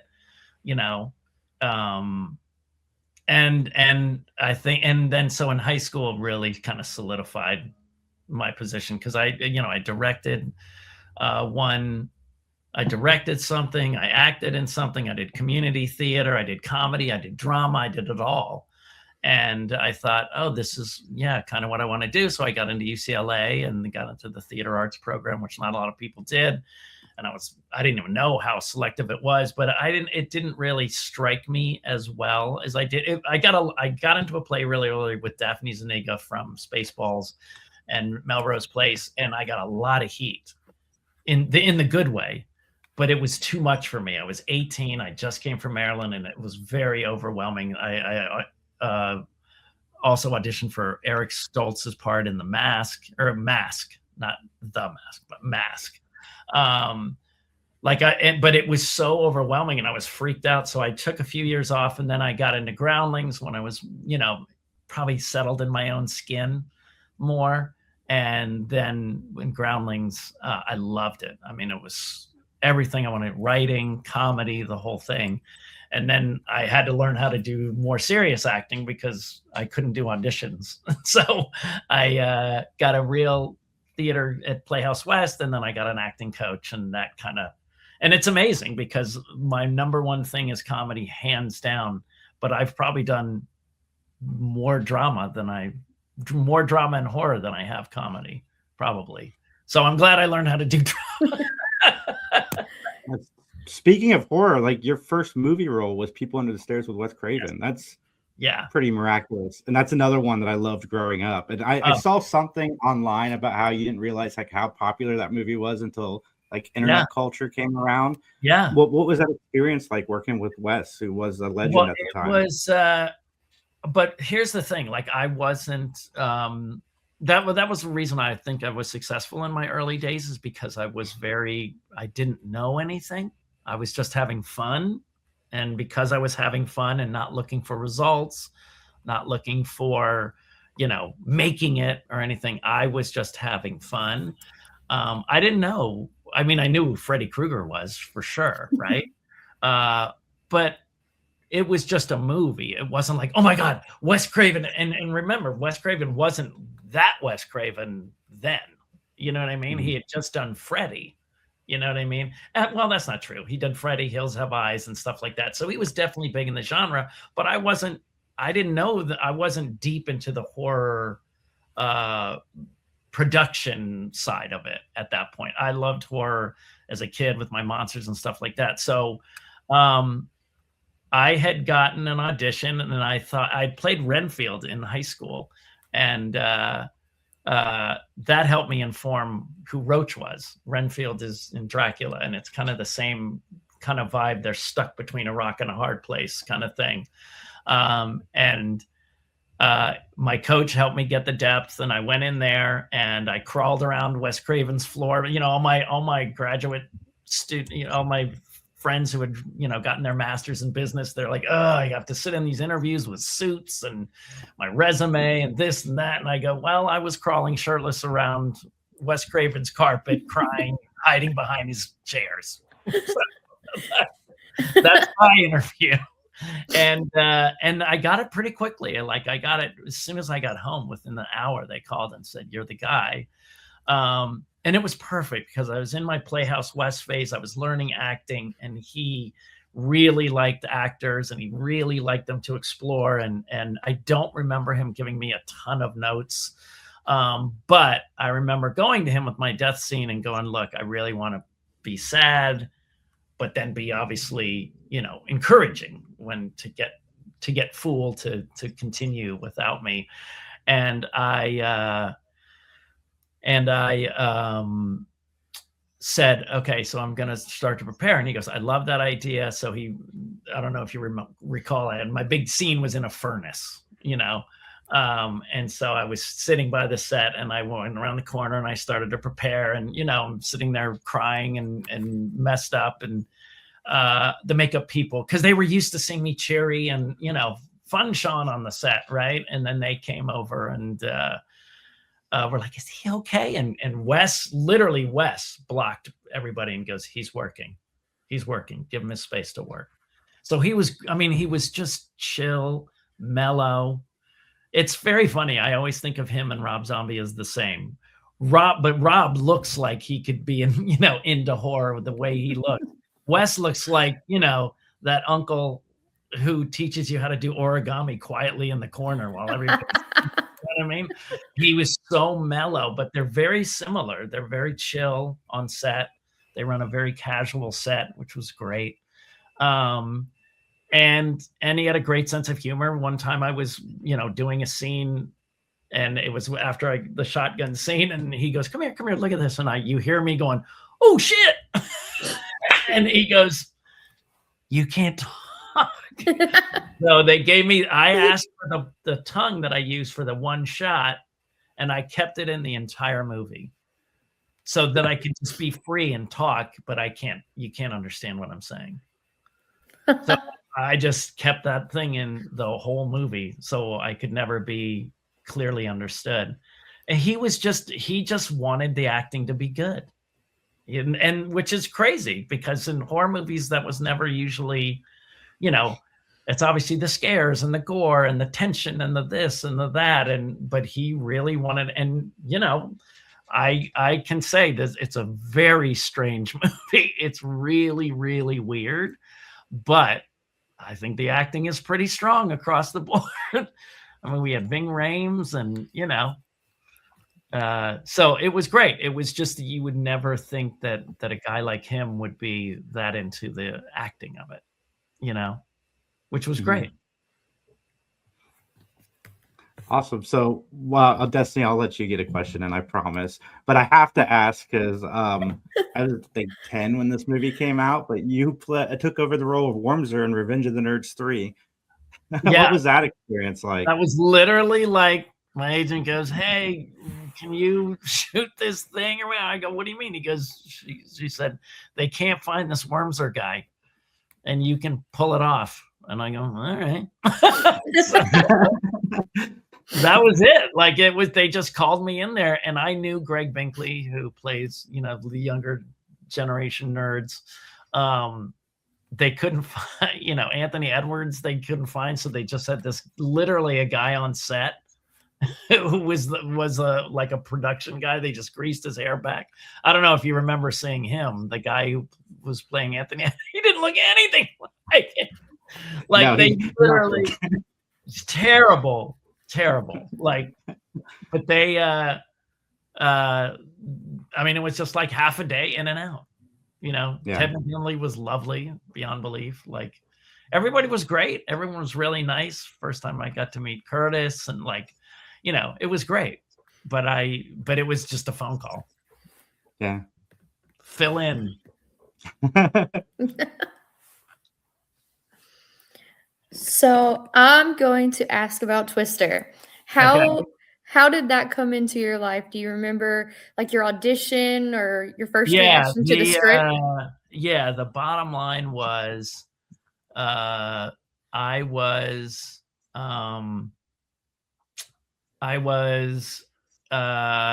doing a lot of commercials, and the milk commercial came up. The Aaron Burr Got Milk commercial came up.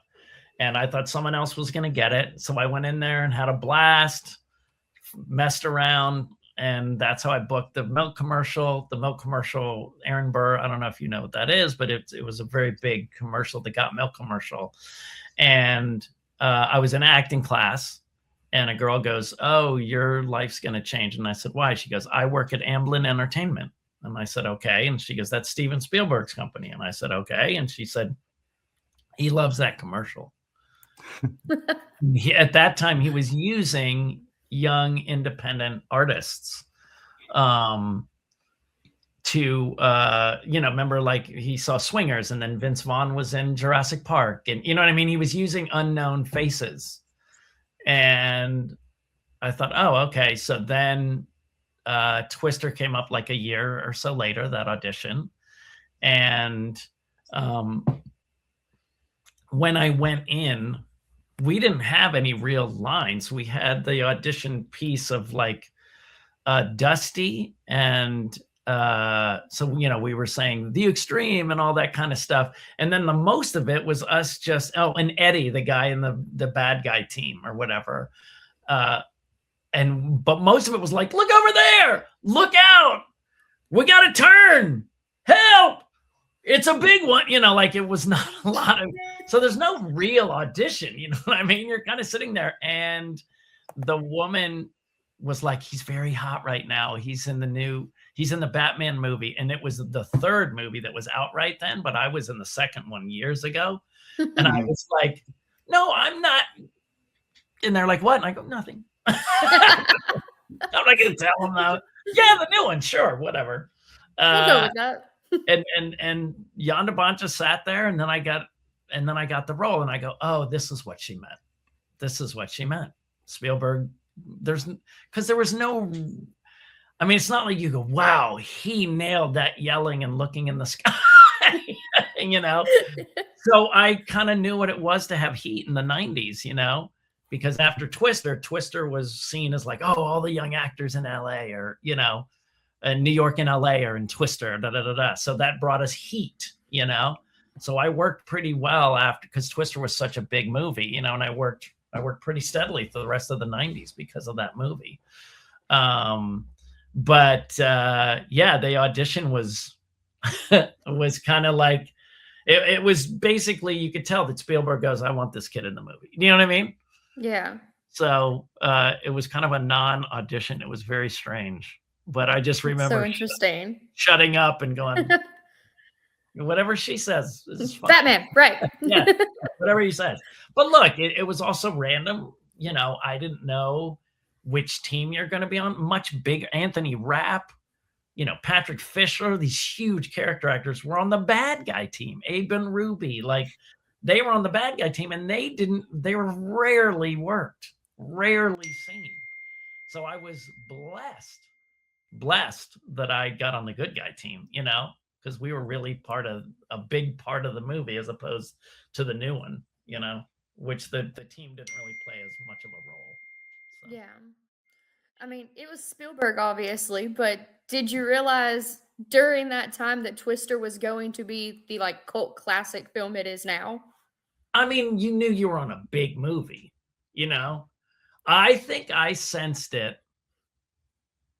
I knew it was a big movie, but I thought, oh, this is the beginning of big movies for me, blah, blah, blah. And I did that and Batman Returns, which were massive sets and big productions and things like that. Those were my biggest, and Men in Black. Those are the biggest like blockbusters I was in. But no, I didn't know until I saw the trailer, the first trailer. And it was like such a great, because it was like from the director of Speed. And and the producers behind Jurassic Park, and I was like, oh damn, and at the premiere I was like, wow, this is humongous. But when it finished, you're doing something for 6 months, and then you see it all condensed into an hour and 40 or whatever it was, you know what I mean? Yeah. And it's overwhelming. It really is. And I remember leaning forward at the premiere because the whole cast was sitting there, and Helen Hunt was at the far end, and she leaned forward, and I looked at her and I go, hey, and she goes, hey, and this is done. And she goes, this was either super fun and exciting or the worst piece of shit I've ever seen. And I go, and I don't know which. And she goes, neither do I. And then, obviously it blew up, it blew up. Thankfully, it was the latter, Yeah. I mean, and we did. But here's the funny part is when I got on set, I said to Alan, I go, oh, what's our backstory? Who should we? And he's like, how about Sean and Alan in a truck? And I go, what do you mean? He goes, dude, this is about the special effects. And it really was. It was, and it was a money grab. They go, look, we've got this director speed. ILM wants to do something. They just did the dinosaurs. They want to challenge themselves to do something interesting. They want to do tornadoes. Michael Crichton had this idea. We didn't have a finished script. Like we were shooting without a finished script, So when that happens, that's not about like, oh, we love this script, we have to make it. They're like, we want to make these elements are going to make this thing awesome, And it worked. So because they had a great set writer, Jeff Nathanson, who wrote Catch Me If You Can, The Terminal. He wrote both of those. He was the on-set guy, and he was really fun and funny. So he came up with these, some weird one-liners in our nerdy, that's not a whatever, that's a space station, and me saying it. Like my thing with Alan about it said, Bill pulls in and says hi to the crew. That's all it said. And then they said, hey, we got to show these guys. They're in charge of the, where to go. So we have to do something with either maps or stop signs or, something, right? And they go, how about this one about the maps? About not following. Do you want to do this one or the one about the truck? No. It's the one about, okay, Sean, this is your line. This is your line. Set it up. Boom, boom, done. And then I can't stop hearing I didn't fold the maps for the rest of my life. And it was 10 minutes in an Oklahoma field. You know what I mean? It was like 20 minutes in an Oklahoma field that we shot one day back in 95. And yet, you know what I mean? And that's what I think is the strangest thing. So because we thought, oh, this isn't about us, we all just had a good time. So then, years later, talking about social media, is when I'm on TikTok, people never talk about the special effects. They talk about us. And that we were a group, and because none of us thought this movie had anything to do with us. It had to do with the special effects. So letting that go, we were able to relax and have a great time, if that makes sense. Yeah. And like me and Phil doing food. Me and Phil met each other every day and said, whoa, what's up, brother? What's up? That's how we greeted each other every day. So I love that we do that in the movie. I love that I have that with him, forever. Yeah. Because that was our thing. So we were just being kind of ourselves, which made it, which I think that's why people liked it, is because we weren't, we weren't trying to do anything or prove anything. We were just having a good time because we really didn't feel the movie was about us. And now the main thing that people talk about is they loved our team. And they loved our camaraderie and the fact that we were, silly and loose and, which is great. I think that shows how real it was on set. That you can feel that when you watch it. Yeah. When people say like, oh, what do you think of the crew in the new movie? And I go, they don't have a plot. That's not fair to compare us to them. Yeah. It's not really fair because they're not really part of the movie. We were a very important part of the movie to show that Jamie Gertz doesn't belong. And we weren't doing that to be mean, but we're supposed to show that this is our world. This is different. We like this stuff. You don't fit. So you can't really do that to the new movie because they didn't really have a purpose. Yeah. Did you like the one? Not as much as yours. That's what everybody says. They're like, it doesn't have the same heart. And I go, well, it was a good film if you don't compare it. If you compare it, it's trash. Well, ours was an action movie. Look at the body count. There's like 4 in ours, and there's like 50 in there, the new one. So that's a disaster movie. Ours was like an action movie. You know what I mean? So So I think it's a different thing. It's unfair to judge that new team, but there was a lot of backlash for us not being in it, and they didn't make their goals that they thought they were going to make. You know, they probably will shoot another one. I think it got greenlit. I'm not really sure, but people are like, you better bring back some old people.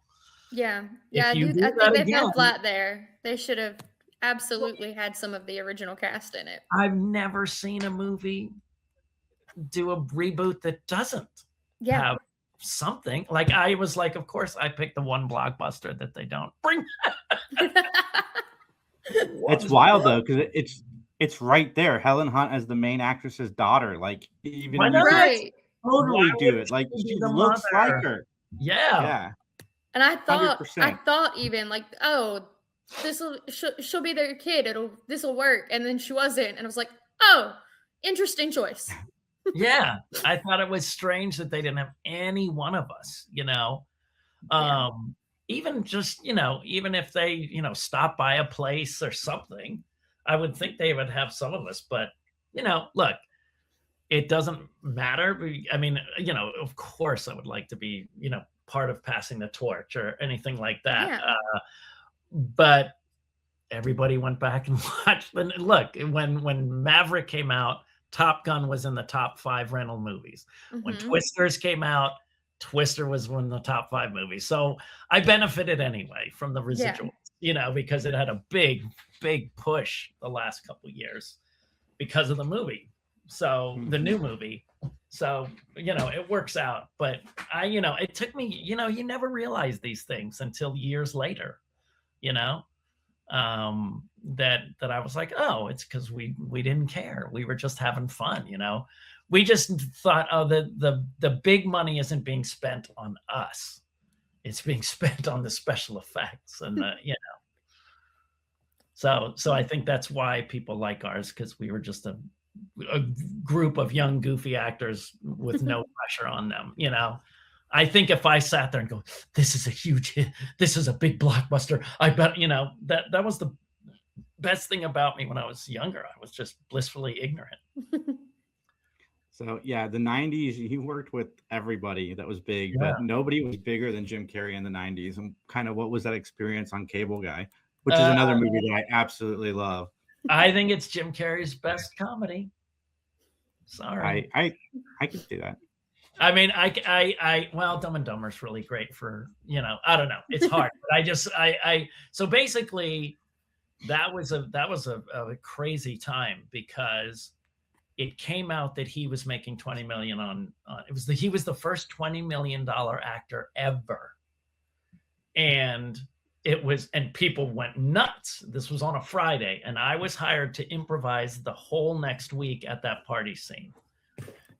Since that came out on the Friday, the studio said, we've got to buckle down. We've got to trim the thing. And so Ben Stiller came up and said, I know you guys are all hired as improv people, but we don't have the money we're only going to shoot you in 2 days instead of 5. And you're just kind of being glorified extras. If you don't want to be a part of this glorified extra, you can tell me and you can sit in the back. Now, I had met Ben a couple times through Drew Barrymore. And he started going down the line and he's like, I don't want to be an extra. I don't want to be an extra. No, it goes, I don't want to be seen as an extra. Put me off camera. Put me off camera. And then he only got a couple. And then he came to me at the end and he was like, and I go, it's fine.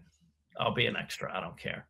So I'm just essentially an extra. I think when people see it, they think, oh, stuff must have gotten cut.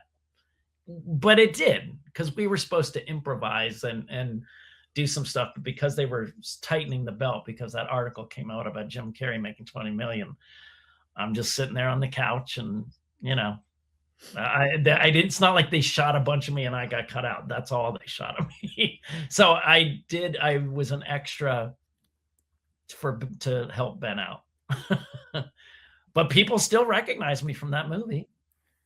100%. And watching him was amazing because, you know, we had a big party scene. So that's always different. You know, if it was a one-on-one scene and it was just me and him sitting in a room, when he'd come in, we probably would have chatted, or, you know what I mean?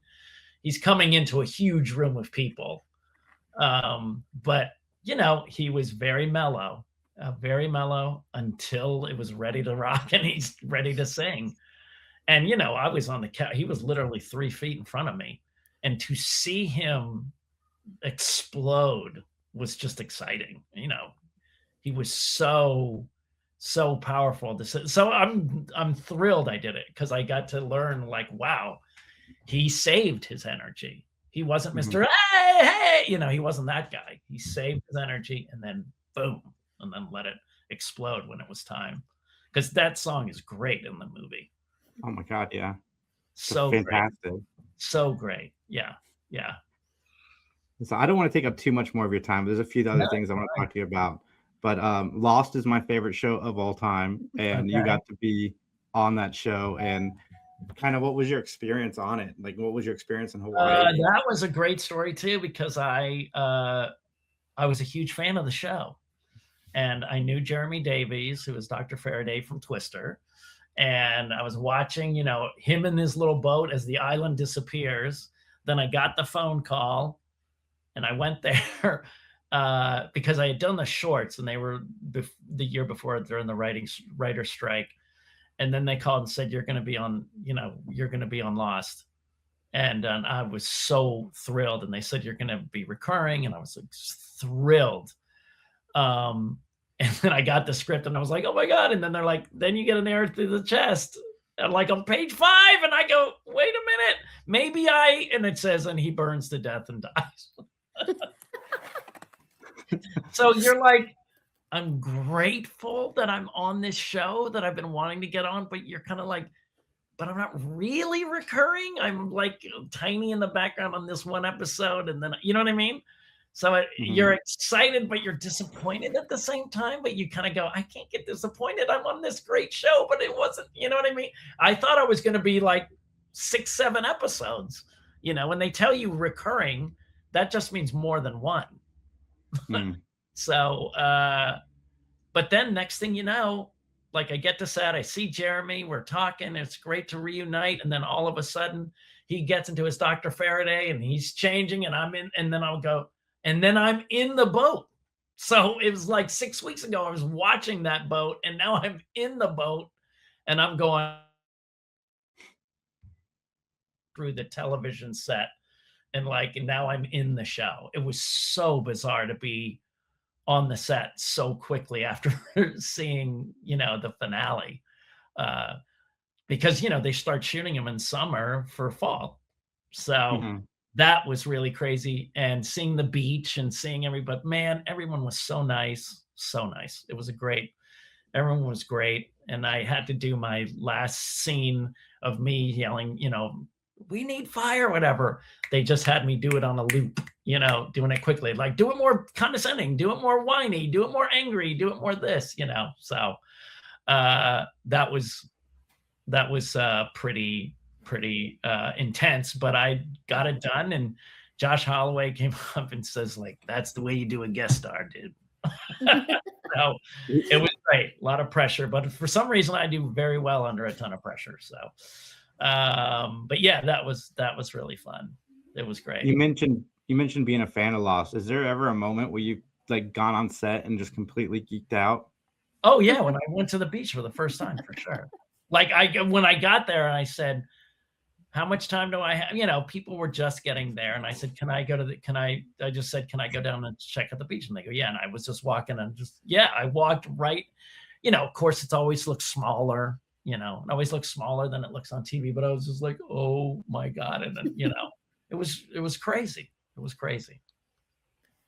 So speaking of being a fan of things, your fans, do you ever have just like crazy lines or obscure lines that just kind of throw you off and you're like, how is that what you remember when fans see you? Yeah. There's some people that throw out lines from old movies or, you know, that I'll be on a live and they'll say something like I did the Canadian La Femme Nikita, you know what I mean? Like, and somebody will bring that up, or you know, Lab Rats on Disney Channel, where, you know, just And I was like, wow, that's a deep cut. Like, how do you know that?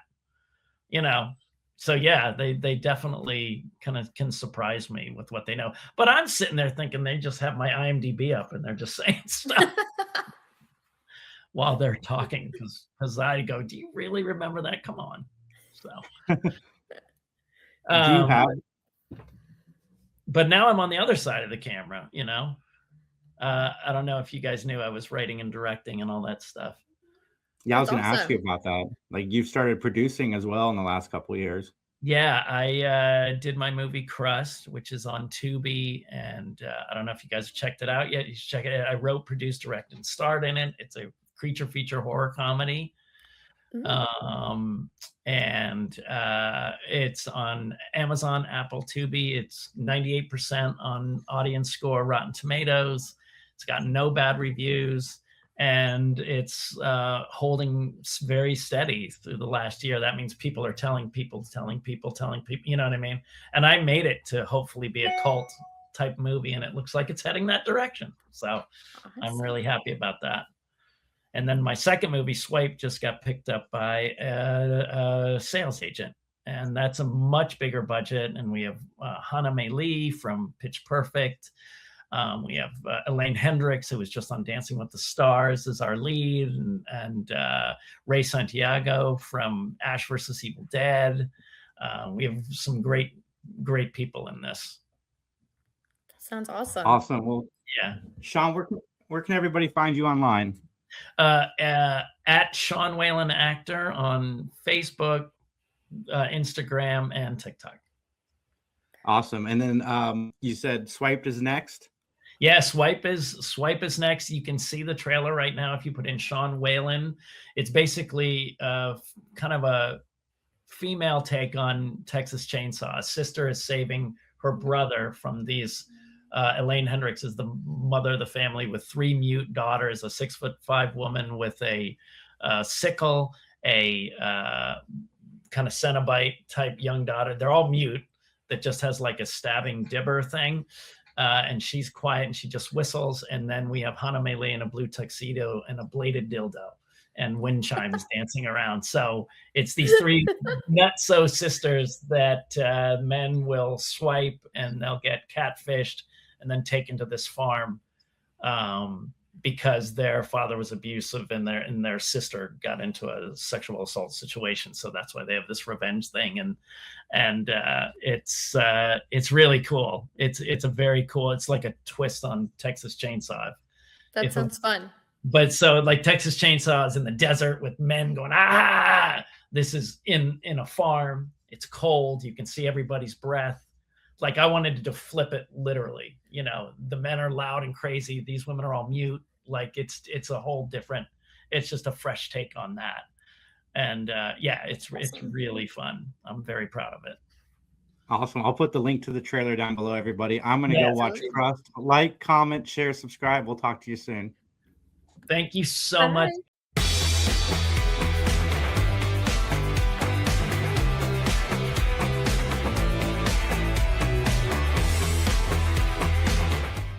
What is going on, everybody? Welcome to another Three Geeks Conversation. Jason, Destiny, we're joined today by Jeremy Sumpter. Jeremy, how's it going?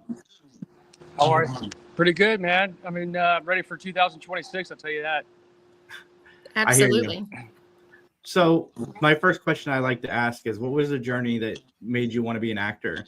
Okay, so I was born in Northern California, up in Carmel. My parents, my dad's from Monterey, California. My mom was from Kentucky, however, and she was a Russian linguist in the Air Force up in Fort Ord. And she met my dad. They got married, had me and my twin sister and I, and then moved us back to Kentucky to raise us. And then we had my little sister. And over the years, I would prank them all the time. I would pretend I had a knife in my back and go all out. Twister was my favorite movie. I'd always act it out. And yeah, no, I've always wanted to be an actor since I was a little kid. And this opportunity came up called IMTA. My dad was an Emory, was a freight truck driver for Emory Worldwide. And and so he heard this advertisement on the radio called IMTA. international modeling and talent agency. And I auditioned, my parents auditioned, my sisters, and sure enough, I got picked, and I trained, and I went to California for the big convention after 4 months of training and acting and modeling and all that, and just killed it, rocked it. Won preteen male model of the year, and I met my manager Mark Robert. Well, he's retired now. My previous manager of 25 years at IMTA, and 6 months later, my dad and I were moving to California to go, and my second audition was for me. So I went into the audition, wasn't so good, and she's like, "Thank you, Jeremy. You have a great day." When you hear that, that's like, okay, it's done. Anyway, I'm 10 years old. I go over. Before I walk out, I turn. I look back at her, and I walk to her, and I get right up in her face, and I said, "I'm the one you're looking for." And the way that I said it, and she said there's something about the way I said it, and she believed it, and so she says, "Okay, come back and be better tomorrow." And I did, and after 4 or 5 times of that, I put my frailty, and she told my dad at the wrap party, she goes, he said when he came to the audition, there was no way he was going to get this role, but when he said, "I'm the one you're looking for," and he made me believe it, and he was right. And after that, my career took off. That's awesome. So can you tell us more about that first role? Kind of like how that start meant to you? So it was a learning experience for sure, for both me and my dad, because here it is, all of a sudden I booked the lead role in a movie with Bill Paxton, Matthew McConaughey, and I'm one of the main leads for my very first role, and it was awesome. And if you ever find yourself, so they just did a huge re-release of Frailty, and we had a screening of it at the theater down in Santa Monica. He just did Lionsgate just did a re-release of the 4K version of Frailty, and in the box set you get the script, the director's notes. It was Bill Paxton's directorial debut, so it was his first time directing, and so he also played my dad in the movie. And so, you get the whole director's notes, all of the script in there. It's pretty badass. Bill Paxton, he was my favorite actor growing up as a kid from Twister. And then sure enough, I'm working with him in my first movie. And what's even crazier is a few years later, after I did Peter Pan, I did Soul Surfer, and I ended up working with Helen Hunt. So I got to work with both Storm Chasers from Twister and Bill and Helen, and then even crazier, a couple years after that, I'm playing one of the lead roles in a storm chasing movie where I'm the storm chaser for Warner Brothers called Into the Storm. So it literally came full circle. It was crazy. That was going to be a question of mine. Hearing that Twister was one of your favorites, is that kind of what inspired you to audition for Into the Storm? Yeah, originally I didn't get the role because I was a little too old for the brother. I went in for one of the brother roles, and they're high school, and I was just past that age. I was too old, but I told him the story of I went in there and I was like, look, I have to do this movie because if it wasn't for me, if I wasn't an actor, I would have been a weatherman growing up or a storm chaser, and I do storm chase. I have a very strong love for weather, which California, you get boring sunshine every day, and I don't like it. I need storms. I like chasing weather, and so I told him that story of and I took the camera off the tripod because it's a found footage movie. When she said action, I walked over and I took the camera off the tripod and I picked the camera up and I started doing my scene like this. Hey, yeah, so this is my room, and I went out in the waiting room with the other actors and they're like looking at me, and I had and I walked back in and I handed her the camera, said thank you, and said there you go.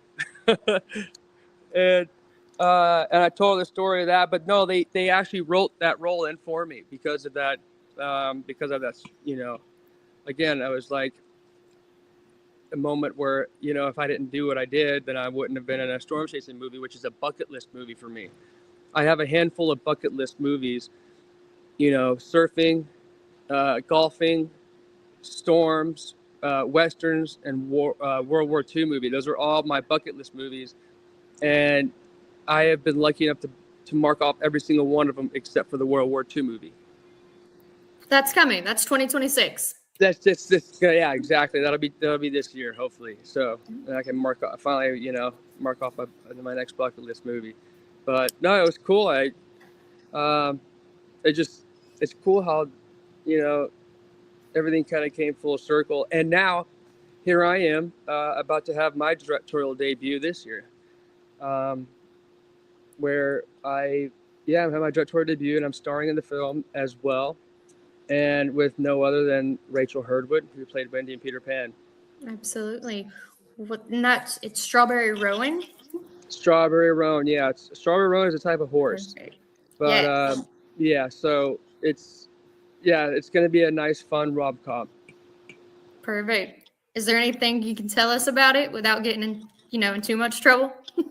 Well, right now the script is in development. We're in development right now. Early on, I'm trying to get the movie start shooting first week of April, and we put everything on the line, and I do whatever it takes to give my wife her dream, and that is because she had a Strawberry Rowan, when she was a little girl, and she grew up with it and it passed away, and it just really made it sink. So I'm like, okay. So I find one, and it's in Mexico, and we embark on this road trip from Portland, Oregon, all the way down through California into Mexico to go to this ranch and buy this horse. And we put all of our savings, and as it turns out, like, it cost everything we had just to get down there. We couldn't even buy the horse. So anyway, I'm telling you too much. Yeah. But it's awesome. It's gonna be a fun movie to do. Absolutely. How exciting is it to be able to work with Rachel again after all these years? Really exciting. In fact, her and I are doing this con in April too. So we're all working together. But that one's in Atlanta, right? Yeah, exactly. We're gonna be in Atlanta doing that, and that's gonna be fun because that's gonna be our first one together. And that's cool. Yeah, and I haven't seen her in years, but we've stayed in touch, and I'm excited. She is too. And the thing is like, I got this other film coming out this year that's going to be huge, Miami Nights. So during that time, I'm going to be trying to film Strawberry Rowan, and at the same time, I'm going to have to do a tour thing with Miami Nights, the film I did with Terrence Howard and Jeremy Piven. So, it's gonna be busy. It's gonna be a busy April. Can you give us any insight to Miami Nights? It's a fun ride. You're gonna love it. It's a cool movie. I play a Marine in the military, and I save Terrence Howard, a journalist, and but at a lot of cost. And then I struggle to get back into society, and I end up getting in neck deep with the cartel in Miami, and it's an action film, and sounds good. It's gonna be awesome. Yeah, Jeremy Piven's great in it. Terrence Howard is great, and my leading lady Sidel, she's great. It's a good movie. I watched it. It's a lot of people are gonna love this movie. It sounds like it's got a great cast. Great. I do have two things to ask you about before we let you go. And one of those things is, what was it like landing Peter Pan? Like, what was that process like? Okay, so growing up in Kentucky, I was known as Peter Pan because all my little buddies and stuff in the neighborhood, I was their leader. And all the moms in the neighborhood would look up, say I was known as Peter Pan and my Lost Boys. And I was Peter Pan, and they were my Lost Boys, and they did anything and everything I asked because I was.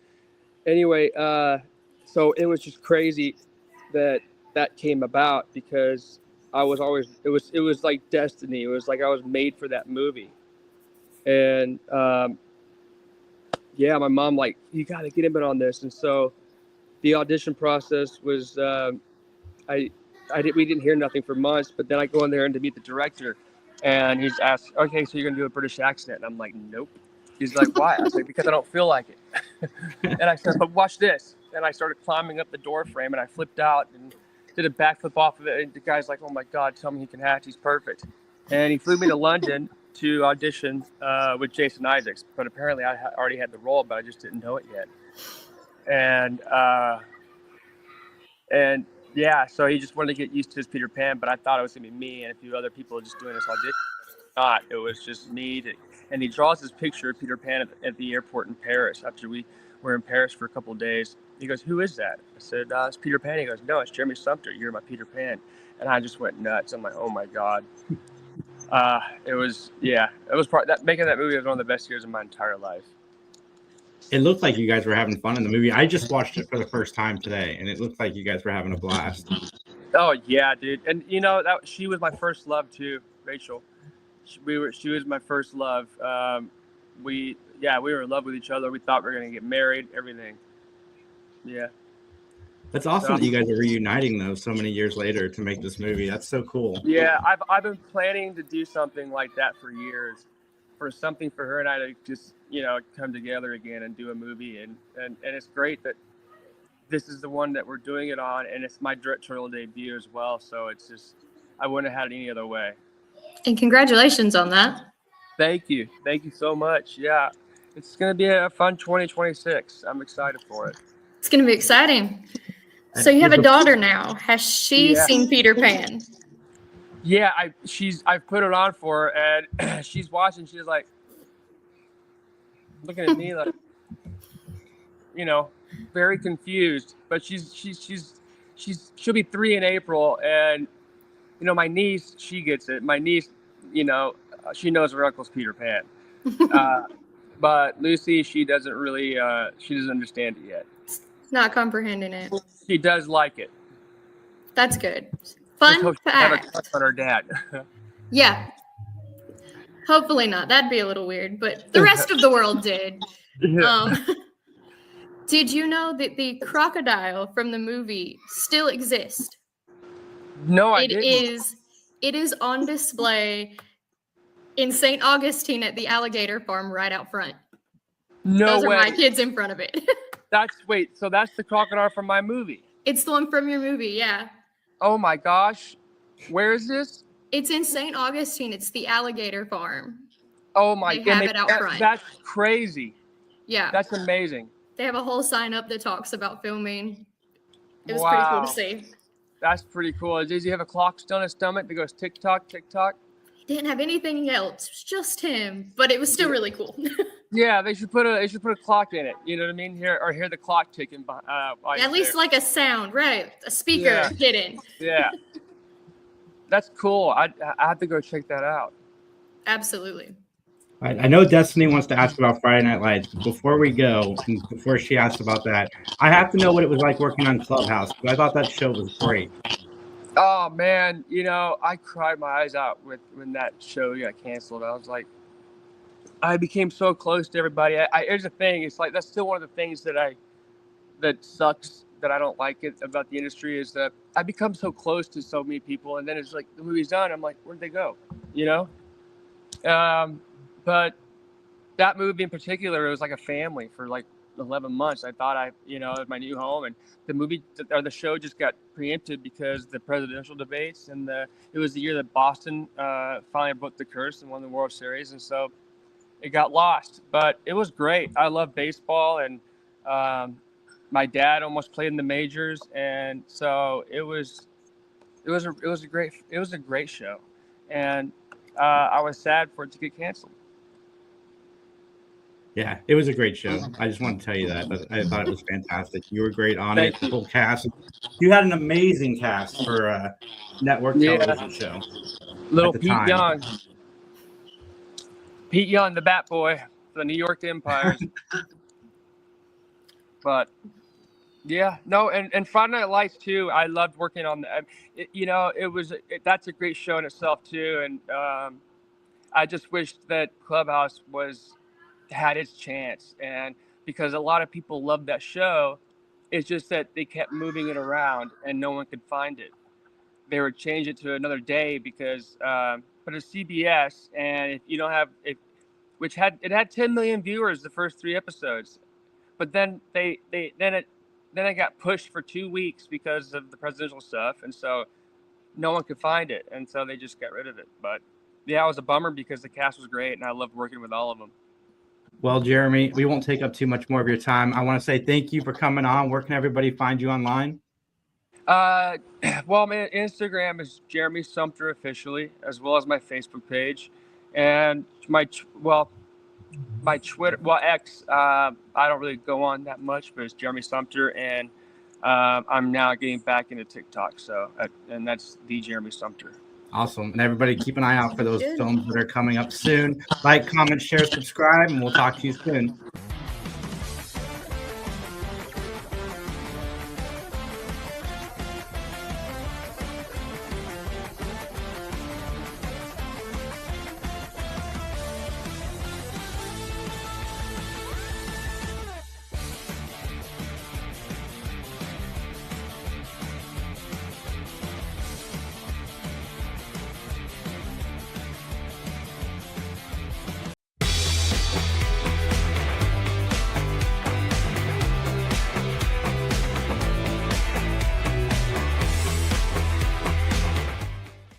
Welcome to another Three Geeks Conversations. Jason, Justin, Destiny, Scott. We're joined by Stephanie Nadalony. Stephanie, welcome. You and I hung out on the FSF podcast a couple years ago, I think, and I remember your Beavis and Butthead impression was amazing.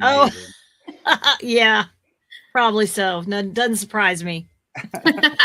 How are you today?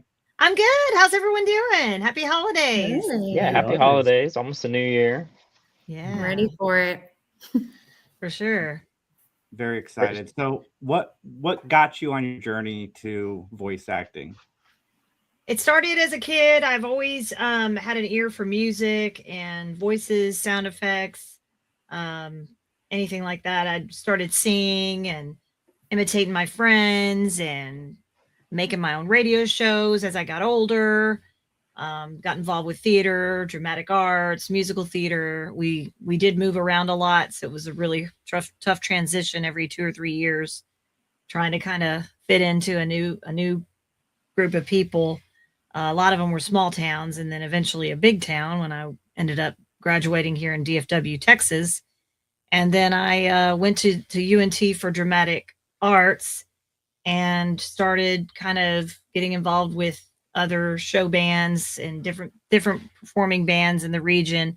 Started sitting in with some of them and ended up with a couple of auditions, and kind of one thing led to another. And I joined a show band in 1991 called Vince Vance and the Valiants, featuring the vivacious vixens of rock and roll, Venus, Violet, and Victoria. I was Violet.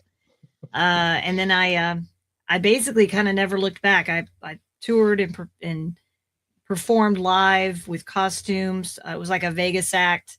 We went all over the United States, parts of Canada. We did do a USO tour in 2000 for the Navy. And man, I was on my way. I met other people through the music industry and started working for Chuck E. Cheese as Helen the Hen for a very short time. And I worked at Jimmy Toys, which is a company that puts the sound bites in all of the little toys that twirl around and sing. And I was able to utilize singing and voice acting at the same time, which was something I found out was a little more of a unique talent. And from there, I started singing with a band called Brave Combo on the side. And we started performing we actually ended up recording original material.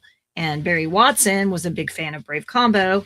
And he asked me if I did voice work. And I said, yes. And then about 6 months later, I was called in to audition for something I'd never heard of, Dragon Ball Z. You still do music that was today? 1998. Mm-hmm. Yep, long time ago. Cool. Auditioned for all the female roles. Didn't really know anything about it.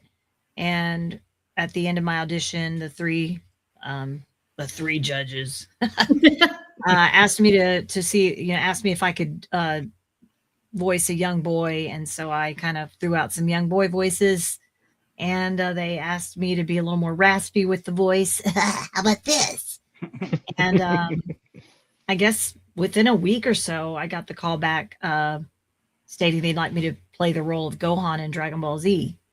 And from there, it was just a matter of jumping in the booth and following direction and getting, into an environment that was, different. It wasn't a stage. There wasn't an audience. But I just, I'd learned to adapt along the way in so many different situations involving performance. So I just followed suit, showed up when they needed me. Sometimes months and months would go by and I wouldn't be needed. So I was singing in my show band, and then I would just kind of book session time as needed, 1, 2, 3 hours at a time. And then things kind of progressed from there with the company. They had acquired more animes. The company was called Funimation. We recorded in Fort Worth. And that's how it started for me. That's awesome.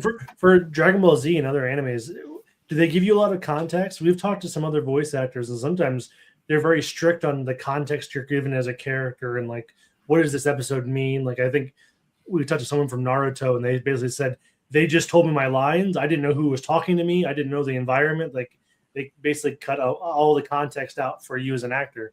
Is that something similar for Dragon Ball or Dragon Ball Z? Or for me, because we went line to line, there wasn't really anybody to act off of, but we would just react to. If someone had come in before us, we would hear their voice in our headphones, and we had paper scripts, and we were in a little bitty booth. It was all padded, and we would watch the screen and mimic the mouth flaps. So early on, I had to rely a lot on the, direction, more so because I had not really done a show quite like that in that particular way of recording. It's called ADR. It's dubbing. And, but my music background ended up being a benefit because I was able to memorize the rhythm of the flaps as if it had a rhythm. And after seeing the visuals, usually I could deliver the line twice because I would see it and deliver the line again to, almost immediately. And then they could move it back to fit if it fit. If any adjustments needed to be made, we made those on the spot. Director had all the I guess, creativity, and if he felt like a line was too long or too short, we would make adjustments and we would just go with it. So sometimes most times I didn't really know what I was going to record. Sure. From the minute I walked in, and it would just be whatever they needed, whether it was pickups. A lot of us at the time would do multiple characters. We would do background characters, women screaming, babies crying. Eventually, randomly got the voice, got cast as East Kai. I'm the queen and I'm moving the gold. Oh my. And that one kind of came unexpected. I had some time left in my session and I auditioned for that character, and that was really fun. Really wacky, which I find it more a little easier for me to be more of a comedic actress, just because I've had so much music and theater background, and most of the stuff that I'm better at has naturally been comedy. And over the top crazy voices are just something I had the most experience with. So it kind of depended on the director. There were some days when other directors would come fill in because they had to record Monday through Friday, and then it was just a matter of going through the machine. If something had to be redone, we would do what they call a pickup session, and we would do all the pickups or all the changes or all the alternate lines that when it went through the approval process. And so sometimes they were pickup sessions, sometimes they were backup sessions, background voices. They call that walla, where say villagers in the background or whatever's going on in the background of the scene, they would have to layer those. If it's a big crowd, we'd have to layer 3 or 4 people in the booth at once, and then they would just layer it, and we would just randomly talk in the background, and they would just layer that and it would sound like, 100 people or whatever they needed. So it was a really great learning experience. And unfortunately, Texas is a right to work state. It's there's no residuals or royalties. We were just pretty much paid by the hour, and that was kind of it. As the company grew and as the talent became more and more versatile, efficient, at some point I think we did get an hourly rate increase. But for me, residuals and royalties are my appearances, traveling, meeting the fans at Comic-Cons, pop culture events, comic stores, special events, whatever it is. So I'm just kind of a freelance, self-employed, feast or famine voice actor now. Kind of how it is.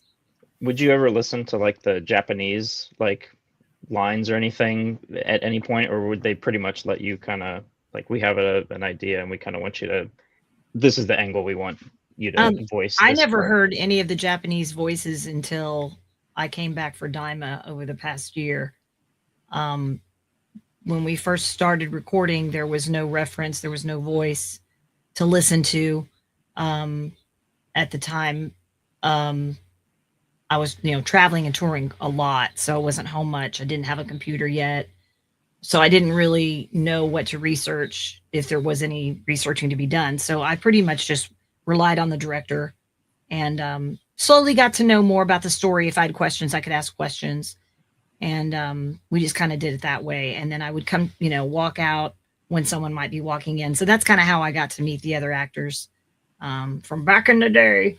Or we might be passing in the break room or, kind of walking down the hall. And some of the directors were also voice actors for the show.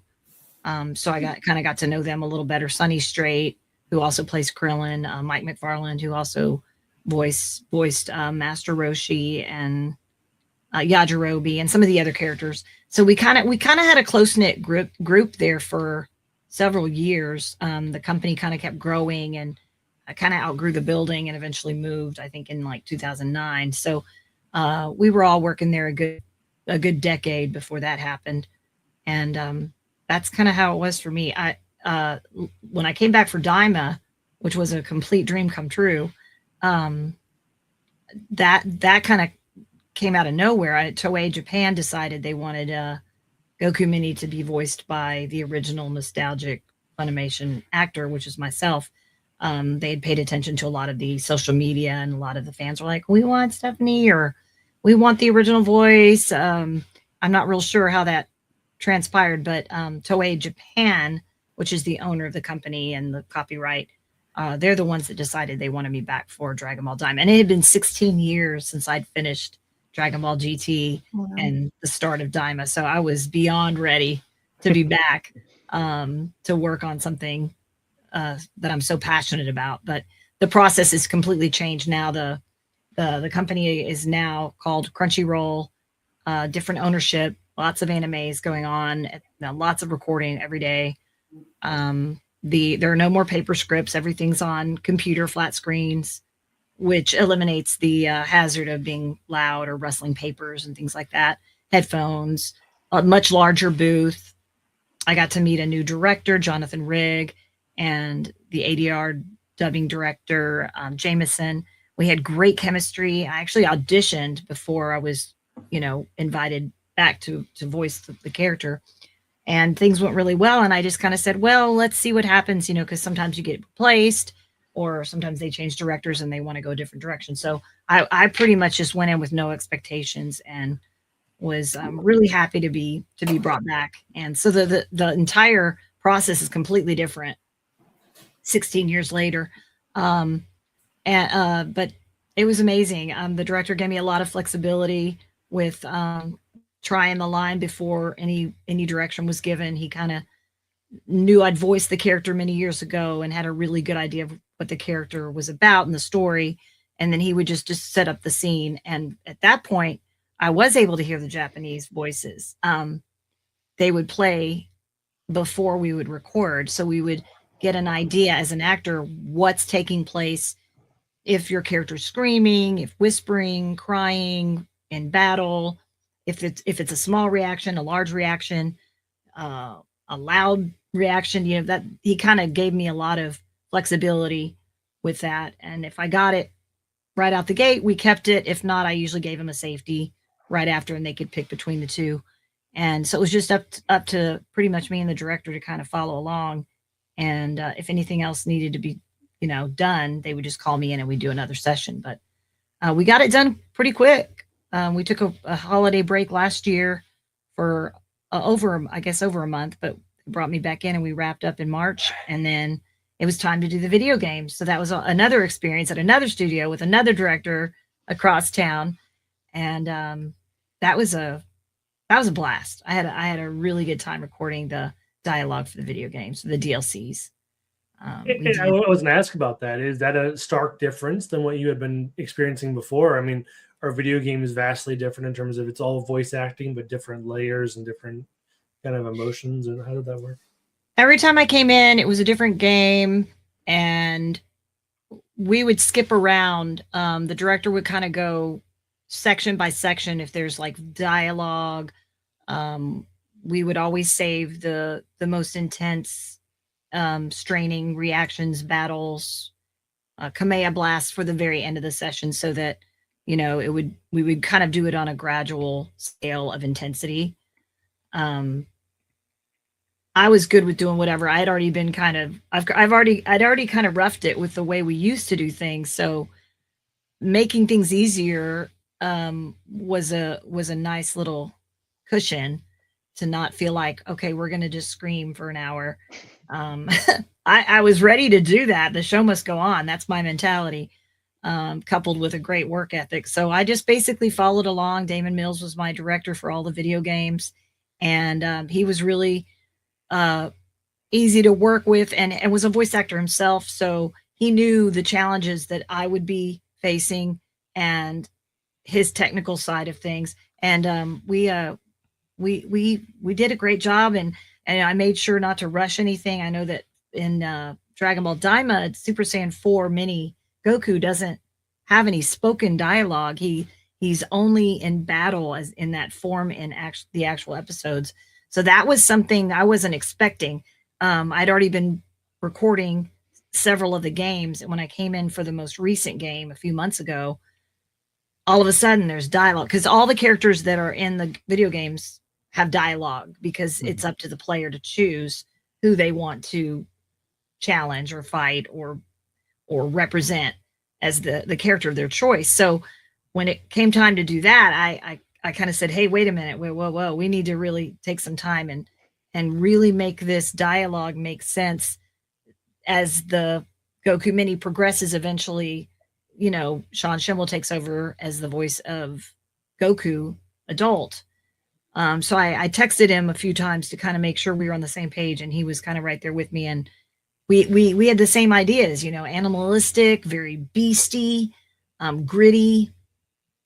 And so when it came time to do the dialogue, you know, it was a challenge, but there needed to be something unique about that form in spoken dialogue. So I made sure to take care to make sure that it was done to the best of our abilities, to make sure we conveyed the right meaning and the right voice for that specific character speaking to other characters.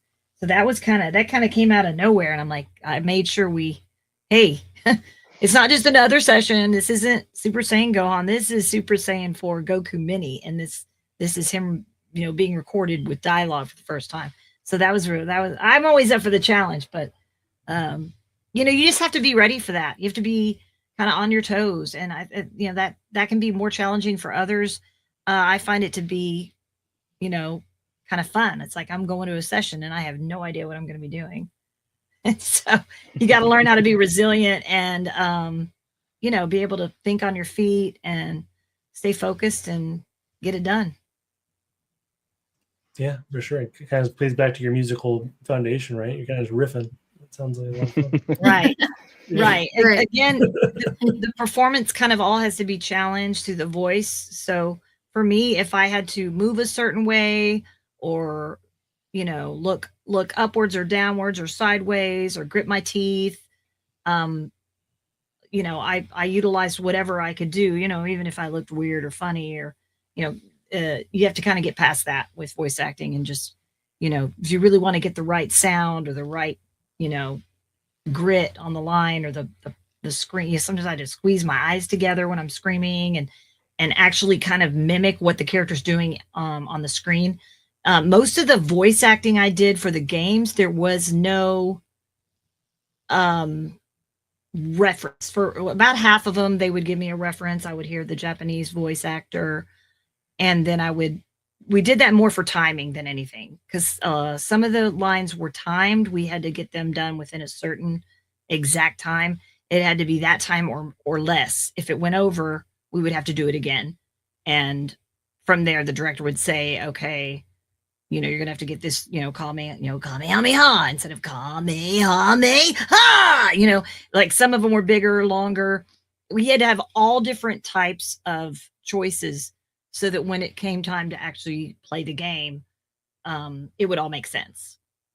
Because each player can be, you know, say pit against or challenged by kind of any other player. So they had to, like, you know, make sure we covered all of the grounds. So it was a little bit different, but we did save the more intense work for the end of the session. Thankfully, I didn't have to, you know, I didn't blow my voice out, thankfully, and didn't have to end early at any point. So that's a good thing. But the sessions are a little shorter now. I would go all day sometimes when I was working on the Cell Saga.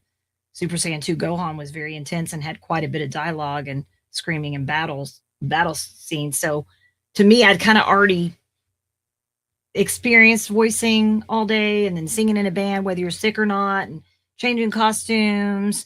You know, if you're sick, you're sick. You just get through it. It's all about the show and the audience. So I kind of translate that into, or transfer that concept into the voice acting with, you know, Dragon Ball Z, Dragon Ball Daima, whatever I'm working on. And you do what you got to do, you know, as long as the, you know, the integrity is good and the creativity and the, you know, everything's done at a high, you know, at a high caliber. You know, none of the lines are ever thrown away by any means. Yeah. But the director was really good about being specific about those types of things. And voice actor himself was really helpful. I know you mentioned earlier about like fan conventions and different things like that. There's a lot of things that talk about how like your voice helped define their childhoods. Like, does that still feel crazy to hear? Or like, is that something that you enjoy when you meet fans? Like, how does that feel for you? You know, that's the best part of it for me, specifically because I always wanted to be a mother, and I wasn't able to have kids. I wanted kids my whole life. I lost my mom right after I got cast as Gohan. It was a very sudden thing, very aggressive form of cancer from some toxic exposure. So I lost my mom in 1999, 26 years ago. And so I kind of, you know, I call myself Animom, anime auntie. You know, now that I'm older and I am old enough to be a lot of my fans' mom, a lot of my fans are having kids and watching Dragon Ball with them. And so I find a lot of joy in meeting not just my fans, but their families, their kids, their babies. That's a extremely joyful moments for me. And it kind of allows me an opportunity to kind of nurture and kind of be a mom-like person in their lives. And, you know, if the babies are up for it, I like to hold the babies, take pictures, you know, all that. I try to have stuff to give to the kids, little freebies, little Dragon Balls. So that's kind of how I've been able to kind of channel not being able to be a mom and losing my mom into kind of still becoming a mom in my own way. So they're kind of like my kids all over the world, I guess, or all the English speaking anime babies all over. So yeah, that's kind of how I've kind of dealt with that and tried to make something really good out of something really, really difficult. You know, with losing mom. Love that. Yeah, it's fun. It's great fun. The cosplay is a lot of fun. A lot of the characters or a lot of the fans will come with their kids or themselves, and they'll cosplay as characters from any anime that they love. Yeah. And a lot of them are, you know, from Dragon Ball Z. So I always have my camera ready to capture the moment and maybe do a little collaboration video from time to time. Post videos every once in a while on Instagram. My TikTok's been hacked. It's been hacked for about 3 or 4 months now, and I can't seem to get back into it. So I don't know when or what I'm going to do with my TikTok. It's still there, but are they posting videos and stuff? No, I mean the old ones are there. I've already tried to get my account back several times. And so just someone blocked you out and they're not posting videos or anything on it. They just I just can't get back into it. It defaults to a completely different TikTok account that I never really created. Yeah, they don't have it. It's got my picture on it. It's kind of creepy. Yeah. It is what it is. I'll get to it at some point, but there's a lot of scams out there. They're wanting money to help me get it back, and it's on the back burner. I'll deal with it at some point. But yeah, I do enjoy. I enjoy meeting the other voice actors at some of the conventions because they're always different. Some of them are pop culture conventions, so I get to meet some of my own personal heroes, from the 80s, the 90s. So I find a lot of joy in teaming up with a lot of different people. I've got pretty much a con family now. I know a lot of the vendors and a lot of their spouses and maybe their kids. So that's kind of become my own real life family, although extended, but still very meaningful friendships that I cherish. And when I get to see people again, it's always like a bonus. Makes sense. That's how I met Justin and Jason. And so Yeah. it becomes a family. It is. We're all con artists. I have a random question. Do you have like a very like obscure impression or voice that you can do? Like we talked to, or I watched something and the voiceover actor could do Bobcat Goldthwait, which is very random. And oh wow, I'm wondering if you have like a random voice you can do that's obscure. Yeah. Well, over the years growing up, I would mimic my favorite singers. At one point, I was able to utilize my songwriting. I was a Weird Al Yankovic fan, so I grew up, listening to the parodies and jingles on the radio, and so I started having an affinity for writing jingles and parodies. And I kind of hooked up with some people that worked in the radio business and was able to kind of take part in that. And around the mid 90s, so I started submitting my work to the station, or they would give me an idea and I would come up with a jingle and write it and produce it and come in and record it. And it was always funnier if you could mimic the original singer and not just change the lyrics. And so that was kind of something that I was fascinated with for a while. I did a Britney Spears one. It was instead of Hit Me Baby One More Time, it was Eat Your Veggies When You Dine. So it's all about vegetables. So squash and tomatoes, corn and potatoes. So I would kind of mimic her styles. I can do Bobby Hill from King of the Hill. But Dad, all this time I thought it was an extra large. I'm actually a medium at the fat kid store. Another kid voice, boy voice. I don't know. Maybe that's just what I'm best at. Yeah, the Beavis and Butthead. I don't think that's such a good idea, Homer. Little Marge Simpson there. So I don't know if they're very obscure, but I do find myself mimicking mostly singers, but occasionally some of the voices. That's awesome. The Britney Spears, very, very great range. Yeah. Oh, thank you much. At one point, I could do a decent Cher, Sonny and Cher. I worked with a show band that was the senior breakfast band for 4 years at the Windstar Casino in Thackerville, Oklahoma. It's about an hour north of here. And as the band would get together for rehearsals, we would start to throw in some bits like that, some comedy bits, and so we did a Sonny and Cher. So. I guess I was trying to mimic her when I sang that song, the I got you, babe, kind of that shaky thing. And like I said, for me, it's because I'm such a music lover and everything started with singing. If I can sing in character voices and mimic the original singer, that for me is always a challenge. And I'll only do it if I really feel like I can really do it. Like I can really hear when it's not quite right. Or if it's something I need to work on a little more, or listen to it again and try again. But I think there's just something about I don't know if it's just the raspiness that I can achieve. I've never smoked a day in my life, but I can sure sound like I've smoked. I know one of my random characters in Dragon Ball was, my influence was my aunt up in Rhode Island. Nadalony is Polish, and so I've got an extended Polish family up in the Northeast. So when it came time to do that voice, I channeled my Aunt Manya. She's like, "Oh, that's a Randy boy." So I don't know why I can be raspy. I think it's just from singing so many years and having to sing when you're sick and sounding raspy that it just became a comfortable thing that I'm able to channel. And then as I've gotten older, my soprano voice is naturally lowered. And then, of course, doing all of these screaming, almost men voices has naturally kind of lowered my tone. So I've got like a lower singing voice. I can still sing really high, but my comfort zone has been, naturally lowered. And I think that's common for pretty much anybody who is a singer. Mm-hmm. Makes sense. So going back, I remember you mentioning how you kind of had a fairly close-knit cast when you first started out. Was there a time when you guys kind of looked at each other and was like, we have something really special here? Like it's finally going to start catching on in the US and really blossom into like, oh man, we're really a part of a thing, like whatever that thing is. Right. Well, to this day, I mean, we're all, from what I can tell, everybody's still amazed that it's still going. The Dragon Ball franchises, it was one of the gateway animes from Japan. And, we're talking 40 years now. The manga came out in 1984. And the first episode of Dragon Ball aired in Japan in 1986.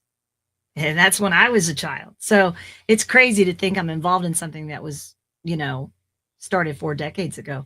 But at the time, anime wasn't mainstream. And I mean, we all kind of had to learn as we went along, like, what is this thing we're working on? Like, what exactly is it? Where is it going?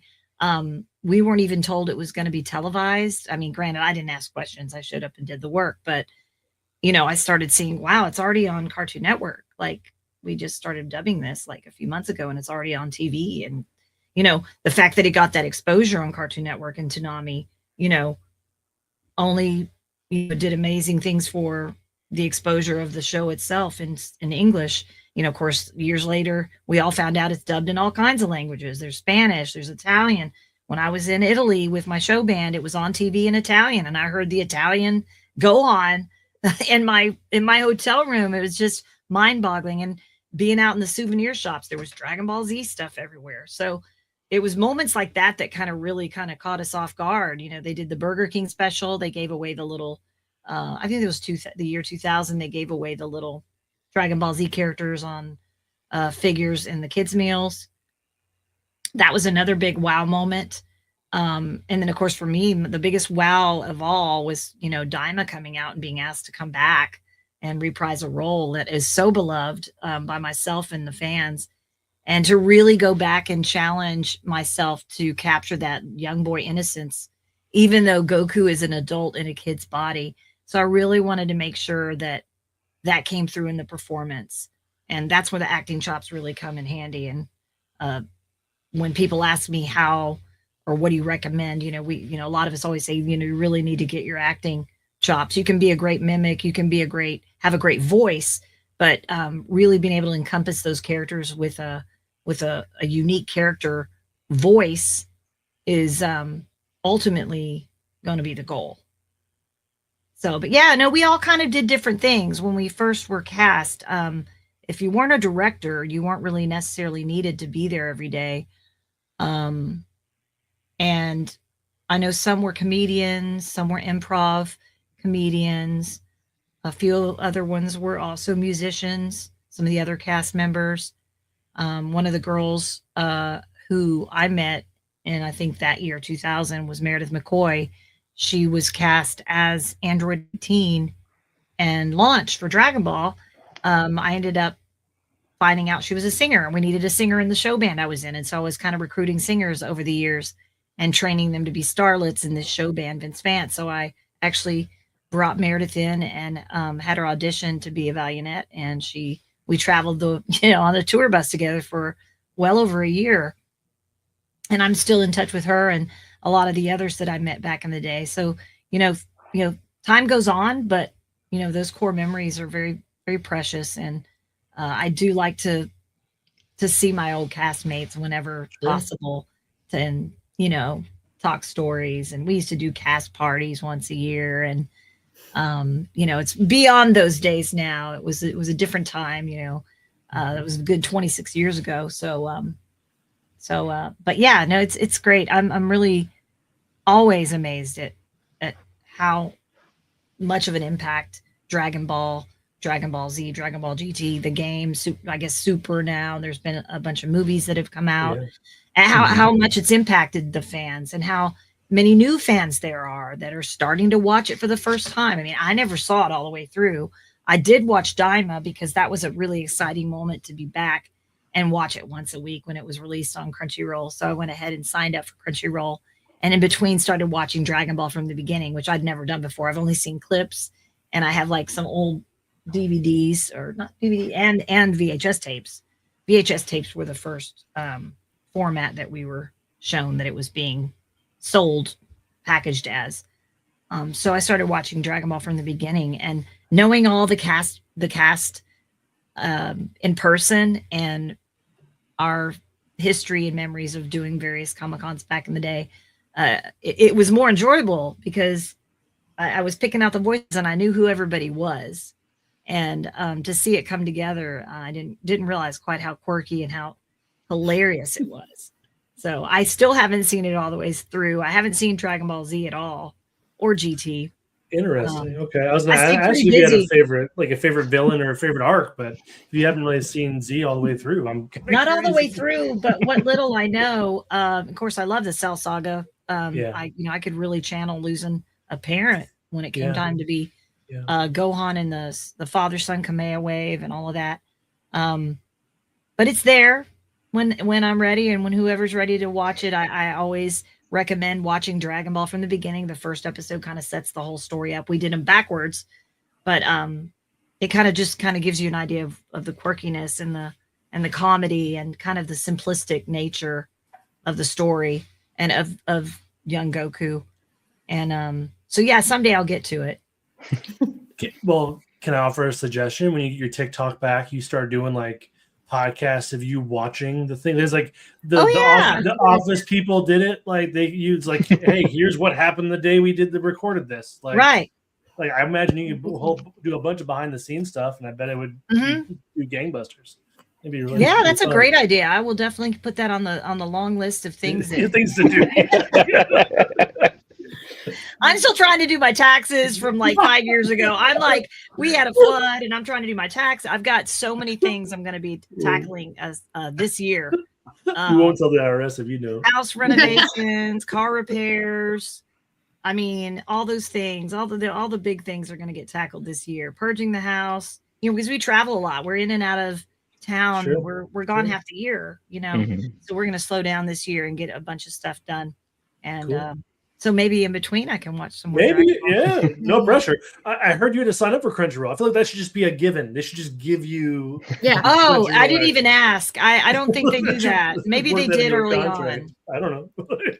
I'm not sure. I never expect anything. I mean, people have asked me that. I'm like, I've never really asked. I do like to support the show and the art and the creativity of it, but now that everything's grown so much and there's such a big talent pool here, I don't think those perks are available.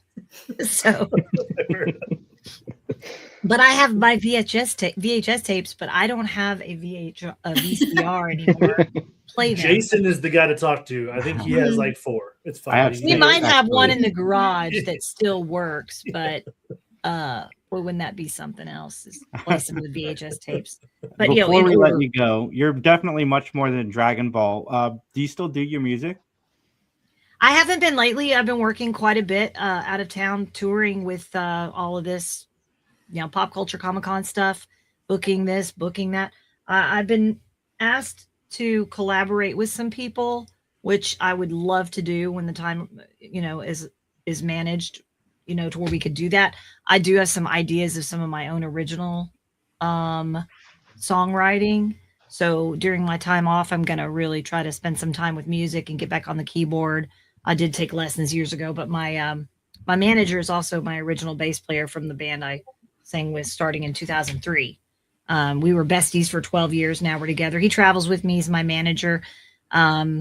He fails miserably because I'm unmanageable. I take him with me. He and I let him kind of manage the business side of things, and we're going to be revamping all of that this next year. But we play music all the time. You know, when we do our road trips, we play trade songs and we talk about the intervals and all the different lingo that you learn in music theory. So we're always up for listening to music, and music for me is very therapeutic. And, you know, songs will take you back. Songs will take you back to when you heard them the first time, or, you know, you'll hear it again and it's like you've lived another 10, 20 years. And you're like, wow. And it kind of hits different. So I think music is very universal, no matter where you're from or how you've grown up or what country you've lived in. I think that music is kind of one of the things that unifies people. Yeah, so there's going to be stuff on the horizon. I've also got a full album that was produced in 1997 and 98 called The Cookies. I ran out of breath. The Cookies. And it was a collaboration attempt that we made with Brave Combo. It's a polka band, polka nuclear world kind of pop band out of Denton, Texas. They've been together about 40 years as well. And we worked on an original project. So I'm going to figure out how to get that on Spotify. And that's another thing on my list. People are asking, where can I hear your music? Aside from my website or YouTube on some of the anime themes, I don't think there's really anything on Spotify where they can grab that. So that's another thing I'm looking forward to doing. Taxes. Music out there. It's new music out there. I mean, even if it's like a cover of something, I want to do like a little teaser song and put together a video or something like that before I get too old to do it. There you go. I'd follow you on Spotify, 100%. Yeah, 100%. Yeah, it'll be a while, but we're gonna put that up. I'm gonna get with the original artist and make sure we've got permission and how to set all of that up so that he gets his portion and however that works out. I just want to do it the right way. Give him his flowers. As a musical theater kid, I have to ask if there was ever a favorite musical or favorite role you ever did. Wow, I did a bunch of plays, a lot of musicals. I did Shenandoah. I did Oklahoma was a fun one. I did that my first year of college. I was the understudy to Laurie, who's the real Laurie, the lead role. But I got to learn all the lines, and I was ready in the wings if something happened and I was needed. But I also played, part of the chorus. The Fantastics, I was in that. Pippin. I played the lead role in Pippin. I don't know if that's kind of a little bit more of an obscure one. Oh, we did Pippin in high still school. one I love. Yeah. But my dream role would be a character that is animated that voices and sings, like the Little Mermaid, Jodie Benson. Oh yeah. Like, it wouldn't have to be Disney. I'm just saying in general, like just a fictional character that sings the role and speaks the lines, because that's actually, believe it or not, a little bit more rare than you would think. Yeah. Yeah, a lot of times it's a voice actor for the spoken lines and a singer for this. Even song. when I think sometimes like, oh, the singing voice sounds exactly like it, though it's two separate credits. 100%. They get different talents for both those roles. Right. And I'd love to do more anime themes. I don't know why they don't do that anymore. I did Yu Yu Hakusho, Sayonara Bye Bye, opening and closing themes for Kitty Grade. I did some for Detective Conan and Case Closed. And I don't know why they stopped. They're great in Japanese. Don't get me wrong.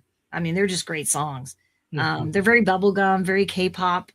I'd love to do more of that. Maybe even write songs for like a children's album, lullaby album. I've got some ideas. That'd be cool.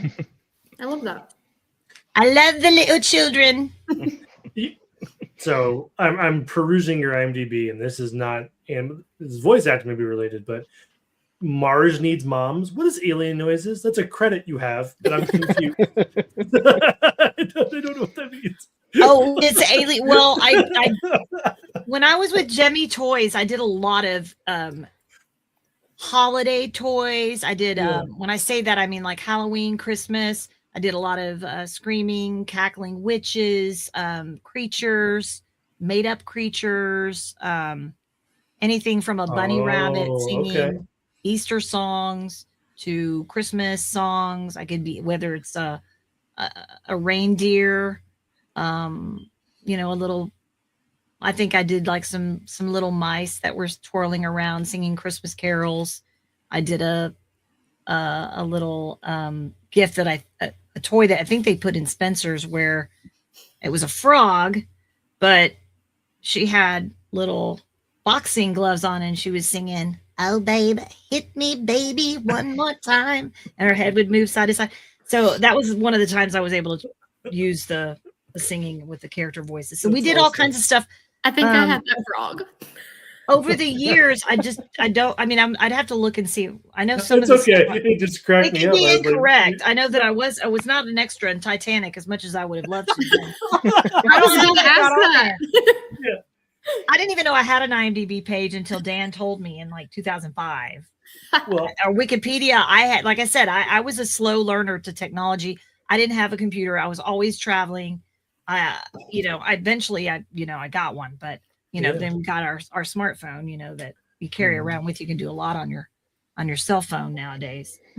Well, now so I want to tag you into movies. I just want to randomly just blow up your IMDb. It's like, was she an Avatar? Just start adding random things. I know. I'm like, who regulates this stuff? Like, if it's inaccurate, that seems like you can go on there and change it. No, it's fine. I don't know 100%. Just own it. Own Titanic. Yeah, it was in the background at the dance. Yes, like Wikipedia and IMDb both. If you just you reach out to them, you can prove who you are, and it'll let you change verify it. Yeah. IRS, hopefully in the coming years Spotify, there'll be more added to it. Whoever does those sorts of things. There are some things on there I'd actually kind of forgotten about. When I was working with Funimation, I was also working a little bit at ADV Films down in Houston, which is about a 4 or 5 hour drive. And I made some contacts with some of the directors there, and I did go down in 2005 and 6 and record for like a show called The Adventures of Moby Dick. I played Ader, which is another little boy, another rascally little boy voice. I played I think Hello Kitty on Hello Kitty as somebody's mom.